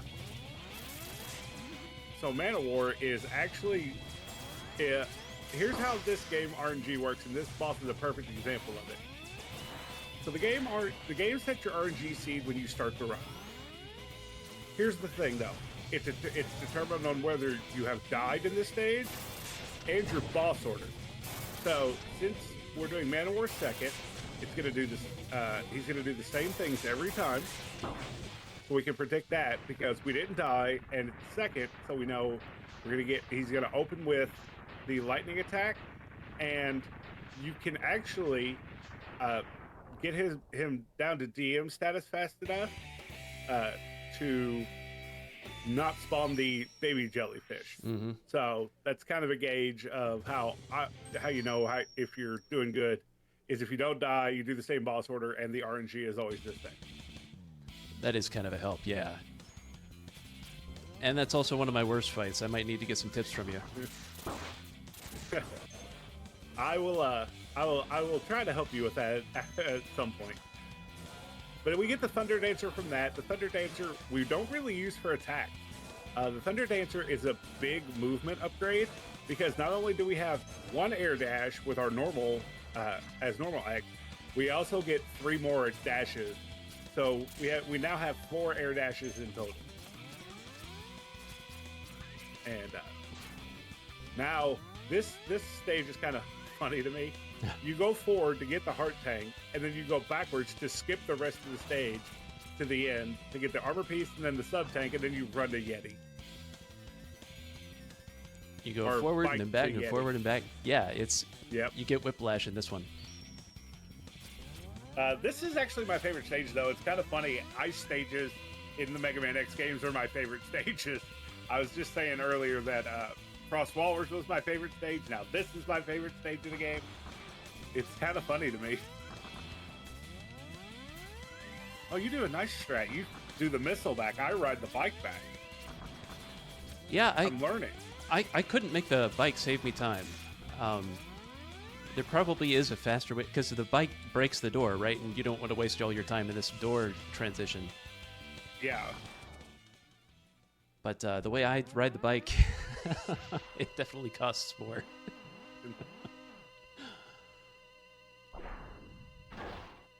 I like this game because I'm always learning something new about it. There's so many different ways to run it. Yeah. And what's cool is I'll explain it after the Yeti fight, but the Yeti likes to dash at you and try to do its own Shoryuken. We just don't want it to do that. Its desperation move is it throws these big giant snowflakes at you, but by the time they even really get anywhere to hurt you, he's already down.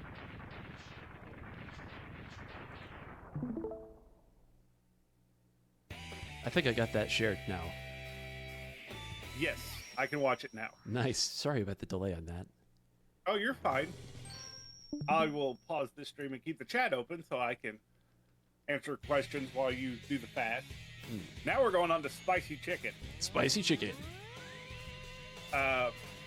Spicy Chicken is another one of my favorite stages because it did away with the auto, Allison did away with the auto scrolling. It made it 10 times easier. I do. That's one of my few memories that I have of the original 8. Yeah, this stage in the speedrun for X8 made or break your run. But another cool thing is, like I said, this game was made in Godot, the Godot engine, which made it very customizable, and a lot of people are actually making their own custom mods for X8 Demake. So, like, we're playing the OG here, and there's so many different ways that people are making their versions of it that it's still getting support to this day by the community, and that makes me really happy because there's always a new version coming out with new differences. So it makes it really cool to see a community come around the game. Agreed. It's kind of become the Mario Maker of Mega Man X. Yeah. Or the Mega Also, Man Maker of Mega Man X. Yeah. So the Charged Yeti weapon, we had the Hadouken in Mega Man X. Now we have the Ice Shoryuken in X8 Demake. Really, really good for movement. And you can kind of cut it close with those spikes. And not gonna lie, every time you got close to a spike, it scared me a little. Same. And now, so there's an achievement system in this game, and you can actually get an achievement for freezing the lava behind you. I've never gotten that achievement. I can't make that make sense. You know, physics. Like, Yeah. sure, you getting a lava flow is. I won't do it. Not even with all the ice power in the world. But it works here. It's great. Yeah. So spicy chicken or blaze burn rooster. Oh my gosh, there's 2 spicy chickens in Mega Man X. I forgot. So I almost got Blaze Hitnix confused with Burn Rooster. That's so funny. Burn Rooster here is just gonna literally just jump around and kick. It's literally Blaziken if it was a robot. Also, good DM skip, half DM skip there. The way that Owly had that set up, when Blaze or Burn Rooster, I will get it right eventually, blew fire to the left side, Owly had a charge Shoryuken ready, so he could just uppercut it and have the whole right stage still available. Whereas if you didn't do that skip, you would just be kind of confined to the middle of the level or the area. Mm-hmm. This game's a little different. I had to play dress up. Yeah. So the cool thing is, we can switch our weapons on the fly. I'm gonna let you see if you get to skip. No. Okay. I was about to say you did it way cooler than I do it. I use the Thunder Dancer to do it. But yeah, you can, if you time it just right and just get the right amount of height, you can actually skip that animation. And now we have the creme de la creme movement of the game, and that is the fire dash. It was Melt Creeper in original X8, and it was completely useless. Now it's the most useful thing ever, because you can charge it and literally just bounce off walls straight ahead. It's Speed Burner, but so much more. Yeah. It's like Speed Burner, but if you supersize it in the drive. Yes. Well said. Aw. And angles, and this also makes angles a nightmare. You'll think you know which angles you're going, but not really. You're kind of gambling every time. Yeah.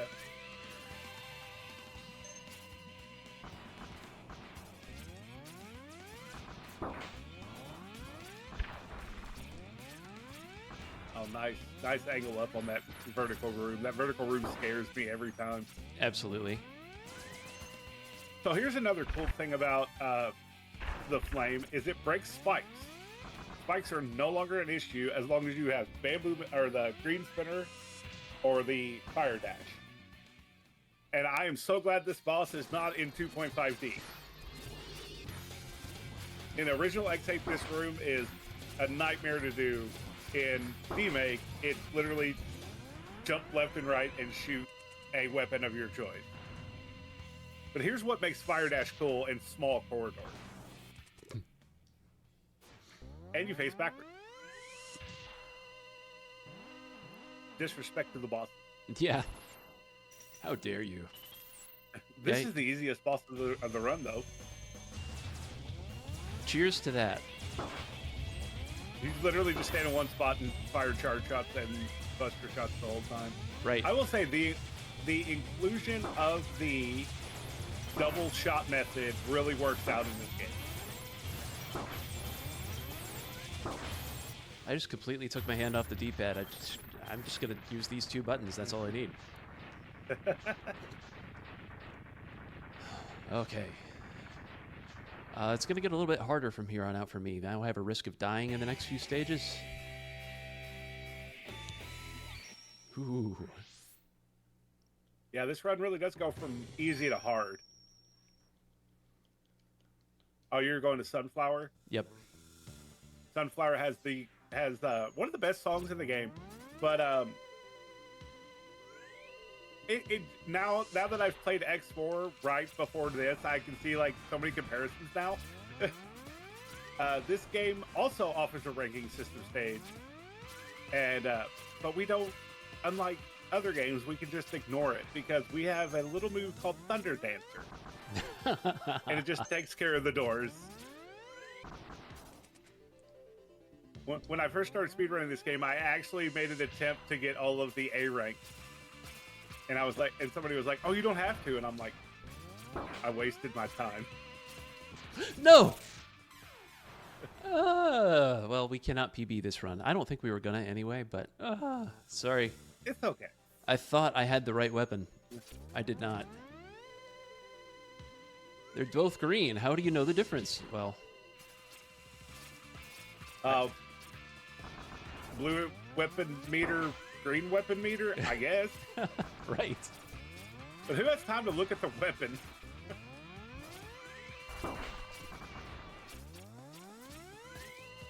It's okay because, you know, like I said, we have Thunder Dancer. We can break the doors and get what we need. Yep.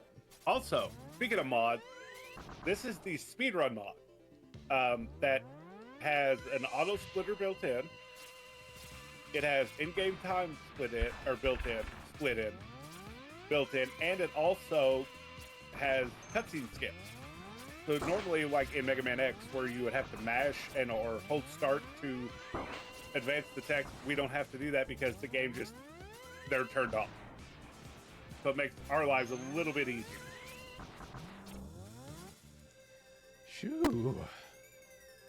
And now we have the Buster this is the other Buster that I was telling you about, that it's going to charge him for using Charge Shot. So, but the Buster for this is actually really cool. It fires 3 shots at once instead of a laser. So if you kind of just swap the payment mechanic for weapons and gave me this Buster, I'd be okay with it.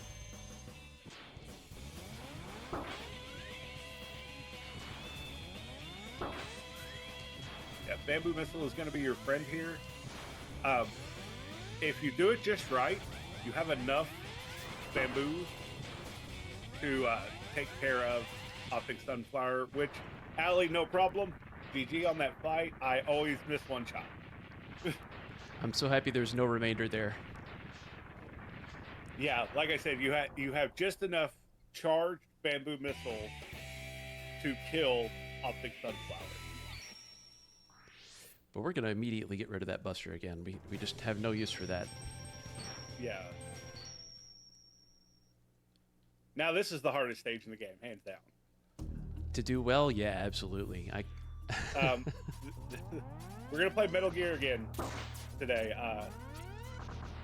So the whole premise of this stage is it's in the dark, air quote dark, but in the next section there's spotlight. You can actually trigger those, and then these barriers come down. And if you're not careful, I learned this the hard way. If you get stuck under one, it will push you in the ground, zip you to the right, and kill you. I did not know that, and it happened live for me one time. But we can actually keep these lights on. Up to the left is a hard tank. It's required. It takes 5 Thunder Dancer shots to open that door, grab the hard tank, and now our lights are permanently on. So now we don't have to go through the dark section with all the spikes later before our armor capsule we don't have to worry about that anymore because it's light.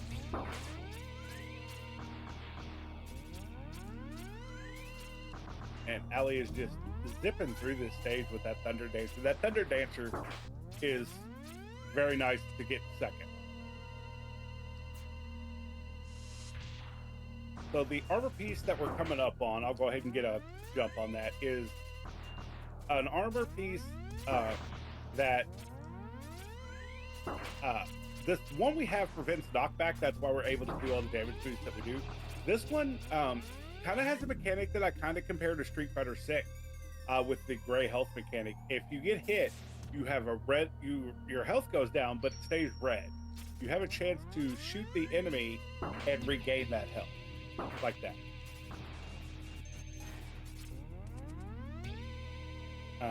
So yeah, Dark Mantis is not nice.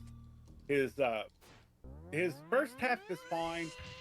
The DM portion of the phase can kill you if he wants to. I try to avoid him having a chance to do that. Yeah. So Optic Sunflower's weapon charge is going to be our best friend, and it's going to be just as easy to stay in the corner because we're just going to home in on him. But if you hit him with these charge optic lasers, you don't have to worry about him staying in the DM for very long. The space lasers are so excessive. I love them so much. Yes, they are. It brings a whole new meaning to the meme, I'm a fire in my laser. I'm going to get rid of that armor, though. Yeah, we're going to go back to the knockback armor, and then we're going to go to the puzzle stage of this game, which is Gravity Antonian. Are you going to go through this without trying not to flip it? Yeah, I'm going to try to. No. There you go. Once you're past the second room, it's pretty much home free that you're not going to flip the stage. So yeah, a funny glitch can happen here. Not really like a glitch. It's just that if you don't touch the ground before you get to Vial, if it happens, yeah, okay. So if you like air slide into the door after that, Vial doesn't get a chance to teleport in. He's just sitting there like you kind of caught him red-handed. That's why that happens. I didn't know that. Yeah, it's because you didn't touch the ground before the door. You just slid into the door, and Vial doesn't have time to load out and then teleport in. That's why he kind of just stands there and then fake teleport.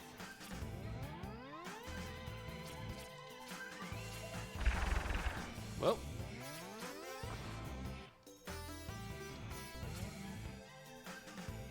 All now right. we're getting the other headpiece, which just basically takes out our quick charge for a damaging jump, which is useful on this boss. I didn't mean to do that, actually. I won't count that flip. It wasn't a crucial flip. It just means you got to go down for your heart tank now. Oh, that's right. I can't do that. Once your brain gets stuck on doing one strap for so long and then it changes just by a little bit, it throws everything off. Welcome to speedrunning. Yes. Now you gotta watch out with these, don't you? Like, they will crush damage you. Yeah, they can crush damage you if they decide to sandwich you while you're trying to climb up it. It has happened to me more often than not. We can do a lot of things in this run, but we can't survive crush damage. That was one of the best fires I've ever seen.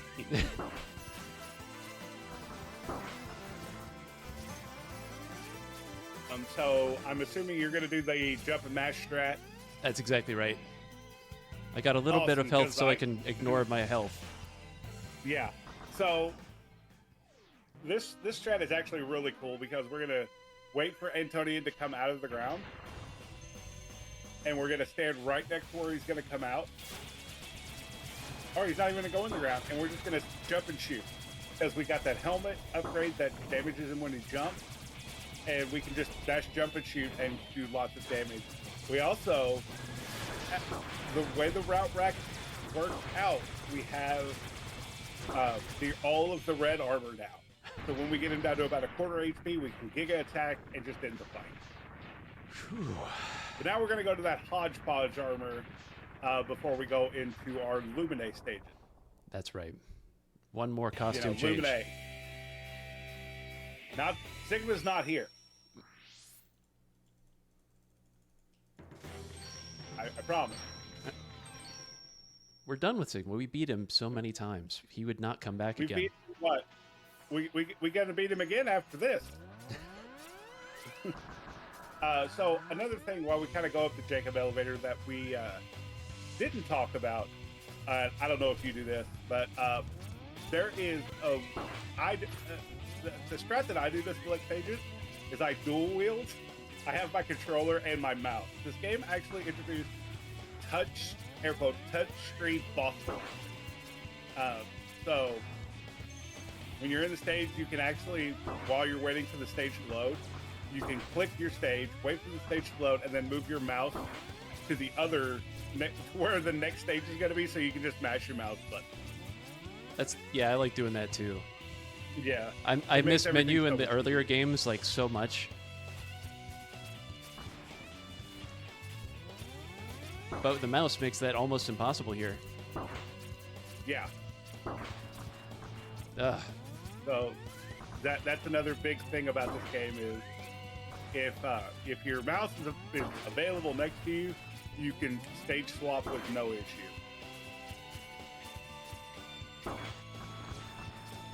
Oh, you scared me over that bottomless pit because I've fallen in it so many times. That queen bee has just knocked me right out. Like I come out of a thunder, and that queen bee is just sitting right there, and I can't get to the second one to come out, and it's like I'm just gonna hit you into the pit. So now we're gonna fight Vile. We're gonna go up the elevator. Big reveal: Vile's back for the third time. Yeah, Vile makes a lot of appearances. Yeah, but we can actually skip this auto scroller because Allison, thankfully, did not put a ceiling on that room. Mm-hmm. But we can actually appear right next to Vile and do a charge Ice Shoryuken, and now he's going to go into his DM phase, which your health is really scary, so I'm just going to watch.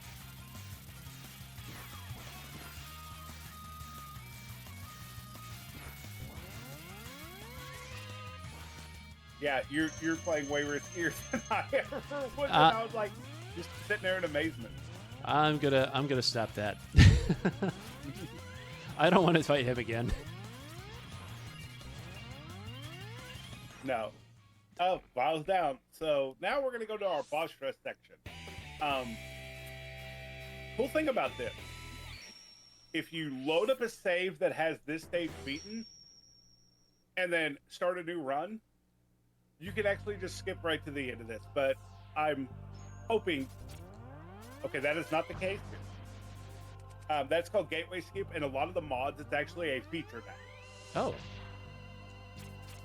Oh. So I actually learned that this is kind of based off the fan game Mega Man Unlimited, where we're instead of just fighting the boss right away, we're going to just do a little section of the stage, of each stage in a different layout or maybe something cooler.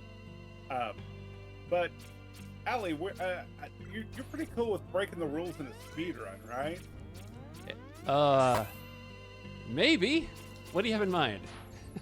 Well, I mean, you just showed it here. We're going to break the rules. Usually you're supposed to get 2 crystals at a time. But with the power of Bamboo Missile, we get to make the game do what we want it to do and be able to do all of these 8 stages at once. Word. I'm very down with this. Let's go. So, yeah, just Allie's is gonna traverse through all of these. Nice one there. The scariest one is actually Mantis's because of the dark. Yeah, I should probably do that one and get it out of the way. Big penalty if you don't get it. Order. Huh? There's a big penalty if you don't get it. Like if you die, you've got to do all these over again. Yeah. Let's just get that one done. Just in case.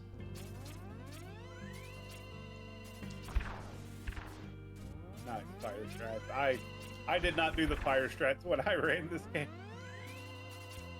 I just did Sunflower as my lantern and just ran through it like normal. So we have 7 out of 8 crystals, I believe.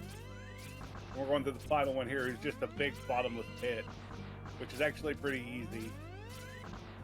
Bottomless pits. I mean, you've seen one. Oh, we're 7 out of 8. And now we get to do the easiest one last, which is basically one last swag ride on the missile. I love the missile swag. Yeah. All right, and now we get to do the coolest thing in any Mega Man fan game. And yeah. Mosh pit. Yeah. It's a hardcore metal show as we're gonna fight all 8 Mavericks at once. And we're just gonna stand there and show them who the real Reptoid is.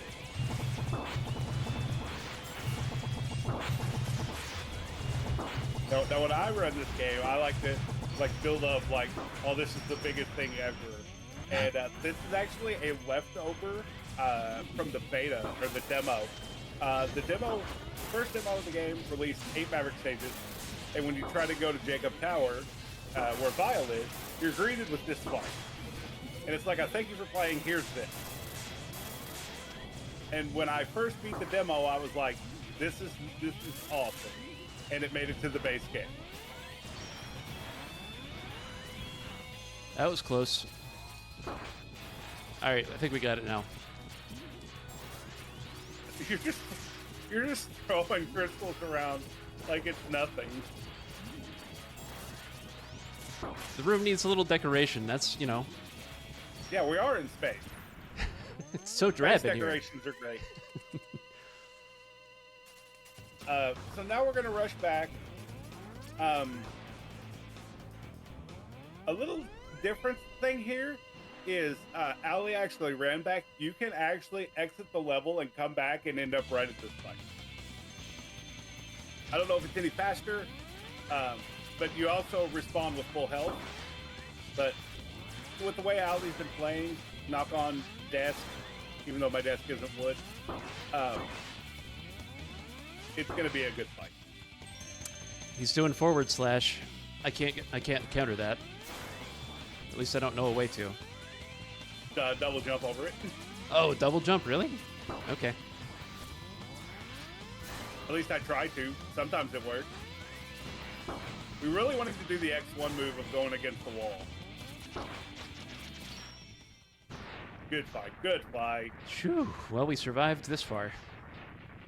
Yeah, now we got the last Sigma stage.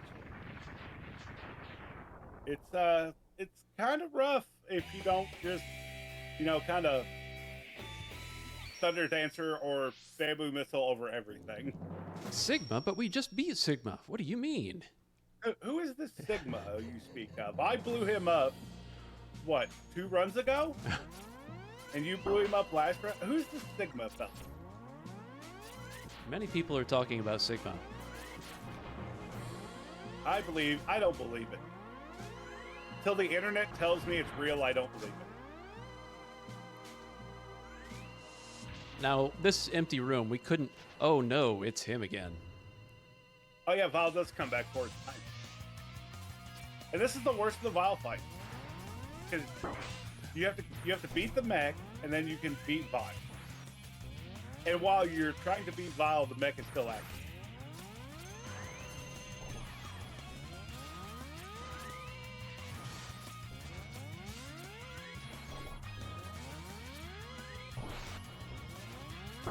I'd really like to get that guy out of the corner.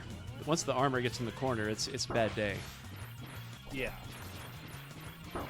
Once he gets in front of you, it's a bad day because your ice he blocks you all the time. Yep. Now, the way the mech was sitting in the door there, would it be nice if we could get in it and get it out of the door? That would be cool. So now we're just gonna kind of go through the little end section here. It's just a lot of thunder dancing everywhere.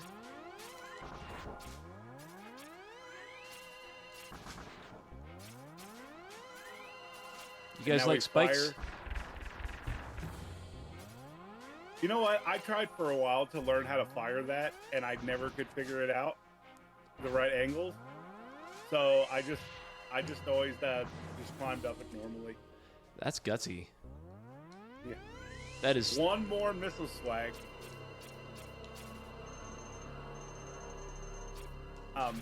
There are these stairs here, and it's way slower to climb the stairs.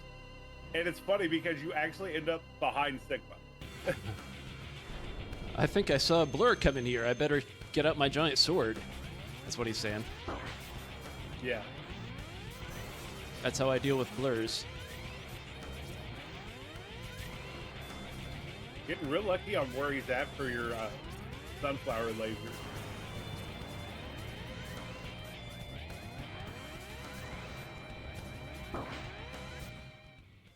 There's one That down. was a really nice fight. So many space lasers. Oh. You're getting this, and here's the thing: they're hitting a lot easier because you're closer to the satellite. That's true. So now we have Lumine, phase 1 of Lumine. Remember those 8 crystals we got in the boss rush? Well, now Lumine has them, and he's able to absorb them and become a copy of one of the Reploids, or the Maverick. But it's always going to be in an order. So now we're going to start with Avalanche Yeti, which is really nice to start with because you do a lot of damage, and then it's going to go to Dark Mantis, which you can, if you want to, you can fire Optic Sunflower's laser, but the only risk with that is it can lock onto a sunflower and make your day bad. Yeah, once those ice crystals steal your shot, you're just kind of, well, what do I do? That's happened to me. Kind of SOL, as they say. Now, we're going to be fighting Seraph Lumine. And the guitars are And going to totally- shred. And totally not a legally descript background.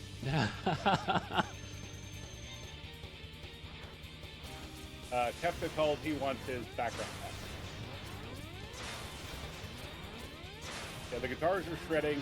Black hole or squeeze bomb is the weakness here, and it actually does really good, like damage wise, because it stays on Lumine for a really long time, depending on where Lumine goes. You know what? I'm not risking this. Yeah, I was about to say please stub tank, but I didn't want to be that guy.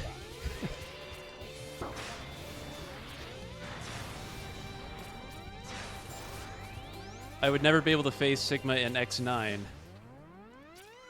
if I died here. I hope if they do X9, it's like this. That's game. I applaud you, sir. That was a really, really good run. I had a really fun time doing it. Okay, so is it over? No phase 4, right? No, I don't think. My notes, I'm looking at my notes. No? Good. Okay. It's really over this time. I really think it's cool how X all of his armor just breaks off.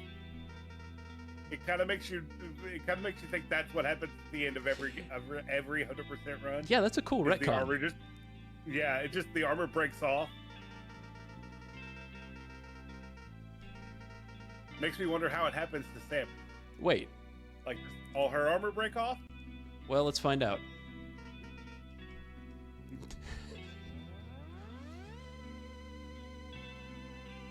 And who knew it only would take one charge shot? Yeah, if that was the move, why didn't we just open with that? Yeah. I think that charge shot had the Hadouken in it from X1. He kept it through 7 games. And only for a last resort. Good point. But yes, that's Mega Man X8 Demake. Absolutely. And of course, we want to thank, Allison and the dream team of collaborators that Allison worked with to make this, because, wow, it just opened the doors to so much creativity and a lot of really fun gameplay. Yeah, Mega Man fan gaming has never been better, in my opinion, than this game. But there's still a lot more in the works. Yes, that's the truth. So, and also one more shout out to Child's Play charity. Links are in the chat. Again, if you're one of us, you enjoy the joys of gaming and you want to share that with other people, that's a great opportunity to do it. Help some folks who would really benefit from having a game to pull out, maybe at some times when they don't have a whole lot of awesome things going on. Links in the chat. Anything you want to say, Zero? Thanks for doing comms. I think this was really fun. no problem. I really enjoy any time I get to spend with this game. And all I can say is, Allie, I'll see you in a couple months. That's the truth. Yeah, MagFest. Yes. But also, don't forget, we got more Mega Man coming up after this. And it's going to be a really, really good Saturday night. Yes, yes. We are ending our Mega Man streak with Stallbolzen doing Mega Man X2, I believe. Yeah, that's what he's doing. So why don't you all hang tight? We will take a quick little break and be back. Great job, Owly. Great job, Zero. We'll be right back, you guys.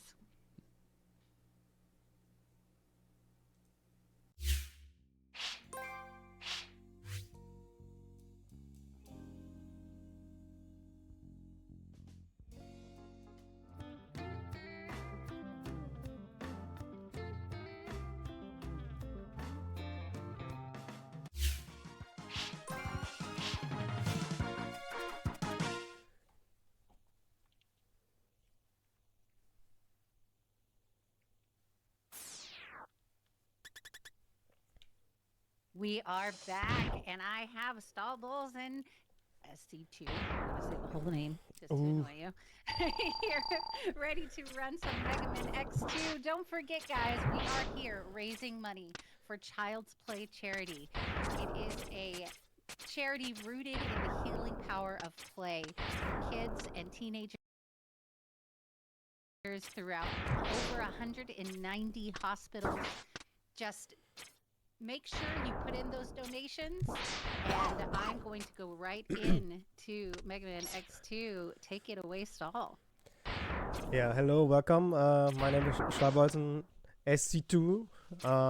I gonna showcase some X2. You may be hearing my voice now. It's a little bit banged up. I was at a German speedrun marathon the last days. I just came home today. And well, you know, offline events, not much sleep, and maybe some some drinks, you know. And yeah, now I have a cold, so I hope it's not impacting the commentary too much. I try to do my best. Just if I blow my nose, like, then mute your stream for a moment. I don't know. Then it's your problem. Anyway, yeah, gonna showcase X2, second game on the SNES from Mega Man X.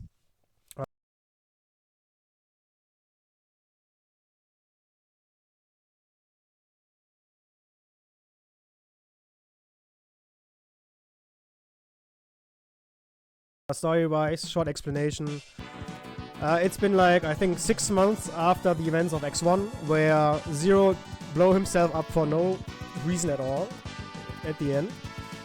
And we defeated Sigma, and he's gone forever. So, what could happen in this game? We don't know yet.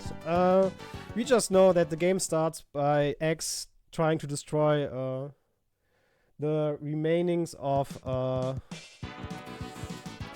Sigma's remaining forces. So, without further ado, I try to explain the story and the game mechanics while we are playing. And yeah, let's start the run in 3, 2, 1, go. So yeah, as I said, we are trying to destroy Sigma's remaining forces, and by the way, rip green bike dude. And the first big difference compared to X1 is that we can dash right at the start of the game, which is very nice. You don't have to play this stupid intro all over just to get a run going. You can just start and reset in the second stage. Way better than resetting in the first one. But yeah, if you know X1, it's basically most of the same mechanics. We dash, we jump at the end of our dashes to extend the speed, to keep the speed, and we also can do some dash lemons, which deal double damage, which is like this little yellow thing. And yeah, I mean, you still have to wait for the iframes to run out. But yeah, that was the intro stage. No biggies. This was also, by the way, this guy was called CFO. And after him, some optimized, busting strats got called after him. And those gray guys, I don't know who they could be. They are monitoring X for their master. I don't know who that master could be. We don't know yet. Anyway, first stage, Wire Hetimal or Sponge. First big reset point, usually, in the run. And yeah, we are playing any percent, but in X2, any percent is basically 100%.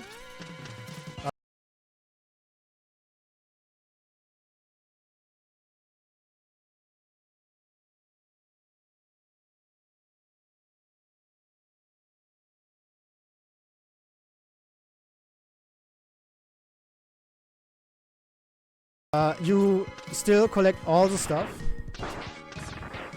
if you don't get bonked. I almost had it. Come on. There you go, first try. And yeah, Sponge is controlling the weather. He has like a weather station going on here.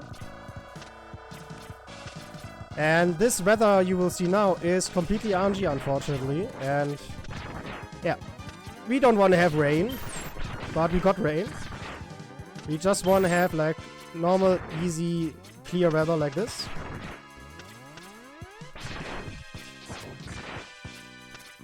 And we are almost done with the stage, you know. And then we can try to defeat the bad guy here. And this one, yeah, as I said, is a big reset point, because if he reaches 50% of his HP, he will do a desperation attack. And doing that, we can't hit him. But if he's going up, not like this, like this, we can get some damage into him.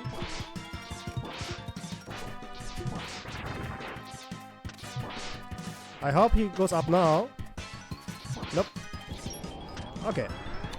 Doesn't matter. We could wait now for him to go up, but why? Oh, now he's going up. Thank you for nothing, I guess. Yeah, in a marathon setting or in a race, it's just trigger him, take the time loss, because we can wait for him to go up all the time, like for minutes, if he doesn't want to. We are screwed. Yeah. But it's okay. We defeated him, and we can move on with the next stage, which is the alligator. And this one, in this stage, we get our first upgrade. And this upgrade is, I think, the most useful one in all of SNES Mega Man. Definitely the best Buster upgrade. And with the Buster upgrade, we can obviously charge our weapons as well. And in this game, we have like two main weapons, like movement tech weapons. One of those is the chain. And we can use this to like drag ourselves a little bit further. And a charge chain obviously helps with that. And also the Buster shot itself, neon shots, are very, very powerful and useful as well.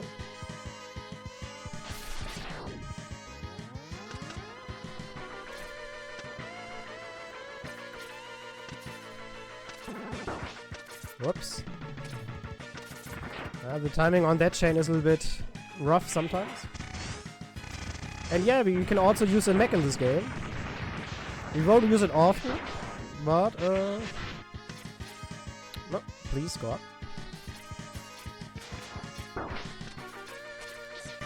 Taking a little damage boost to reach that heart here.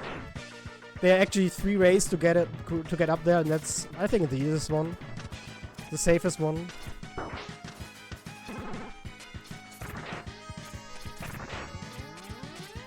Okay.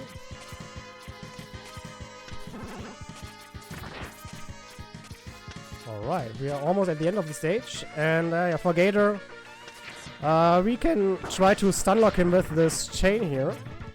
His weakness. Yeah, you only have a few frames for this. And yeah, the console also is lagging super hard in this fight, so... Well, let's see how this goes.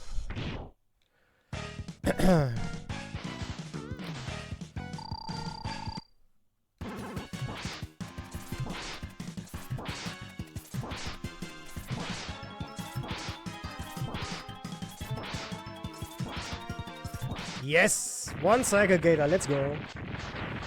This fight can lose you a lot of time if you don't get this one. Yeah, and like, so if he gets hit by his weakness, he tries to dive in this oil bath. And yeah, then you have to wait for him to come back. And you only have like a few frames before he goes into the oil to hit him again with his weakness. So, story-wise, those guys are called the Counter Runners, and they will challenge Axe to a fight, which is basically the 100% way of finishing the game. They need to buy time for their masters because the body is not ready yet. And yeah, we can have those additional fights against those guys.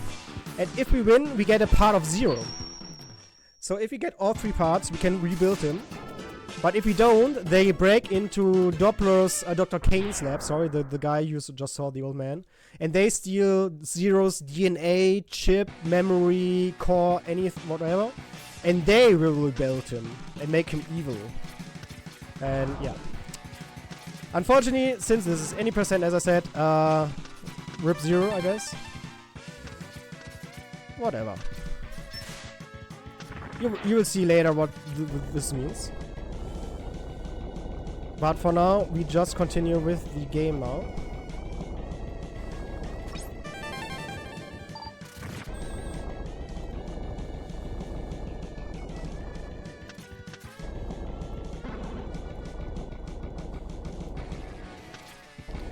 Also, this game has a lot of vertical movement, unlike X1. So sometimes, well, it hurts on your hand. Oh, no, please. Because you have to press all the buttons, hold your charge, while constantly pressing jump again. Alright, so for this fight I'm gonna drop one of my neon shots. So I'm just randomly glowing. And try to do a stack with my buster.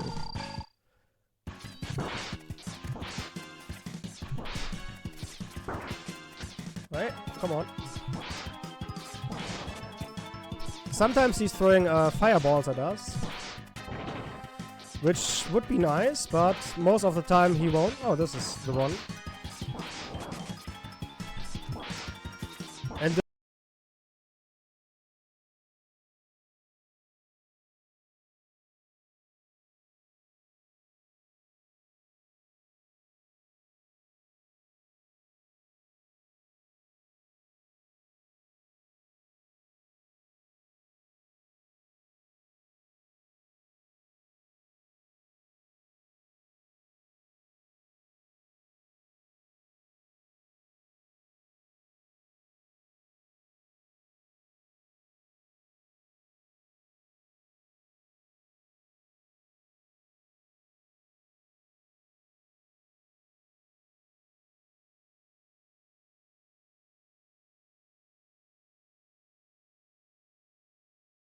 maybe it's just a Twitch thing.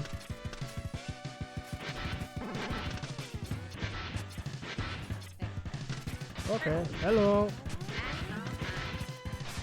We are back, yay! You didn't miss much, I think. I hope, at least. We are now in the next stage, Magma Centipede, and I hope you will remember this specific room here. Maybe we will see it again. But just maybe. Before that, let's continue with the actual game, I guess. Oh, and I triggered the alarm. That's not good. You see those blocks, and if we trigger the alarm, way more will fall down. And try to block our way, but we managed to get through and dodge the little aiming arrow thing, which would like upgrade this bad guy here.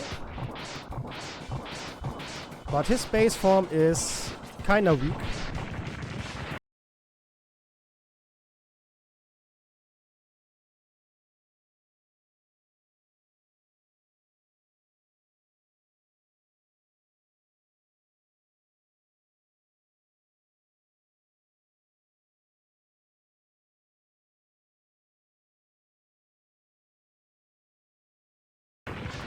And we are almost at the boss. And yeah, now you will see again the power of the burner giving us some iframes while being fast. So, Magma Centipede, he has a specific pattern. If we get this one, we can try to create a little glitch where he's kinda stun locked in one movement. And let's see if we get this one. Nope. Nope. Maybe now, please. No, not this one. Please.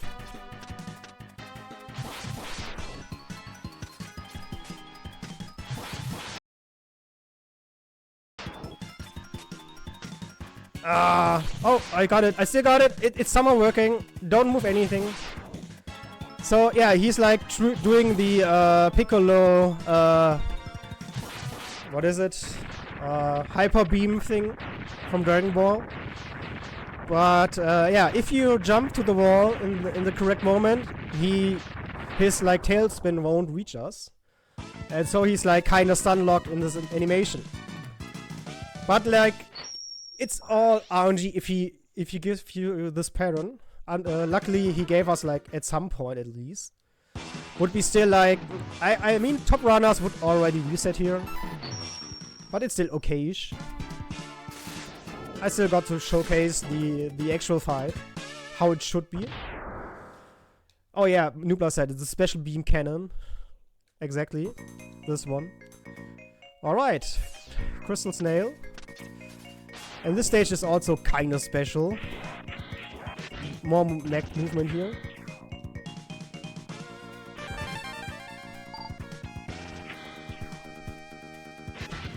Oh. Using more burner here. So coming up is a little mini boss skip. Usually Mega Man runners don't want to have lag, but in this case we won't have lag. Because this guy here you just saw is the mini boss, and it won't just get activated if you use the burner, because there's lag and that kinda skips the trigger. For reasons, you know. So as a reward we get the most useful upgrade in all of Mega Man. Debatable if the X3 one or this helmet upgrade is worse, because now we can scan for secret items and stuff. But I think I know where everything is, so I don't need this one. Thank you.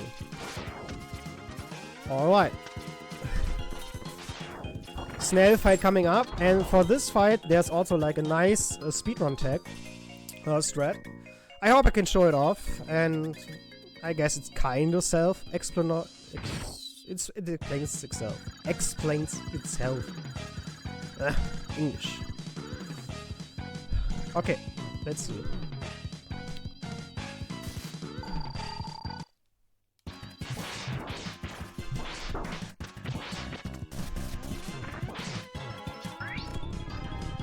Alright, this looks great. And one more damage. Alright. Almost perfect. So, yeah. We kinda force him into this specific pattern where he shoot the charged version of our Magnet Mime, and by kicking the shell away, he's like, oh no, I have to get back into my shell. Please, I'm naked.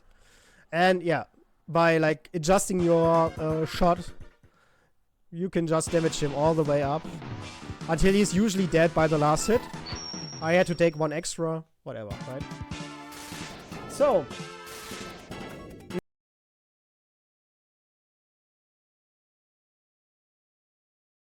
next stage is quite short, but it's very unique. You won't get to see this until X4. This kind of stage. Because we won't be running a lot. We are driving. And don't forget, kids, don't drink and drive. It's very important.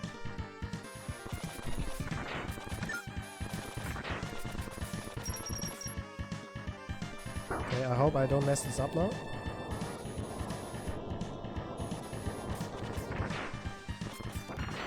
Okay, this looks good. Ooh, can I make it? Yay, no bike crash. Yep. Whew, we made it to the capsule. So as you saw, the heart is like hidden in this spike thing. But luckily, we can just use the bike to get there. Sometimes, if you are like on a bad day, you just crash the bike and yeah, die. But we got lucky. And now it's time for the big Nooblar mash screen here. Oh my god! Oh, so much mash! Oh god! It's so hard! Well, it wasn't me, it was a cutscene, unfortunately. I wish I could mash that fast. But, yeah. Ostrich is up next, and with his weakness, the fight is actually quite relaxing. Unlike in 100% where we have to do this buster only. Oh, not like this. The thing is, if you hit him with his weakness, you can hit him again before his like freezing whatever thing is running out. And yeah, just spit at him one more time, and he's done. And as I said, in 100% the route is a little bit different because you want to fight these extra bosses. And in this one, in 100% you have to do him buster only, which is a little bit more annoying, but not too much difficult. Okay, 2 more Merricks. And the next one is a little notch to Mega Man X5. This is the famous X5 reference. It's a little bit strange because X5 wasn't released at this point, but yeah, it's the X5 reference. Maybe you know why. I guess you remember the sound, the song. Oh, didn't get the fish, the complete fish.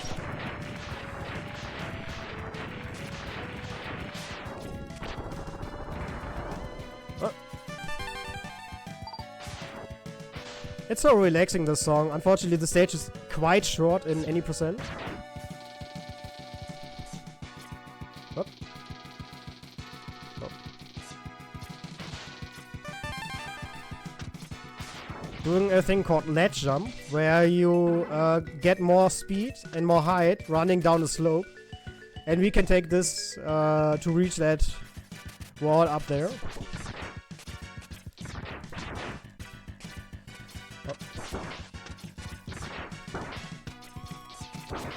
No.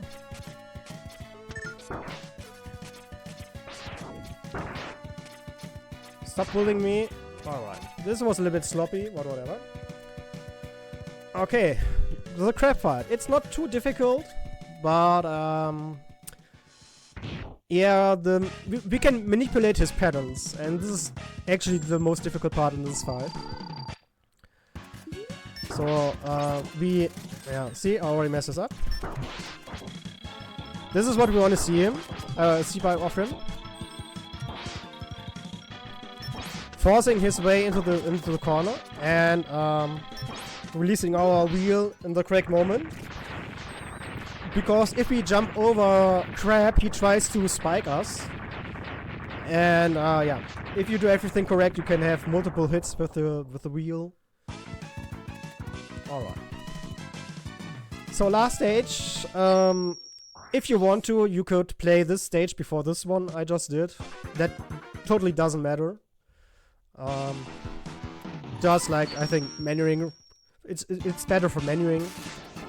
So you save one input. Or two maybe, like you have to get back down. So, last Maverick. I think we still need to collect some stuff.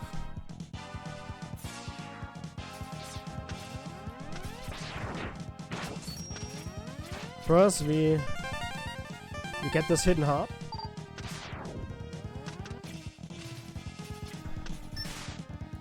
And then we get down here, which is even more hidden, and get, well, kinda useless upgrade. I mean, we get the armor, which is good because we take less damage. But the extra, the Giga Crush, it's kinda useless for us. I would say the Berlin Crush. Shoutouts to Berlin with 1. Alright, we have everything we need.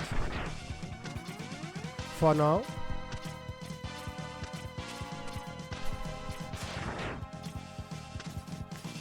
And let's continue with the stage. where we have like two mini boss fights back to back now. The pattern he does is like RNG, where he jumps.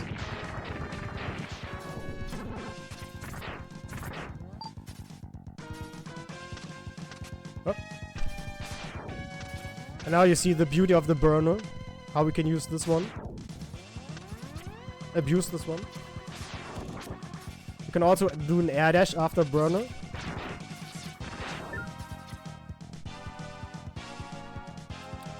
One more Gustavo fight. There he is. Small hop. Alright. And this is almost the end of the stage. So we have the armor now, but the next boss, he still can hurt you a lot. Like his body damage is so big, even with the armor, for whatever reason. But, well, he kinda looks strange, right? Not so powerful. Interesting. Wonder why.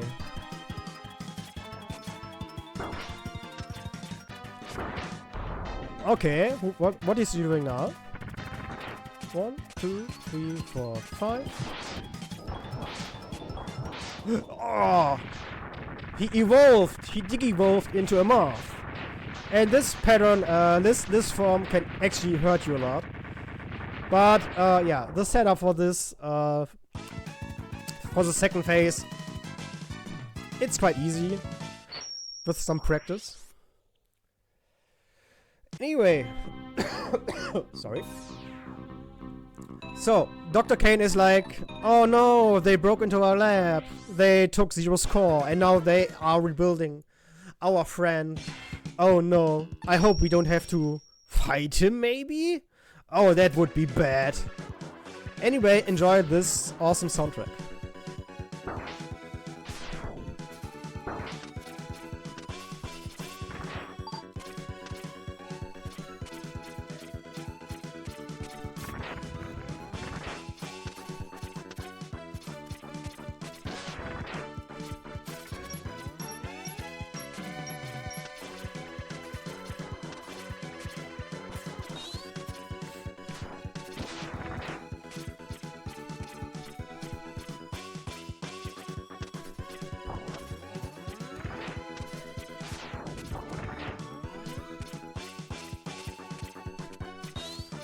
Oh, my hand! It hurts!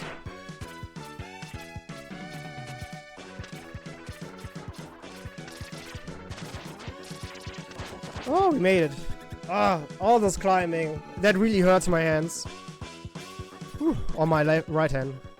But luckily, this fight is free. It's totally free. We just need our bubbles. And now we just chill. We just, like, I don't know what Mega Man is doing in this position. I don't want to know it. But yeah, just, like, hit the bubbles and adjust to his movement. And this, by the way, is Wylan.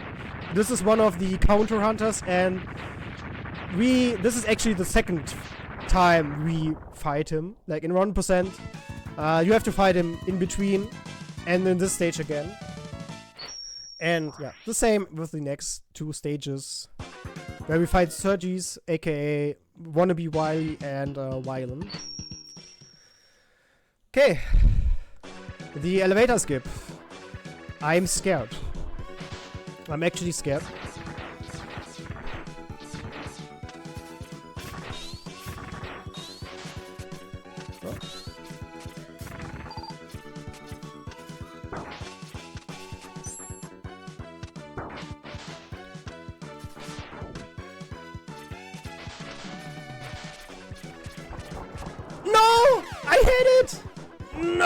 I'm dumb.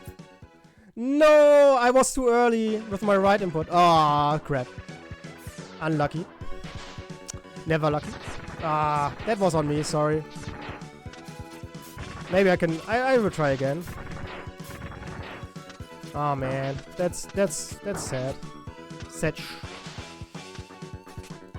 Oh no. Okay. I guess we won't use it now. No, okay, we can't do it now. Sorry.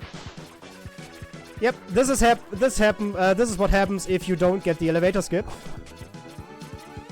You have to wait for 20 seconds. How was your day, guys? Ah man, I got it, but I was... Usually you take a hit by the flame, and then you can climb up the spikes. But I don't know, I was like, okay, I got it, let's continue, and I wasn't ready apparently. It's like bonus content, DLC, guys. You know, more Mega Man for you. And future RNG manipulation, obviously. Alright, let's see if I can get this, like, it's not a quick kill, but like, heads up. Yep, we destroyed two of those bubble cannons, booby cannons. And now we fight Surges, which totally is not Dr. Wily. Okay, I didn't get the double hit. But we just take it easy now. We just stay here, because this is a nice place. Cozy, you know. And yeah, if you get hit, whatever, right? Just charge your buster and do some busting. And he's done.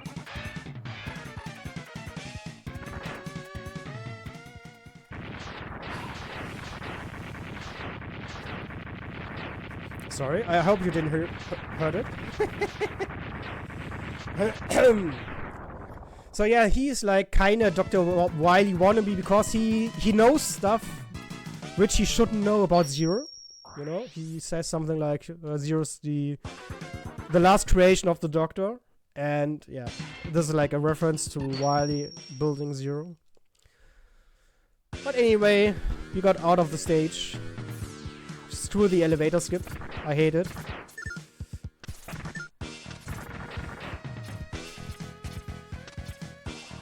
But now you will see another nice tech in this game with the neon jumps. So the neons are those little shots you can charge up.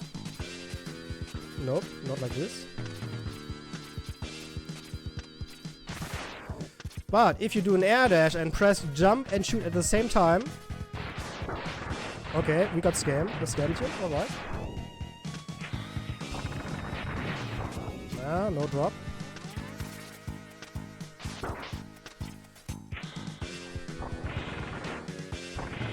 Come on, give me HP. Give me a drop. I don't want to use my sub though. No, it's...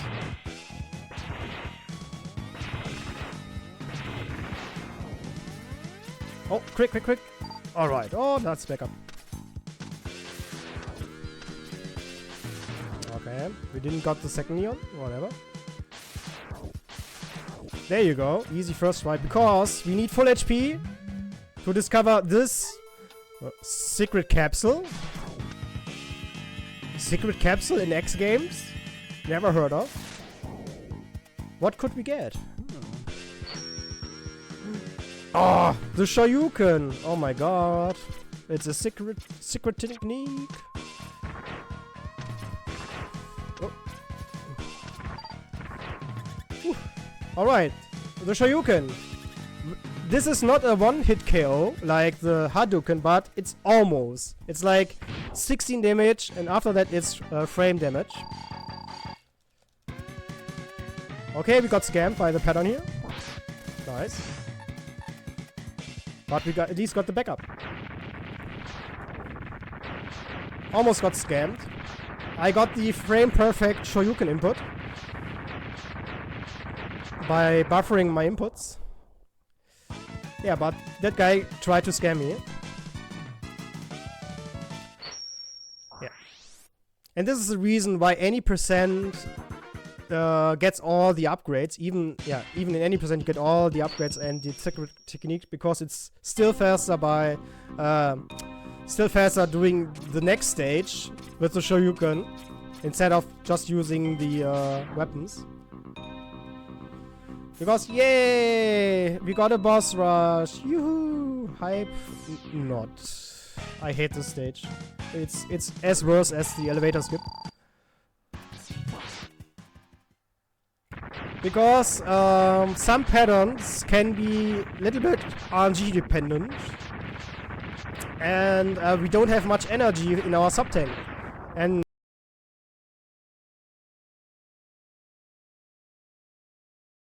just like the Hadoken, we need full HP to perform the Shoryuken. That's why I was like also farming the energy in the last stage. You know, some marathon safety energy.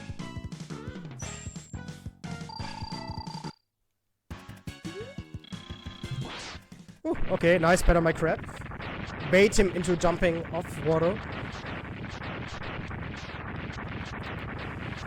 Okay, this is actually scary. The refights are scary, guys. I have to tell you this one. Okay, next up is Sponge. Let's see. I hope we don't get like a swing. That would be really bad. A swing attack. Nice, thank you. Thank you very much, Sponge. So yeah, if he swing his swing attack, we can try to dash under the chain, but then we have like to do a precise Shoryuken input. Otherwise, we are totally screwed. Unlike this guy, he is usually quite easy. Second try, let's go. And now you saw like the problem with the Shoryuken. If you like doing it too early, you do damage, but not enough. And if you're unlucky, you fall into the enemy, and yeah. Not good, right? Alright, Snail. This is Snail Shoryu.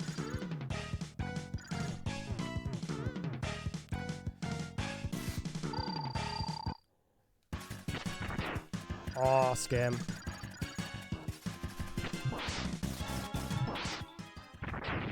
Ah, too bad. I was trying to show off a nice little trick.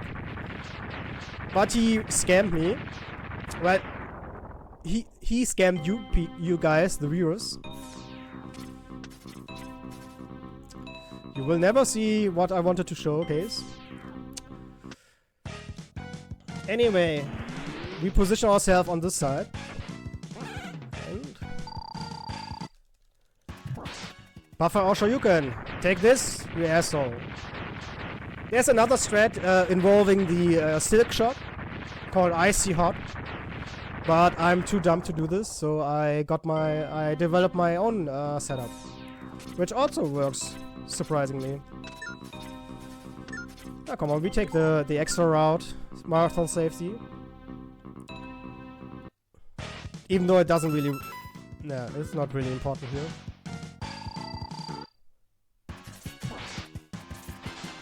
Ah, too bad. Didn't get the chain strat in the refights. It's a little bit more laggy, and we don't have a visual cue here. Or not a good one, at least.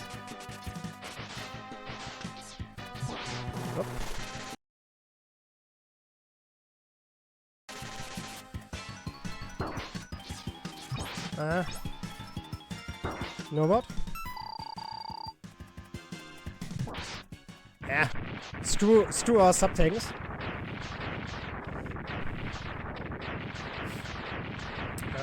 Didn't... I got a nice backup pattern, sorry. But unfortunately, yeah, I missed my inputs. Shoryuken inputs, by the way, are the same as in Street Fighter. And yeah, this doesn't make it any better. I don't like the Shoryuken inputs. Anyway, last refight.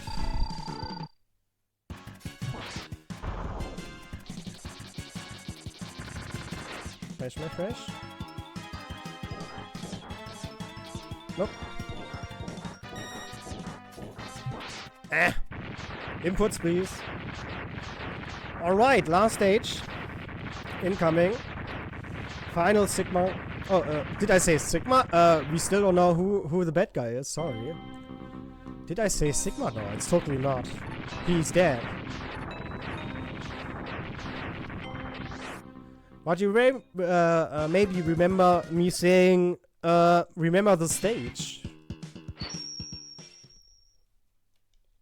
Yeah, it's the same stage, like Centipede. Because we have like a computer core in here. Should I go for some safety strats? Oh, come on. Alright, this should be enough. At least for a little bit, for one bonk here.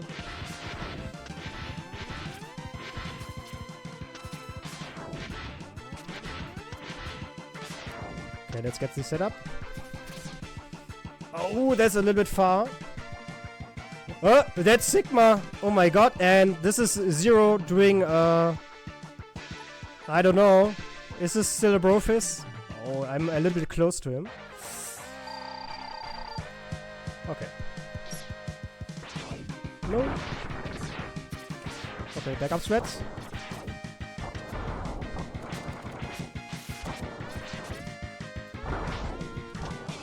I didn't want to use my sub-tank on this guy. Yeah, they indeed rebuilt Zero.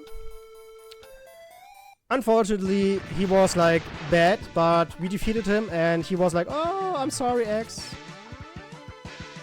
Please finish him." Alright, last sub-tank used. Let's hope for the best, because now we have to fight Sigma in person. Wolf Sigma or Wolverine Sigma. Or Wolverine. Haha. He's laughing at us. Whew, that is always scary. Alright. Well, but he's not done yet, because he is showing his true power, aka, are you ready for round 2?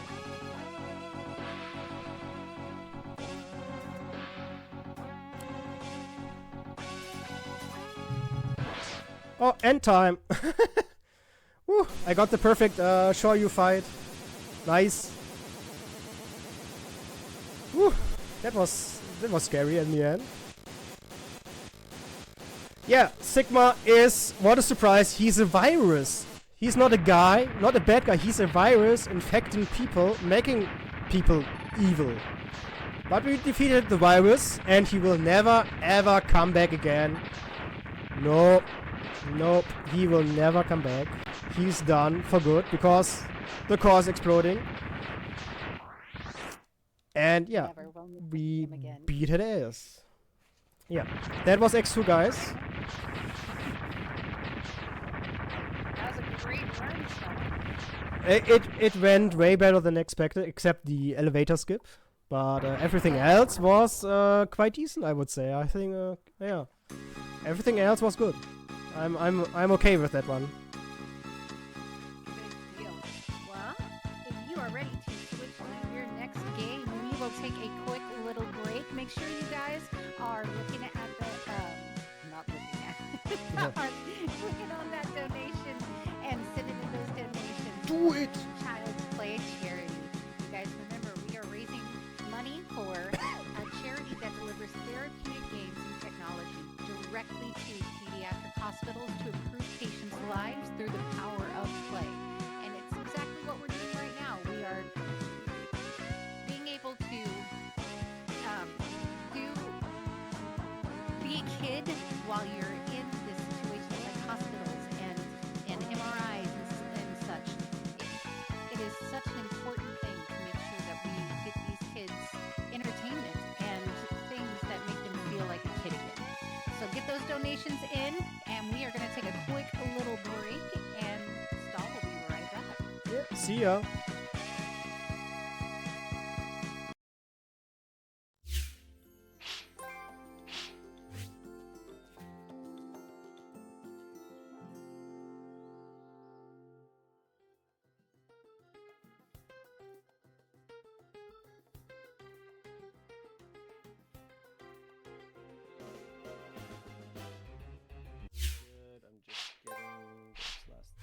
Up.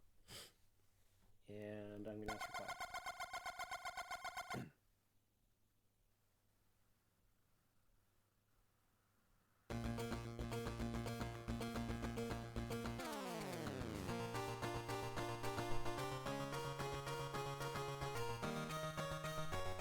We are back.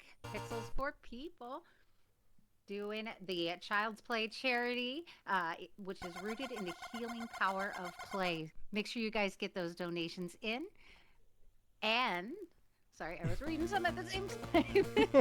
And we are back with Stall, playing one of my absolute favorite games growing up.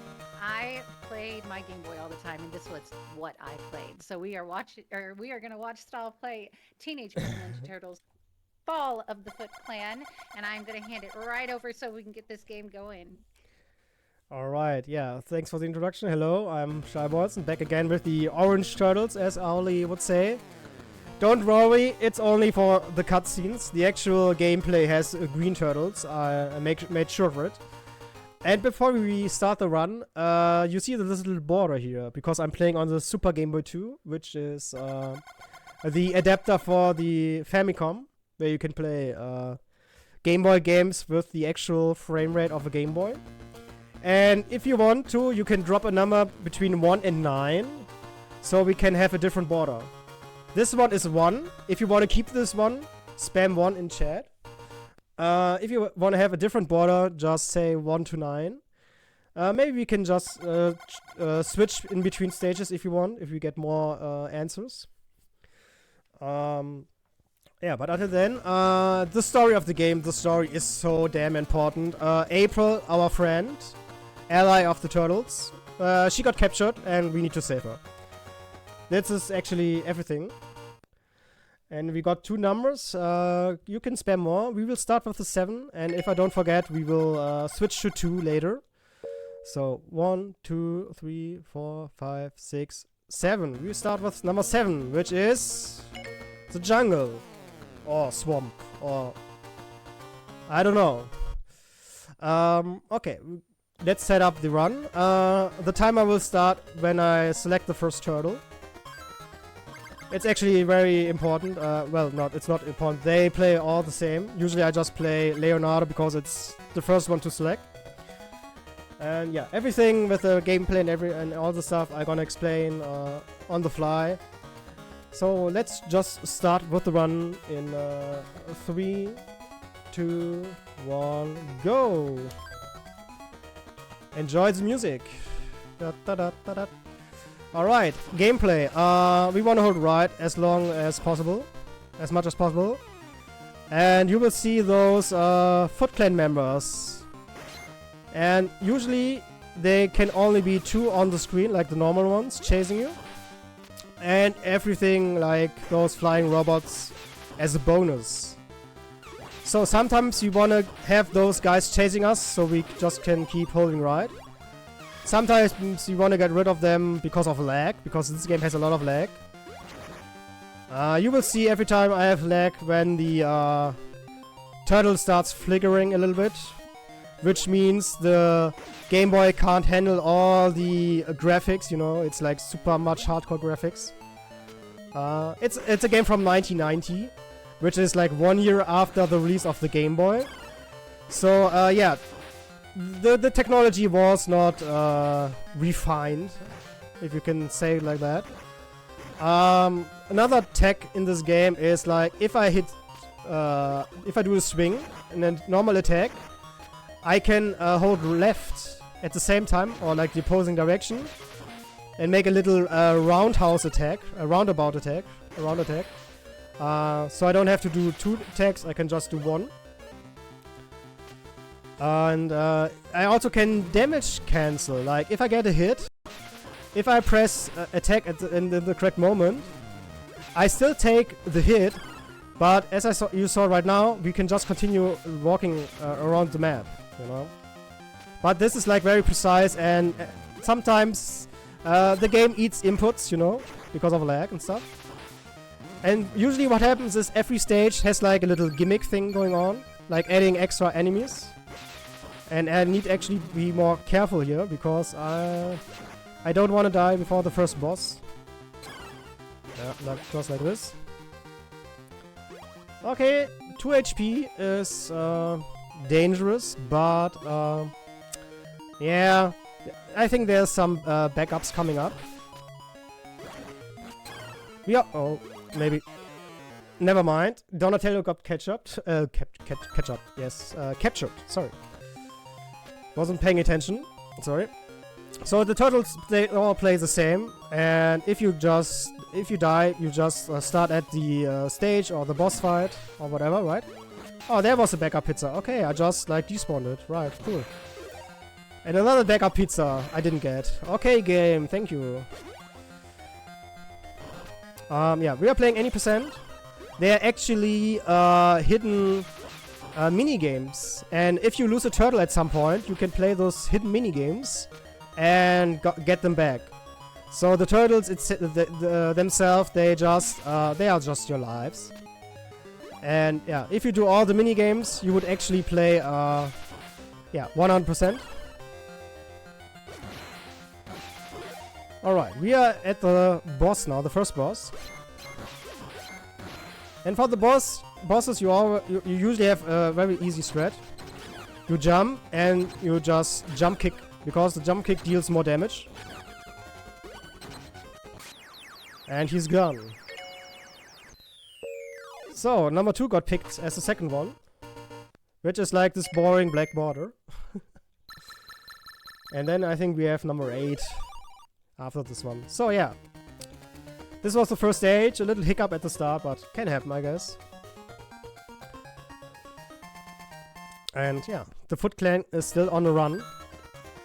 April, we are coming, just hold on.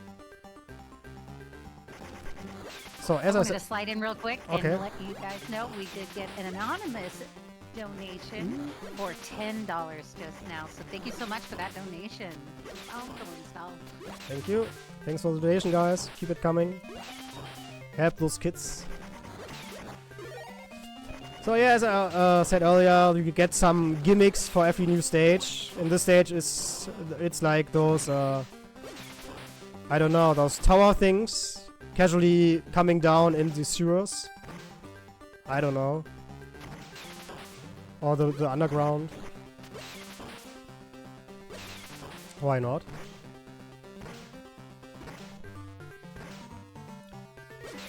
The first stage is also like the longest one by far. This one is a little bit shorter. Only like 2 mini stages. And also what I didn't explain. You see those little Mausers guys, right? Those little robot chickens. Usually I can just jump over if the screen goes up high enough. Not like this. But I can despawn those guys. So depending on the moment I make the jump, you don't actually have to fight those guys, because they can be really nasty. Especially if you want to be greedy and holding right as long as possible without hitting something. And yeah, then you get a leg spike and lose your inputs. And then they like try to eat your ass. But not the the good way. Okay. Next boss. Rocksteady. He's trying to punch us and then he's trying to shoot us.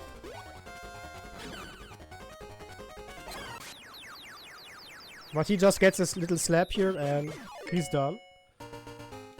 Number 8, right? It should be this one. The dolphins. Oh! They fought better for the next stage. Not this one, but the next one. Yeah, oh no! They escaped by car. So, the Footclan escaped by car. And how can we chase them? Oh yeah, there are trucks on the highway. And we can just walk on those, because they are actually faster than a escaping car, right? No. Yeah, but surprisingly, there are a lot of like trucks back to back, and we can just walk all over them. How convenient, I would say. But the Footclan is getting nasty. Yeah, and this stage is by far the shortest one, because you only have this section here. Unlike the other ones who have multiple ones. Too early.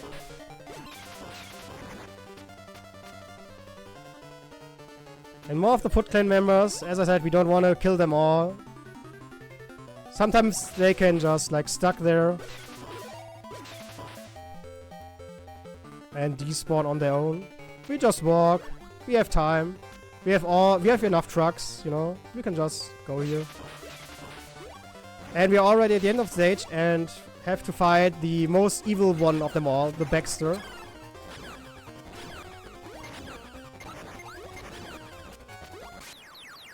Yep. He is hardcore. He's like he's so strong. Easy peasy. Well, speaking of easy peasy, the next stage, this is like more frightening. But yeah, what's coming after the highway? Yeah, of course, the river. This nice little orange juice water. Unfortunately, the Super Game Boy doesn't have an option where everything is like fitting for every purpose, every color, you know. But anyway, why is he jumping? You have like this little piranha guys. They are also like a pain in the ass, like quite actually. But if you jump high enough, they just despawn. And this is what I'm trying to do most of the time. I don't want to get bitten in the ass, and I want to despawn as much as possible for less lag, right?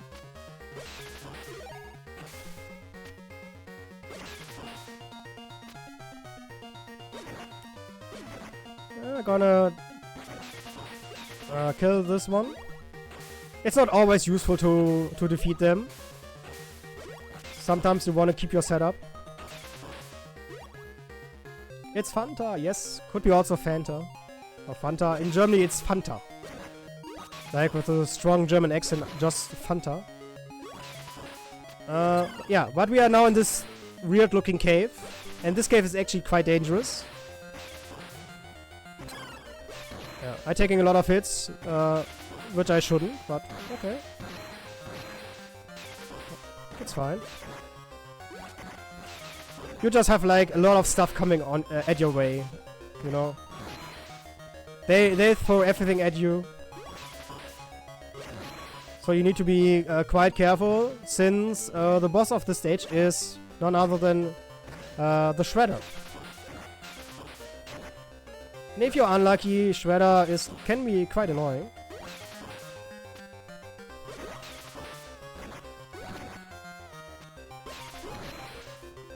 But I have like a little safety setup for this one.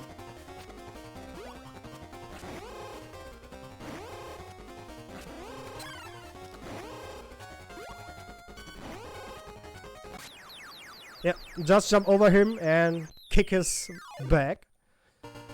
And the funny thing is, you saw this little teleport thing.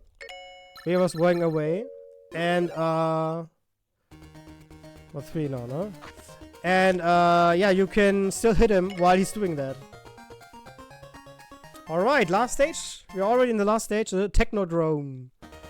This stage has 2 sections before we face the big boss. Who could it be? Of course, it's Krang. And yeah, the Footclan, they throw all they have left at us. Those rocket things and those cleaning robots. And those cleaning robots, they are actually annoying. And you have to kill them with a jump kick. With a normal attack, they won't die. But with a jump kick, they are one hit.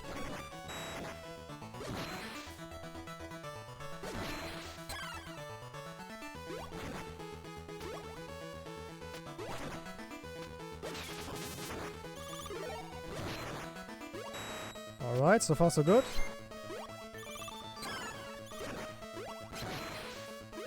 Already at the end of part 1. And for the last time, guys, enjoy this music. I'm gonna be quiet now. Not quiet. Oh, yeah.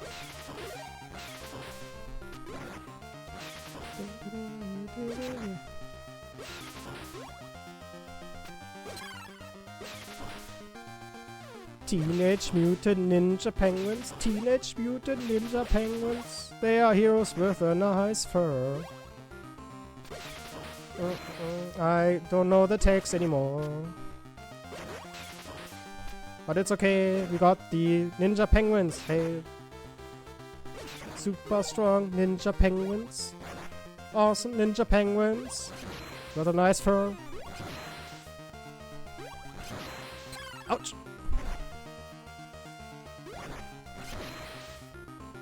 Yeah, coming up is the final fight already. Well, not coming up shortly. Okay, 2 more hits, please. Give me more hits. Alright. Time will be when he's teleporting away. And this fight is... He's hard. You jump, you kick, you jump, you kick, and he's dead. And this is time.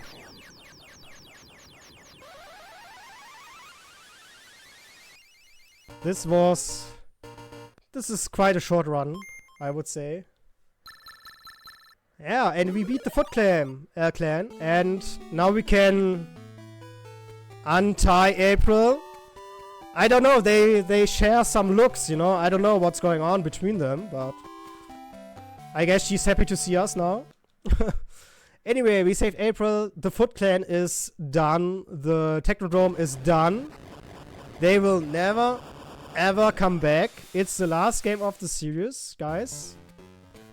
Yeah. It's over. Just like Sigma. Yeah. Wow, that's such an amazing run. I love that game so much. Oh man, great job, Stall. Any shout outs you want to do? Sorry. Thanks for Kada for having me again. Yeah, Pixels for People is always a marathon I really try to participate in. And this time I got lucky that I left that other marathon early enough to play in this one. So everything turned out quite well, date-wise, and yeah. Support Child's Play, you know. I don't have a kid myself, but my brother has one, and I don't hope this will happen ever, but maybe someday he has to go to hospital and no one else can help. So yeah, in this case, I would be very happy to have somebody helping in this situation. So Yes, I agree. yeah, thanks for watching. I hope I didn't sound too bad with my cold here. Enjoy the rest of the marathon. It's going on. I think there are a lot of runs coming, still coming. Also on Sunday. And yeah, have a good day, good night, good morning. Tomorrow.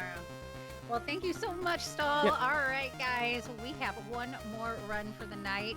We got organMike coming in with Avernum. I do not know the percentage, how to even say it. I'm not even going to attempt it. So we'll let them go ahead and say that. But we are going to take a quick break, and I'm also going to hand over the hosting duties back to Carter. I hope you guys have a great rest of your night. Enjoy the final run, and hopefully we will see you all tomorrow as well. All right, we'll be back shortly. See ya.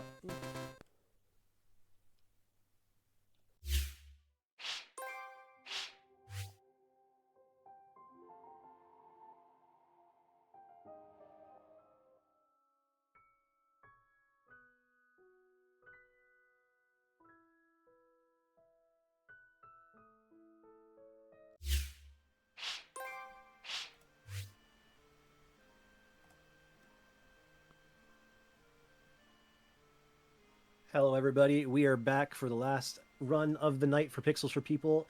We have organMike running Avernum. Just so you know, organMike, your incentive for retrieving the necklace did get met, so you will be doing that. Take it away. Awesome. All right. Thank you very much, Carter. Yes, I am organMike. I am everyone's favorite organist in a human suit, and we are going to be playing Avernum. And I'm just realizing that of all my setup, I forgot to actually capture the mouse cursor. So give me 2 seconds here. We'll get that. There we go. Capture the mouse cursor. There it is. Haha, now you can see where I'm pointing. Very useful. All right, so very happy to be showing this game off. We are doing the percent run. That is actually how it's pronounced. SSS-THSSS. He is the leader of the Slithzarakai, who are a race of evil lizard people at war with the Avernites. We are the Avernites, but more on that in a bit. This run will end when I kill and take his torque of leadership to the king to show that I have indeed done the deed. And we have met an incentive, so that means we are going to be reclaiming the mayor's necklace on the way and returning that to her to get our royal token. So, with that, this is an RPG, so the first thing we got to do, of course, is create a set of characters. We're going to remove Melissa. We don't need that one. Philip is going to be removed from the party very quickly as well. Does anyone listening in chat maybe have a suggestion for a name for a cleric or a sorcerer? Or Carter, if you've got a name you'd like in there? Honestly, you could have one for just like Pixels for People marathon, maybe. That Just, sounds great. Yeah, I don't know. So we'll have Pixels for People here. See if it will all fit. Pixels for People. And we have a salami from chat. I can put that in there for Mycroft. So what we did was choose new character types for both of them. We made them both customs. This means we get to go and edit their statistics. So the first thing we have is these traits over here. If I'm doing a longer run, I would pick bad traits, which would give them more experience, but we're not worried about experience in this run. So we want as much power as we can give them. Natural Mage, which gives me a 25% experience penalty and makes my spells more powerful. And Toughness, which gives me a 20% experience penalty and makes us stronger against attacks. So we'll be able to both dole out more magic damage and take more damage incoming. Our first mage is going to have 4 points of intelligence. So these are skill points. We have 65 skill points to use. The amount that a skill will cost every 2 levels you buy will go up by 1. So now it costs 6. So we need to go to 4 levels of intelligence. Level 4. We need 3 levels of mage and 6 levels of priest. If you want to see what that has bought us, we can go over here in mage spells and show these are the first 3 levels of mage going up to haste and slow. Can't imagine why those would be useful in a speedrun. And priest spells going all the way up to level 6. The next one takes level 8, and you can't actually learn it at the beginning. You have to go and find it and buy it. So we've got all the priest spells that we can get at the start, and the first 6 mage spells, and that is our Pixels for People character, and Salami over here is going to be our mage spell mage, only intelligence of 2. Starts with natural mage, because anyone created into the 4th character slot automatically starts with natural mage, so we just have to give him toughness. And we need to go mages 8 levels. And 2 levels of priest. So this gives us mage spells all the way up to Lightning Spray, which is a mass attack spell. And only gives us the very beginning of priest. But that's okay, those are the ones we need. Healing, Curing, Battle Rage, which are Blessing spell that increases chance to hit, and Shielding, which decreases enemy chance to hit. Mostly we want it for healing and a few extra magic points, because you go to useful skills, you go to spell energy, your maximum number of spell points is 4 times intelligence, plus mage spells, plus priest spells. So we get as many of those as we can. Alright, and we're ready to go into the game. It doesn't start right away, because we have our little cutscene. Well, more like cut slideshow. You are never going to see sunlight again. You will never breathe fresh air, or be warm, or feel safe. That is your punishment. For your crimes, you are to be thrown into a magical portal and banished to Avernum, never to return. What was your crime? Not what you might think. Not murder or arson or crimes against other people. No, your crime was against the Empire, ruled by the cruel Emperor Hawthorne. You spoke out against an unjust law, or you angered some politician, or you may have just been a misfit. Hi. Not being able to fit in is a crime in the Empire, and thus you are being sent to Avernum. It is not a different land. After all, the Empire controls the entire surface of the world. All 4 continents have been completely submitted to its rule. No, Avernum is a series of caverns far below the surface of the world. It is a dark subterranean prison, a place where exiles like yourself spend the rest of their lives far from the light. What's it like there? Nobody on the surface knows. All they know is that it is dark and unpleasant, and is a place to be regarded only with fear. Some people believe that there is no air, warmth, or food, and death comes with merciful speed. Others believe that there's enough food to enable Avernites to endure a miserable worm-like existence until, of course, the monsters get you. And a few believe that Avernum is a paradise, a subterranean land of pleasure and relief, and of freedom from the Empire's iron rule. People mad enough to believe Avernum is a paradise soon end up there themselves. They don't really know what it's like. Nobody on the surface does, but soon you will. There is no appeal to the judge's decision. Early one morning, in a low stone building, far from any city, you are taken to the teleporter. You breathe clean, fresh air one last time. Then they throw you in. And when I hit start here, we begin. So, Avernum is going to take place in the underworld for most of the game. In fact, for the entire game, because if we leave, that's the end. Here we go. 3, 2, 1, we roll. Okay, so here's our characters. We get these little things pop up. These little extra menus. You can see there's 2 cursors on the screen because I'm popping over one, and that's where it is on my screen. Whatever the case, I don't have it lined up perfectly. That's fine, you can still read it. Basically, it says, hey, we can see things because there's glowing fungus. We need to come over here, and this is an RPG, so we're talking to people. So T for talk, A for tour. We ask him questions. He says, you can give me supplies? Yep, he gives us some money, he gives us some stuff. Bronze longsword, which will pass down to Salami. Healing potion, which will pass to Pixels for people. And some food.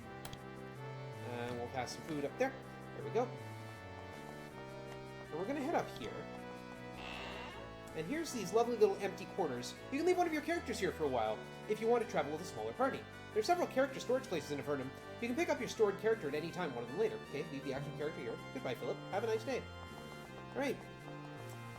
Because the first thing we need to do is change our party up a bit. Now we've got 2 empty squares, and remember I said anyone created into the 4th slot gets the natural mage trait?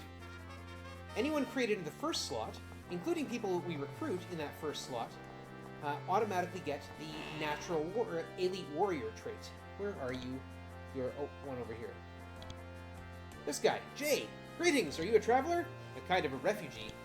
I was a farmhand in Fort Duvno, 20 miles to the north, and Nephilim started coming south, and I decided to move to more hospitable territory. The Catheads. Nephilim are cat people. Building some sort of fort in the north end of the cave. It's small now, but nobody's doing anything about it. Can you help me with something else? Does it mean you're looking for work? Would you like to join us? I got it, and he needs me to pay him 100 gold. Done. Yeah, join me. And he pops into our spot. There we go. Now Jay is there. It doesn't look quite the same as he did when he was a random character, but there we are. I'm going to pass his stuff back. We're going to actually keep Jay around. If we take a look at Jay's info, he's very good with bows and with melee weapons. This makes him a very good option to stand in the front and shoot at things. I also forgot, while we were at Fort Avernum, there was someone else I was supposed to talk to. So we'll head back there. We need to talk here to a woman named Warwick. Have you arrived recently? We haven't met anyone named Anastasia. She's looking for her sister, Anastasia. Anastasia is at Silvar, which is where we were just a moment ago. She's over here. And we met someone named Warwick. She's looking for you. Have you been able to get to your sister yet? Okay, cool. This is one of our first quests. We're not actually going to complete it yet. Oh, wait, no, we are. Different run. We need to move Jay into slot 2. And we need to talk to Warwick again. Warwick is going to give us some experience and some reputation. We found Anastasia. She's staying in Silver. So she gives us here reputation. It started at 10. It's now 11. And we get experience. What that reputation means... Well, reputation is our renown, right? Pick up my stored character. Swap Jay into slot 2. And put Philip back. Stay there, Philip.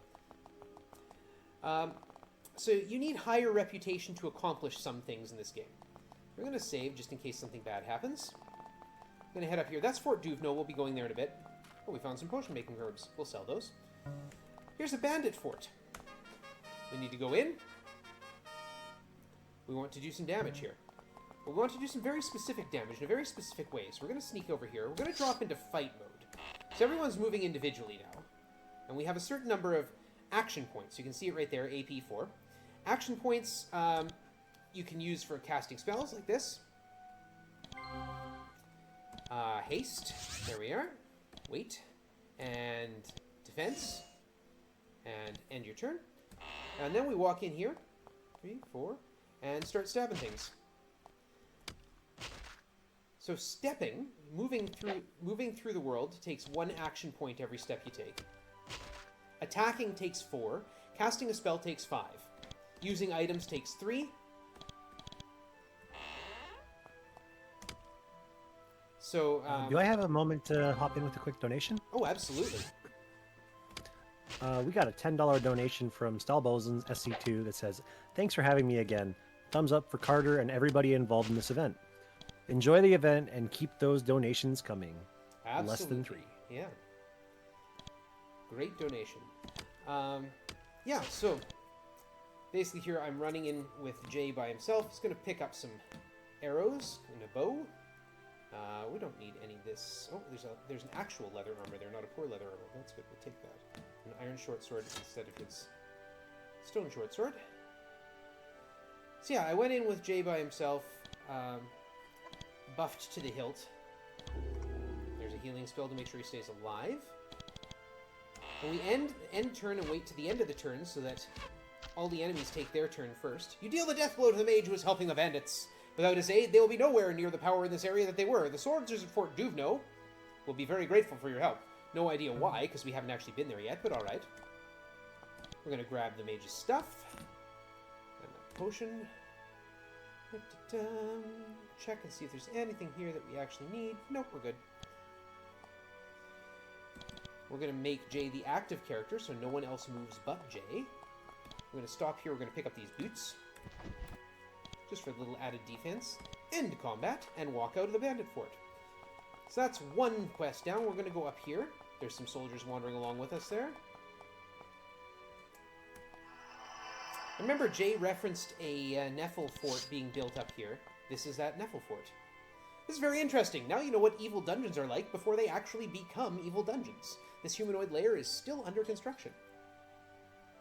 You would guess that the Nephilim will live here eventually, and they put goblins to work to do all the heavy lifting. You had both races on the surface, and the smaller were often forced to work by the larger. From inside, you can hear the sounds of tools striking stone and the harsh voices of the goblins. It is in your power to put a quick end to their labors. It is indeed. So we're going to put a buff spell on Jay, and a haste. And we're going to wait here and let them come to me, and do some stabbing. And a defense spell, and we're going to cast a little bit of light, just so we can see what's going on.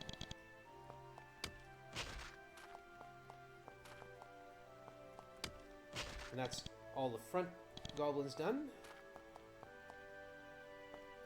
So those action points, yeah, you can do any actions so long as you have any action points remaining. You don't have to have enough for the action. You just have to have some points remaining. Pardon me.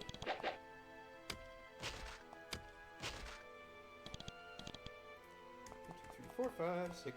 Walk right up to him. Is that a real leather helmet? It is. Put it on. Do some stabbing. We're all good. Grab the money. Take the money and run.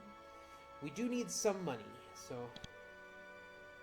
we're going to end combat here. We're going to go here, and we're going to use the mage spell of unlock doors, and it worked. Sometimes it doesn't. We're going to talk to this guy here. Hinthek, man in tattered armor. So as part of a group that raided the caves, they got caught. Well, consider yourself freed. Boom. And he leaves. And he gives me another point of reputation and 3 points of experience. The experience is not important in this run. 1, 2, 3. Buff up J. Haste up J. Like in most tactical RPGs, haste is a godsend. It's hugely important. Slow, though, is even nastier than haste is good. So the trick with slow, it cancels and is canceled by haste. But the fun trick with slow is that if you're slowed, you lose every other turn. You lose half your turns. Stand up there, kick in the door, and which one's the shaman? Is it K? Yes. Normally I don't have to do this because, well, I don't normally have to go and retrieve the mayor's necklace, but we're doing that, so. Now we're going to cast a little lightning. There they go. There they are. End combat. Grab their stuff. What do we got here? Haste potion. Jay, you take that. You can drink those. Enemies who are carrying potions, they will use them. So if an enemy, ooh, steel small shield. Thank you. Yes. If I run into an enemy that's carrying a healing potion and I don't kill it, but I weaken it, it will drink that healing potion and I will not get it. Same goes for enemies who are carrying wands or scrolls. And now we've got this. We've got to unlock that door. And now we have to avoid a trap. So you found a trap. Try to disarm the trap. And unfortunately, we did not disarm the trap. Reload! Thank you. Stop that. There we go. Third try, not bad. Iron arrows, a bar of iron, and a curing potion, just in case we get poisoned. And we get this, a bronze key on a long loop of lizard skin. You pick up the key and pocket it. It will be used automatically when you reach the door it unlocks. I need that bronze key to get the mayor's necklace.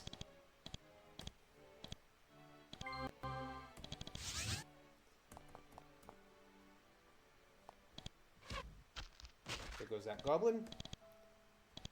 Their target's visible, okay. Fire at B, fire at E. Missed. Don't miss your 95s, please.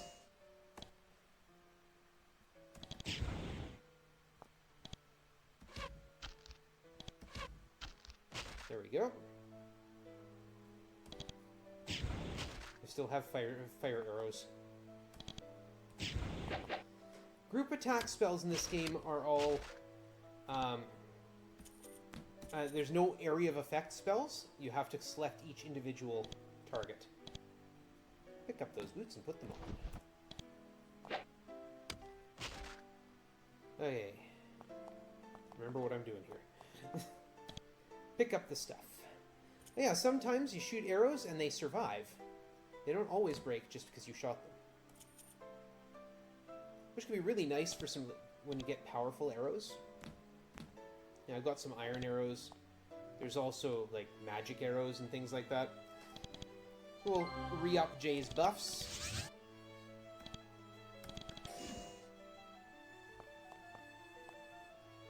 Kick in the door. 1. Fire 2 arrows into the Nephar warrior and start stabbing him. There we go. Slaying the leader of the Nephilim in these caves. While these irritating humanoids may one day try to return here, the loss of a leader will be a huge setback to their creation of a base. The humans at Fort Duvno, where again we have not visited, will be very pleased. Don't know why they would be, because again, we have no idea who they are. Boots, don't need boots. Don't need to take the weird meat. Don't ask what the weird meat is. You don't want to know. Almost certainly you don't want to know. Alright, and now we just get out of here.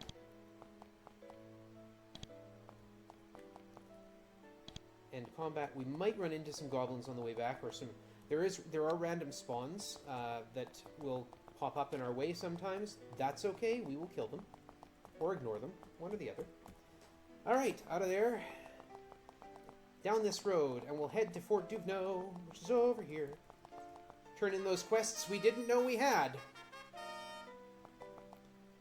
Here's Captain Johnson. What can you tell me about the bandits? I'd like to fight against them. We did it! We killed the brigand commander! I'm curious about something else. Tell me about the Nephilim problem. Well, I killed the commander of the Goblin Fort, and there we go. We got 100 coins for each of those, get a point of reputation and some experience. And now we go over here, and we do some salesmanship. Talk to this guy here. This is Jason. I'd like to buy some farming supplies. So we're going to buy some lockpicks. We're going to sell that wand we got. We're going to sell some of these weapons. Not the iron arrows, the iron short sword, though. I'm going to hold on to the iron javelin. Oh, I should equip that leather armor instead of the poor leather armor he's using. Using the steel? Yeah. And those herbs. And that bar of iron. Don't want to sell the lockpicks, we just bought them. Got a silver ring here, we'll sell that. Silver ring, and a bronze longsword. There we are. We have 769 gold. That's pretty good. We're going to open here, we're going to talk to JR. I'd like to buy some missiles. Unfortunately, we're not talking the sort of missiles that explode on impact. We're talking like arrows. Buy another batch of iron arrows. We're going to buy some more javelins, because we will soon have someone to use those. And that's enough. And out we go. So we have 14 reputation now. Now we need to head over here and to talk to another gentleman.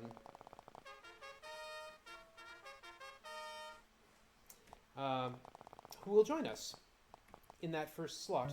This is a boat works. That is Eduardo. It's not Eduardo we want to talk to. This is Andrew. He's making a boat. He doesn't like working for Eduardo. He can come with us. We need 14 reputation or he won't join me. He just doesn't know who we are. Andrew comes to travel with us. Andrew is very good with pole weapons and with throwing missiles. And he's very strong. And he's very endurant.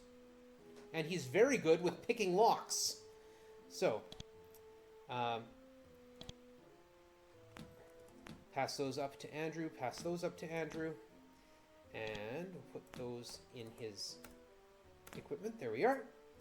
Pass the mushrooms back here in case we ever need to use them. Alright. Save. Now we need to leave Kotra here from the other side. And we need to look, we're looking for some merchants on the road. I don't see them. That's them.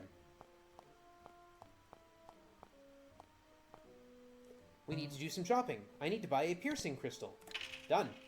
I don't have the money to buy the fine slith spear, but I will buy Andrew a slith spear.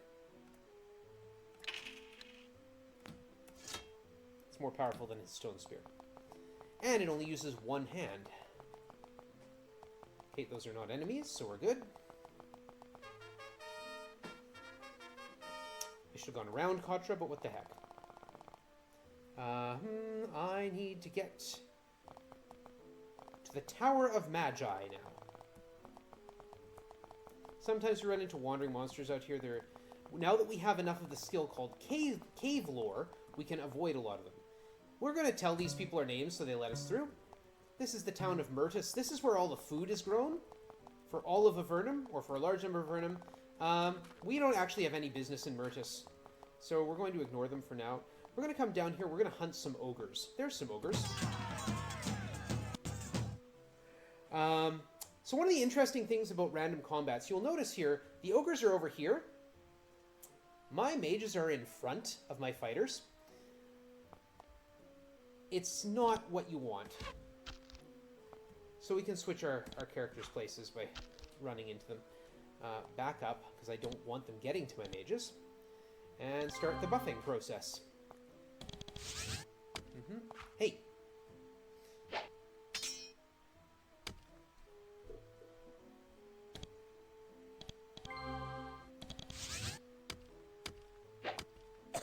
Okay, when you hear that coughing noise, what that means is someone is near death. Thank you. So the game has a mercy feature, where if a character is reduced to 0 hit points or less, they will stop at 0 and not be instantly killed. Which is nice.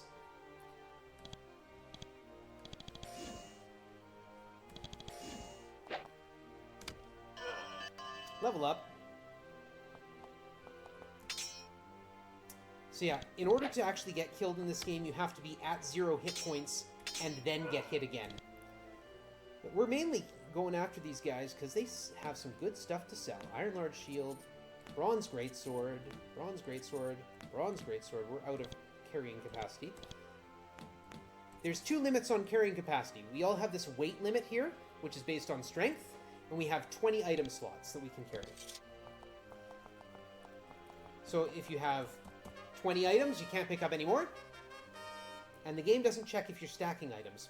This is the Tower of Magi. This is the center of magical learning in Avernum, and thus incredibly important. The power here makes the difference between life and death for everyone down here. Yet, something is not right. This place is imposing, sure, yet there's also something strange here, something wrong. Just a little bit too cold, a little bit too shadowy, and you constantly feel like you're being watched. And considering how much magical power rests here, doubtless more than just paranoia. So, we have only a couple things to do here. We need to talk to Brantford and do some shopping. We need to sell that. No, we're not selling those. So we get some nice return on our killing of ogres. Don't want to sell the piercing crystal. We bought it specifically for doing stuff here. We need to talk to Glenda. Want to buy some items. Specifically, we are looking for energy potions. Energy potions recover spell points. We're going to get that energy elixir. We're going to stop there.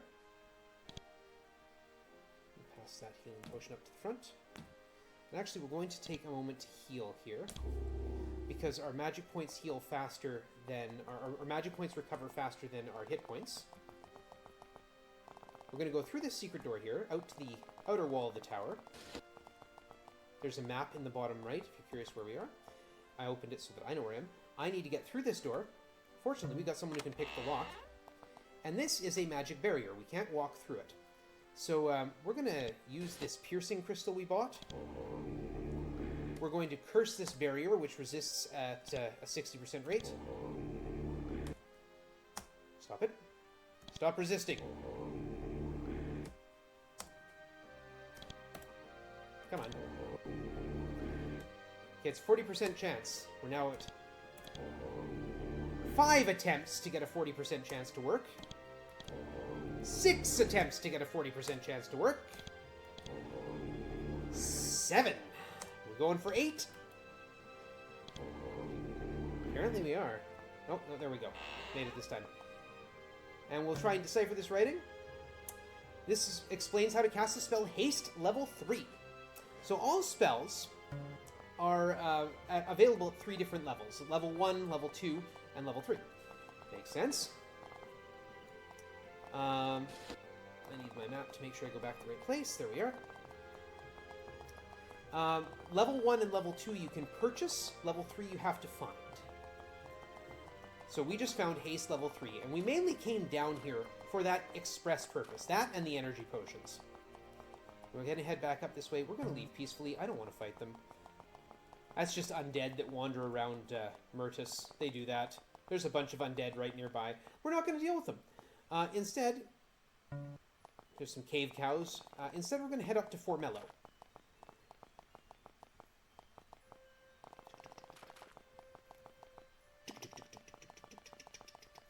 So this is a part of the run you wouldn't normally see. This is Formello. Do we have anything to shop for here? Not really. No. No. Nope. Okay, cool. This is the town of Formello. Formello has a mayor, and this mayor is not happy. She's missing a necklace.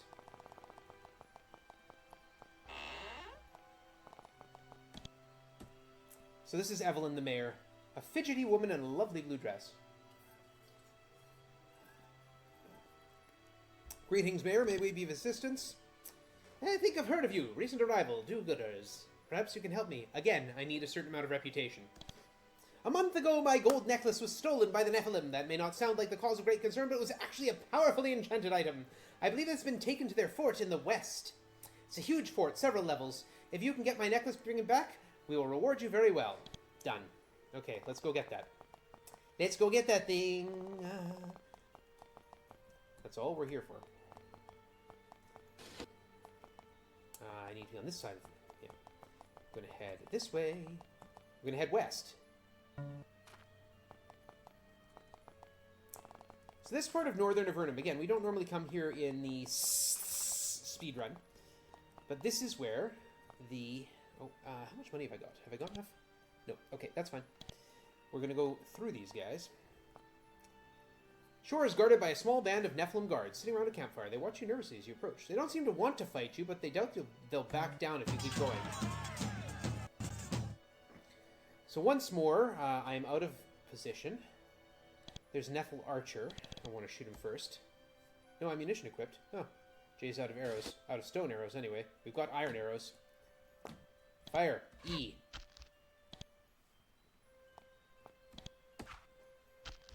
There goes the archer. Defense! And now, haste at level 3 affects the whole party. Which makes it much nicer for dealing with slow, which is naturally a group attack spell. Pick up what we've got here. We got some more stone arrows. We'll pick those up. Just a cavewood bow. Sometimes enemies will be carrying better equipment than we've got. Or better equipment, like at random, they'll carry better equipment. So, you know, you check once in a while, and that would be like an ash bow, which is even more powerful. And you can put some boots on instead of your sandals. There we go. End combat. The Nephilim are gone. You are victorious. You may continue onward. There's another one. Dance with me. This one has a Nephil Shaman. And unfortunately, Shaman look like the rest of them, so we're going to have to figure out which one it is. Using the look command. There it is, E.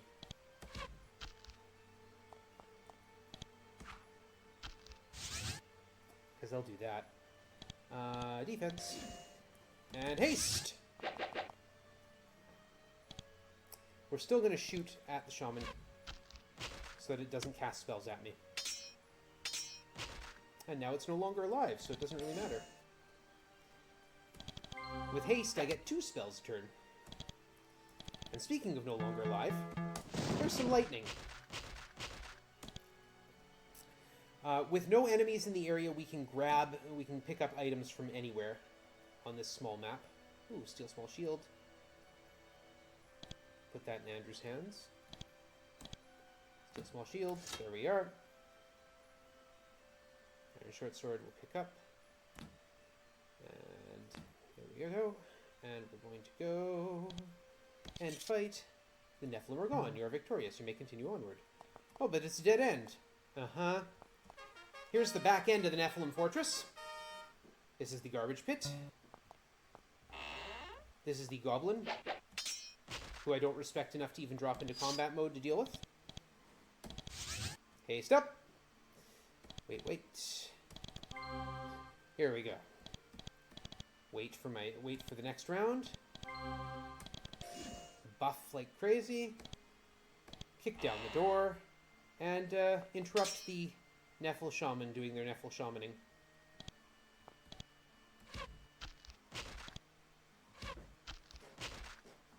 Mm-hmm.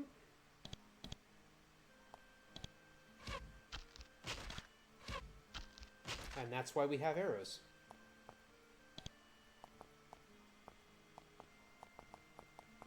There's one more back here. And we're done. We need to grab... Oh, steel small shield. Fantastic. They sell nicely. There's nothing but a cloak and a white tunic there. And there is... Why can I not remember? There it is. Some stuff here to grab. Iron dagger, cloak, yeah.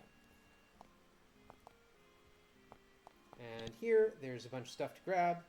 Grab the candles because they can give us light. Ceremonial knife, which is not a good weapon, but it is a good sell. Iron arrows, restock. And again, not a place I would normally be. We're going to head over here. Here's a couple goblins that I don't respect enough to even go into combat mode for. Pick up their loose change. And we'll go upstairs. Now, this is where we would find the boss of the fort, but we're not going to deal with her. Instead, we're just going to kick down the door to the kitchen.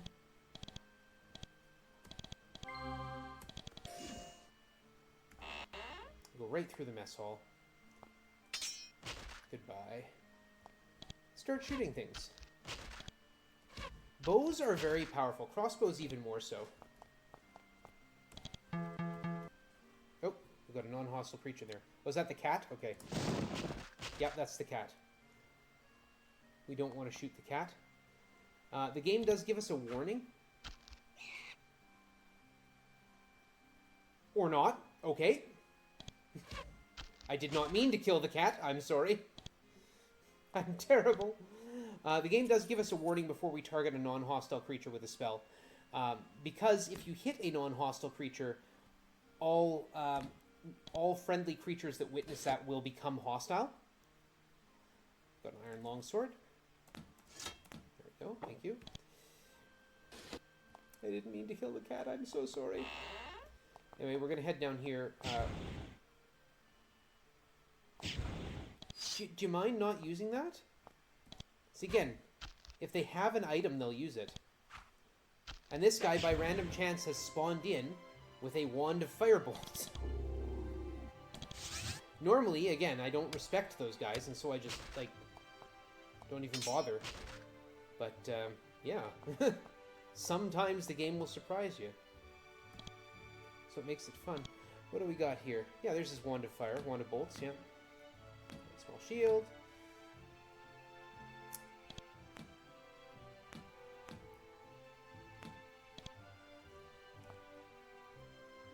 This door is locked. Yeah, it is, but there we go. Fortunately, your bronze key opens it easily. Alright, once more, prepare for combat. Hey, stop!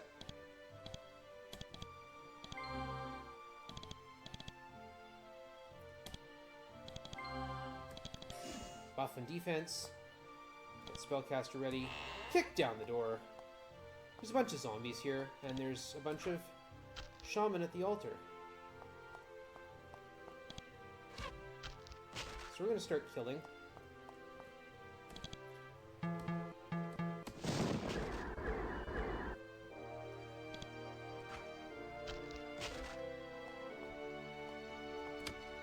we're out. There. Get a nice torque. Some hoops. Now, if we step close to that altar, we can destroy it. That is a thing which then brings a bunch of demons into the room. I mean, it's a good fight. And a thing you should maybe do if you're not on a speedrun. We're going to go into this door, pick the lock, because Andrew's amazing. And then we have to deal with this floor. It's shocking. We have to heal.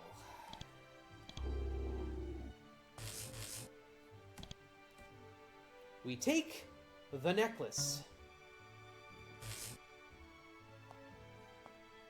Get everyone out of there. Shocking things we do here. Alright, and that's it. We've retrieved the mayor's necklace. We'll go send it and take it back to the mayor.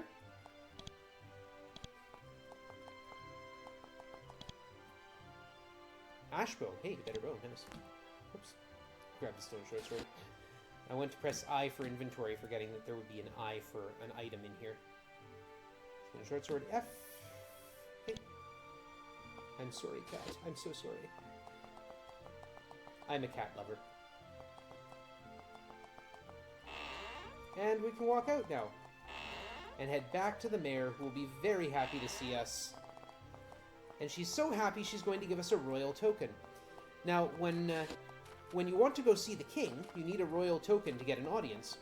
And this is the only place in the game you can get one. Well, it's one of two places, in fact.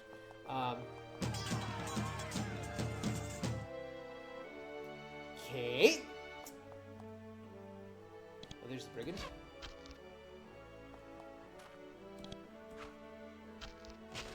If you're wondering, I was not expecting that.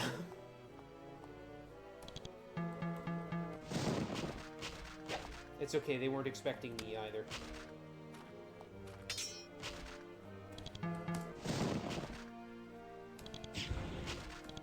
Anything to grab?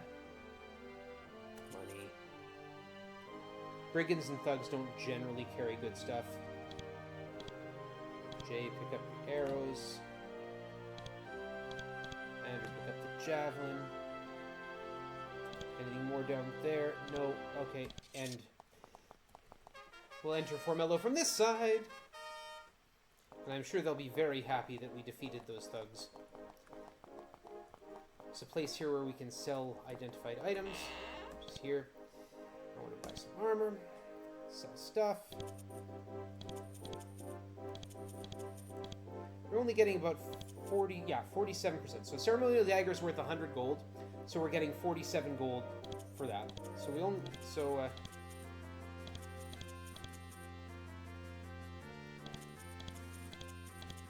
you'll get different levels of ripped off, basically, depending on which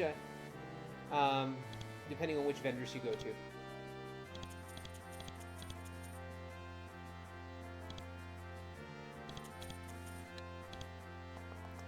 Okay, and now we head back to the mayor.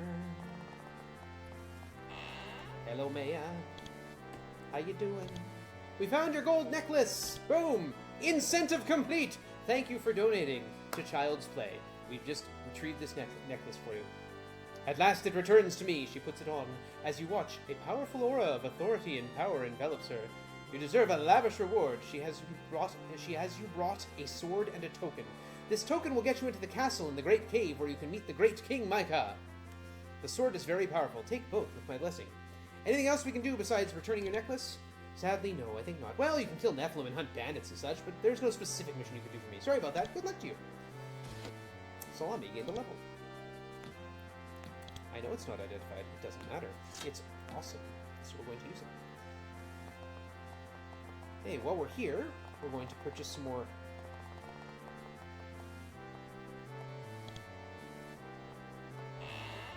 You want to buy potions.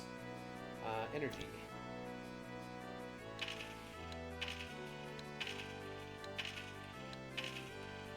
Invulnerability potions are actually really good. They are what they say they are. There we are. And that's it. That's all we need from here. Move on. Random wandering merchants. Well, they're not random. Wandering merchants will irritatingly continually stop you. I do not want to fight them. Thank you.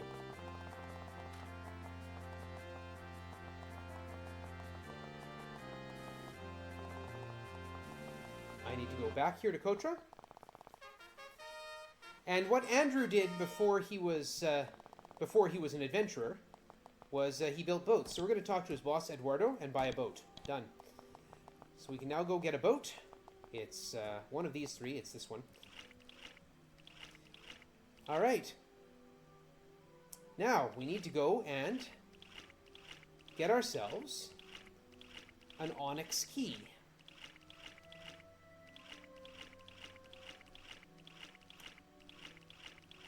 Boats are fun. There's a network of, waterways in Avernum. Where we? Oh, yes. I was looking for them and I didn't see them. Okay, we're not in a bad setup. Hey. Okay. PvP, heal up, please, and give us some haste. Oh, look at that. The flaming longsword. Lightning. More lightning. Can't reach that far. So here's another unfair thing about this game. Enemies have no range limitation. If they have line of sight, they can hit you with ranged attacks and spells. You, on the other hand, have range limitations. It's not fair, but it's the way the game works. It can make outdoor fights very dangerous. Make outdoor fights with no structure to hide behind very dangerous. There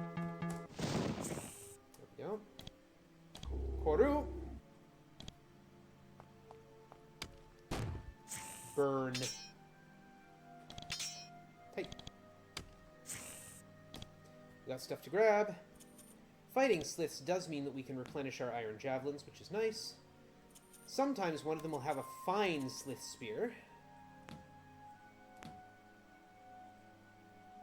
which look the same in icon form as a normal slith spear, but does extra damage and is better to hit with. But we don't need to sell anything, so I'm not going to bother picking up the little odds and ends. We are going to rest here, recover our spell points, and we're going to use the safe travel spell to walk across the swamp without getting poisoned. Combat! Right as soon as we walk in here, we have to deal with guards here, and worse yet, a spellcaster there and a spellcaster there. So we're going to shoot. Andrew, take a step forward. Shoot the mage. The mage did not die. And there's a haste, and there's a healing spell. Annoyingly. Buff Andrew with defense. Haste us up. Step in closer. Shoot the mage. The mage is the dangerous one.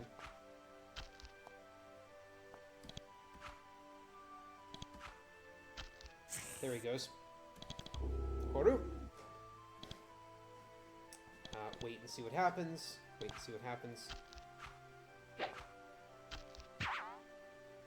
But he summoned a shade. That's annoying. Heal. Lightning. There goes the shade.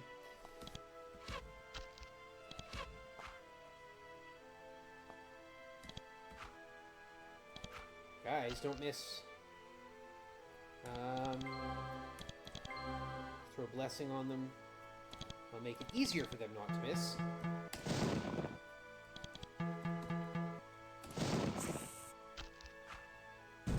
Hey!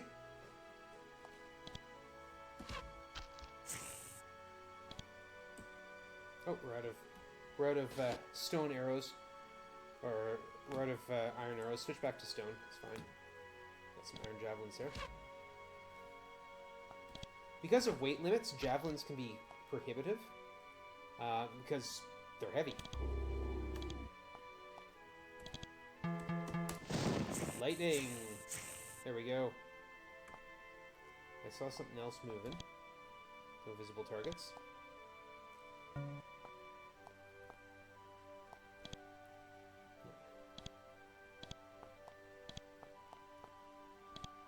Okay, something's in the visible range. Ah, coming in at me.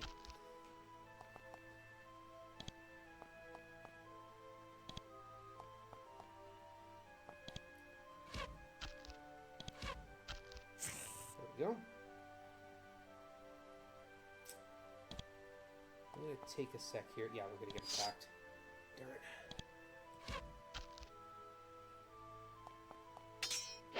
Hey.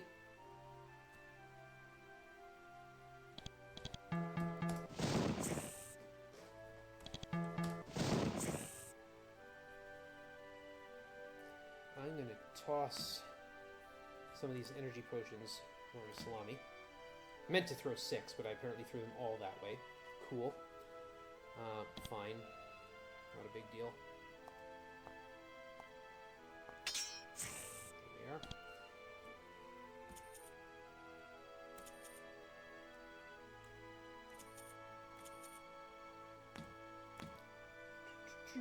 Finds the spear, finds the spear. Nope. Okay. I'm gonna grab a few things to sell. In combat, nothing is following me. And Jay, you're going to pass those 7 iron javelins over to Andrew. Andrew, equip them, please. Carry healing potion. Healing, haste, curing. Okay. Steel arrows, stone arrows. How many? We've got 5 left. Okay. Perfect. This is fine. Drop into combat. Haste up. Stab things with the flaming longsword. Some light.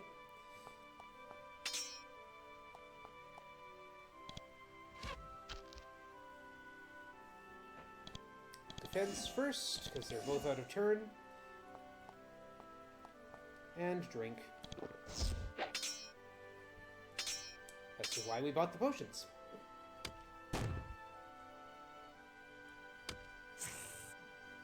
Alright.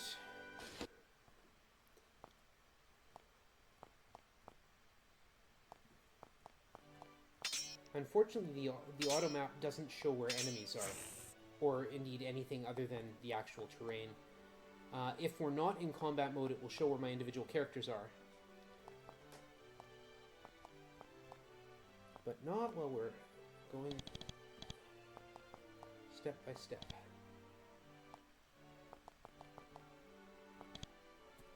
Is that a fine? No, it's just an ordinary.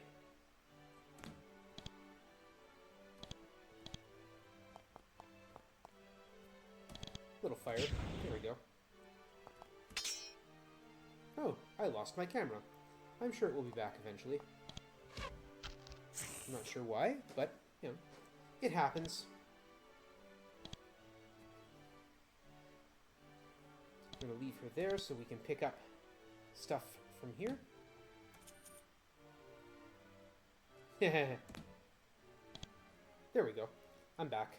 I'm back!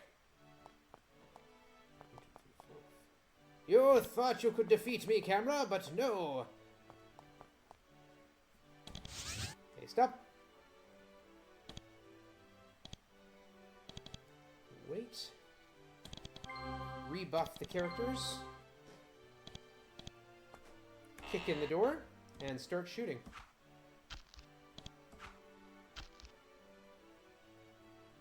Oh. Oh, my camera's just having trouble right now, apparently.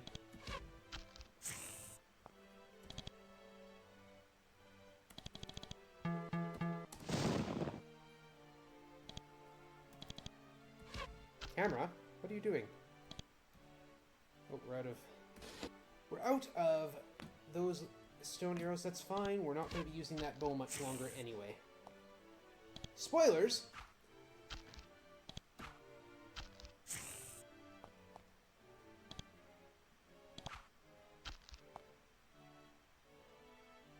Oh, good.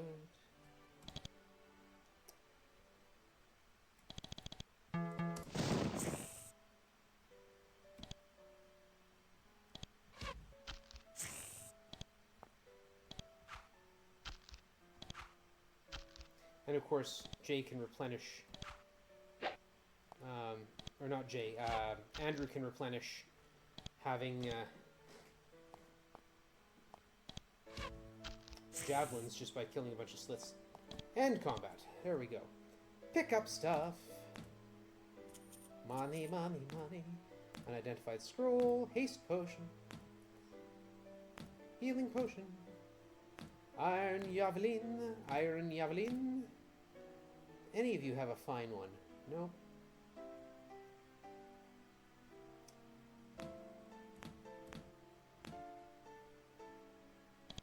Alright. Through this door. Through this secret door. There's a trap! Disarm it. Only had a 146% chance. There's a trap! Only had a 146% chance to disarm that one, too. Studded armor. Alright, Andrew, put that on. Ash crossbow. There we go.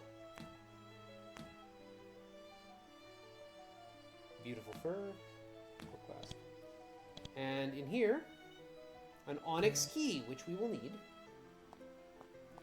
to complete the percent. And while we're here, we're going to grab a steel halberd for Andrew. Unfortunately, it means he can't use a small shield, but sometimes it's better to do a bunch of damage. And it's this one that's got the stuff to sell. Yep. And if you're wondering, it's because I'm going to buy crossbow bolts. That's why I'm buying stuff or grabbing stuff to sell. Hey! Who said you could track me down here? Right, yeah. Got the wrong missiles.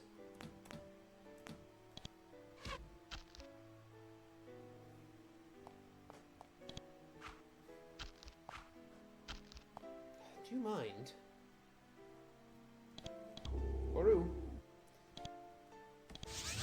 We're having a private looting. There's a bunch of you, too.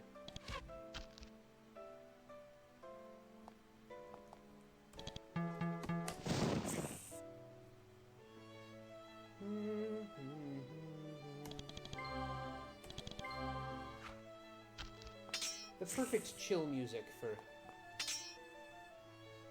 you know, deadly combat. Pick up the javelins. Pick up the money. Pick up the healing potion. Let Andrew pick up the javelins.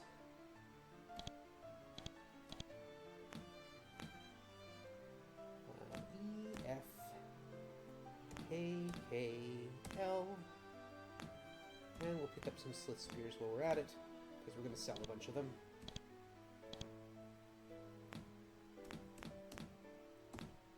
Okay. Yes, we can't end combat unless all characters are within 5 spaces of the leader.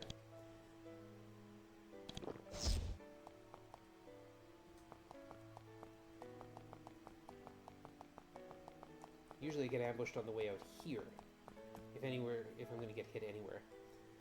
But once we're going to cast Safe Travel. We'll walk back to the boat, and this is Fort Dranlon. We tell them our names, we're on the list, they open the barrier for us. Isn't that nice of them?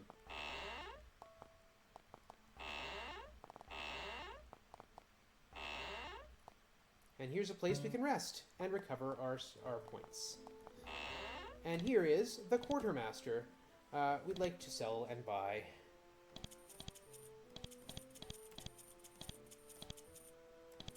Don't want to sell my lockpicks. Don't sell the lockpicks! Do sell the arrows. Don't sell that, though.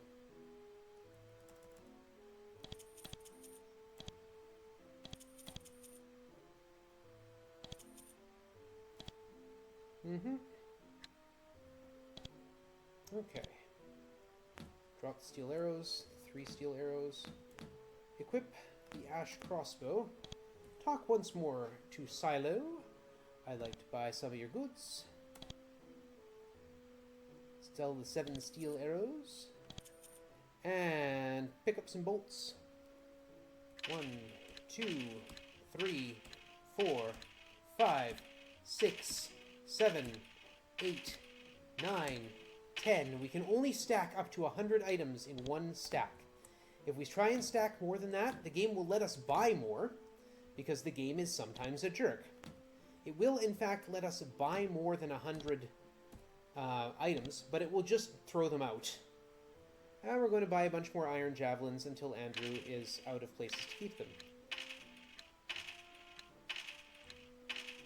I keep moving the mouse around because then it keeps updating his weight.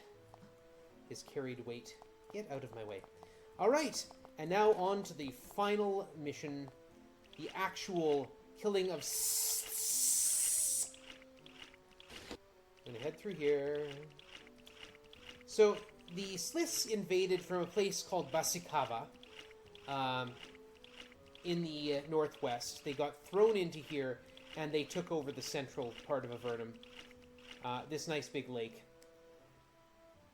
And we're going to save and sail up here. Oops, that didn't work. That's on me. I want to get out of here before people get killed. Good, we made it. Alright. Heal up. And somewhere along there is this. Disarm the trap. It was only a 108% chance. This is why we got Andrew. Our Onyx key unlocks that. And also, Andrew, you have healing potions. Drink them. Drop into combat before we go through that door. Haste up!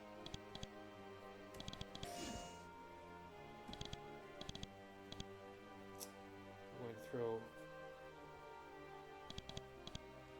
throw a couple blessings from Pixels for People. There we are. Alright, and Andrew. Step through the door and start throwing javelins.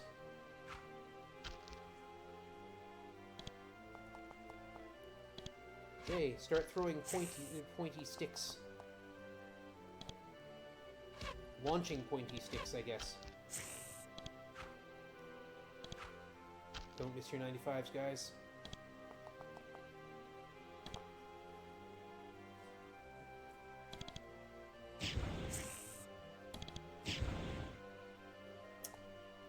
They may be snakes, but we can still burn them with magic. So this is the back door to the you can enter the Slith lair from any of 3 sides. This is the easiest way. You can also land here, which is where I got attacked from. That is not safe, but you can do it. And while it's not safe, it's actually better than trying to go through the main doors.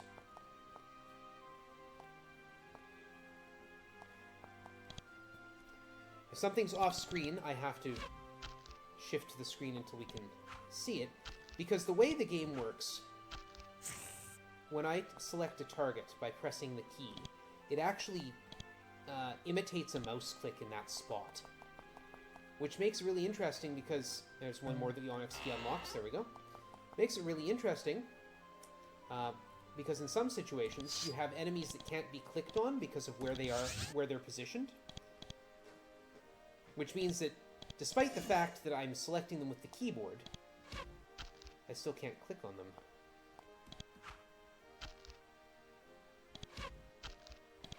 Crossbow, crossbow. Throw some javelins. Blessing, blessing. Here comes the Slith Chief. Gonna drink a haste potion, I guess. He's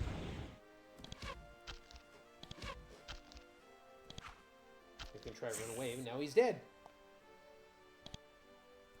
And there's a mage in there.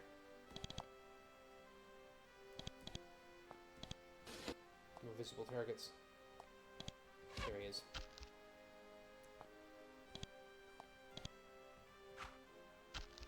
Toast!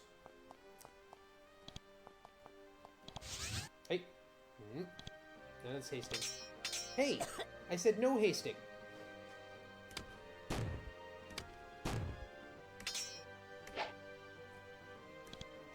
Now we have to heal. All because you hasted. Right, let's throw some slow then. There we go. A little fire. Hey! Don't you slow me back. That's not fair.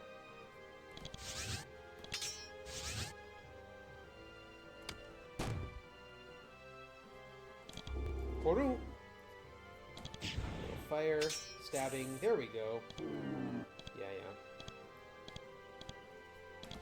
Why we usually wait to the end of the round to move, unless I've got a reason to do it at the beginning. There, stop it.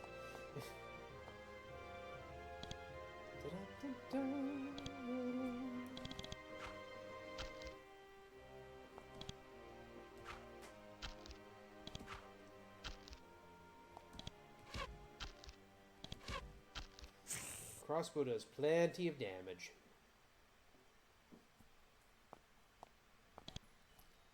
What do we got here? Haste potion.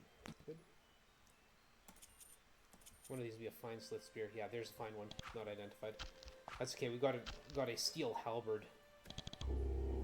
It's actually better than any Slith spear that Andrew can wield.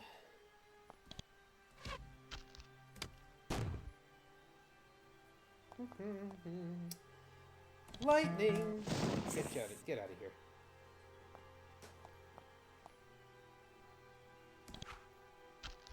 Thank you.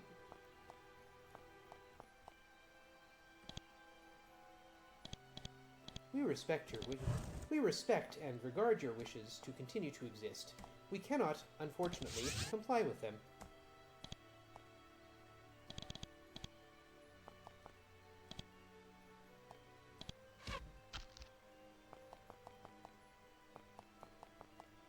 Now we can just leave treasure on the floor, because you know this is the end of the run. It's not an easy end of the run, but it is the end. We have a boss fight up ahead. The inimitable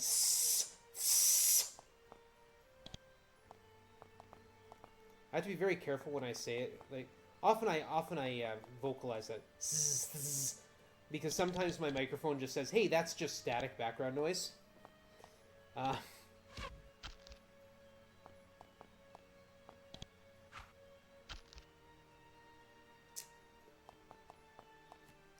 Make sure my haste doesn't run out. Drink a elixir. There we go. Can I see the mage back there? Nope. It's better if I can kill them before they can hit me. There's the mage. It's like the story of David and Goliath. It's just better if you don't get hit.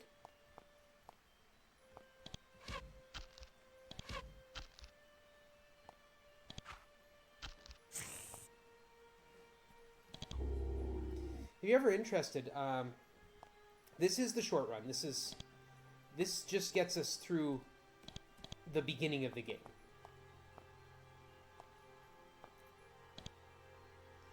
But I do a couple of longer runs with this.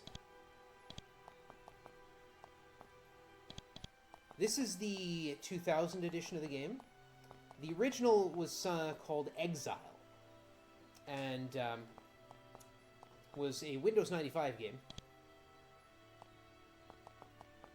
which is how I first played it. Very different. The spell list is huge, for one thing.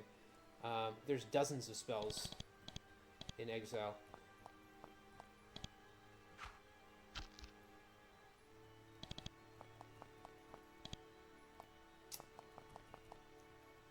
And it's an older game, and it's glitchier and iffier in some other ways, but it's quite a good one.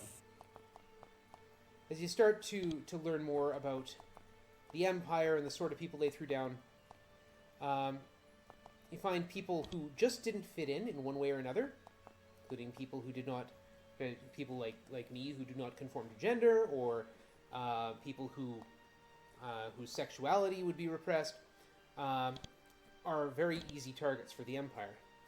We're about to enter into a boss fight. Unfortunately, we can't step on the boss fight square while in combat mode. So I'm going to do a little buffing before we get in there, and then step on it.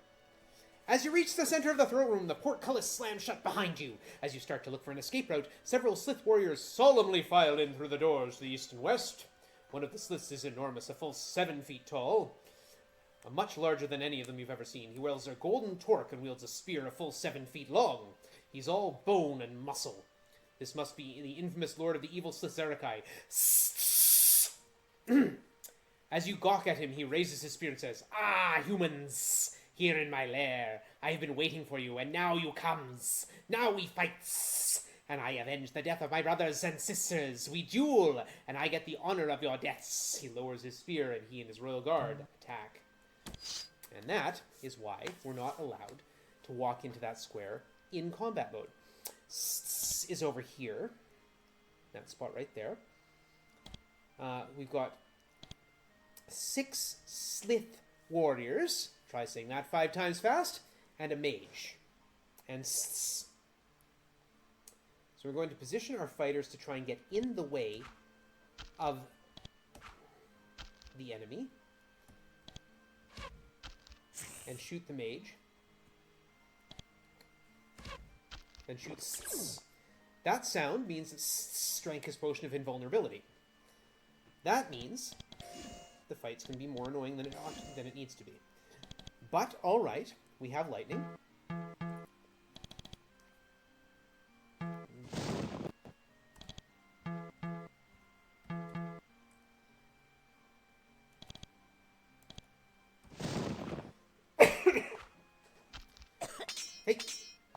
So the Potion of Invulnerability will mean that we can't actually deal damage to We can hit him, won't hurt him. I don't like it either, but those are the rules. So we have to wait a few turns till it runs out. Koru, wait. Lightning, A, C, D, E, and C. We'll do no damage to Sissus. Did 0 damage there. But, on the other hand, Slow... we're only down to 1 warrior left, and the boss himself. Koru.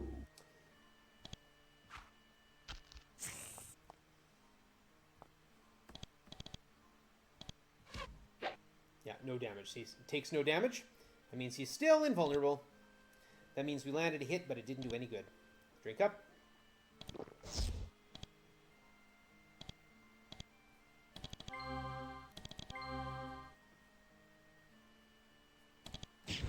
Still no damage, okay. Blech. Yeah, no damage, no damage. No damage, no damage. There we are. Pummel him, please. Oh, Jay's haste ran out somehow.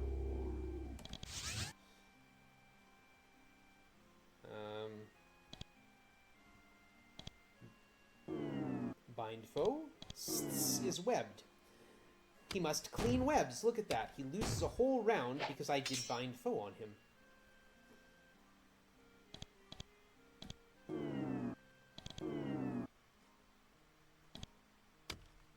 And there he goes. Managed to slay the strongest slith of all of Avernum. Leader of the barbarian sliths that have been rampaging through your land. Not all the sliths are evil. With gone, it's possible the kinder faction will gain strength. Even if they don't, the evil sliths have taken a grievous blow. You take the torque of leadership from his corpse as proof of your accomplishment. Hurrah! And combat. We can't actually get out through there yet. We can go through here and open the portcullis.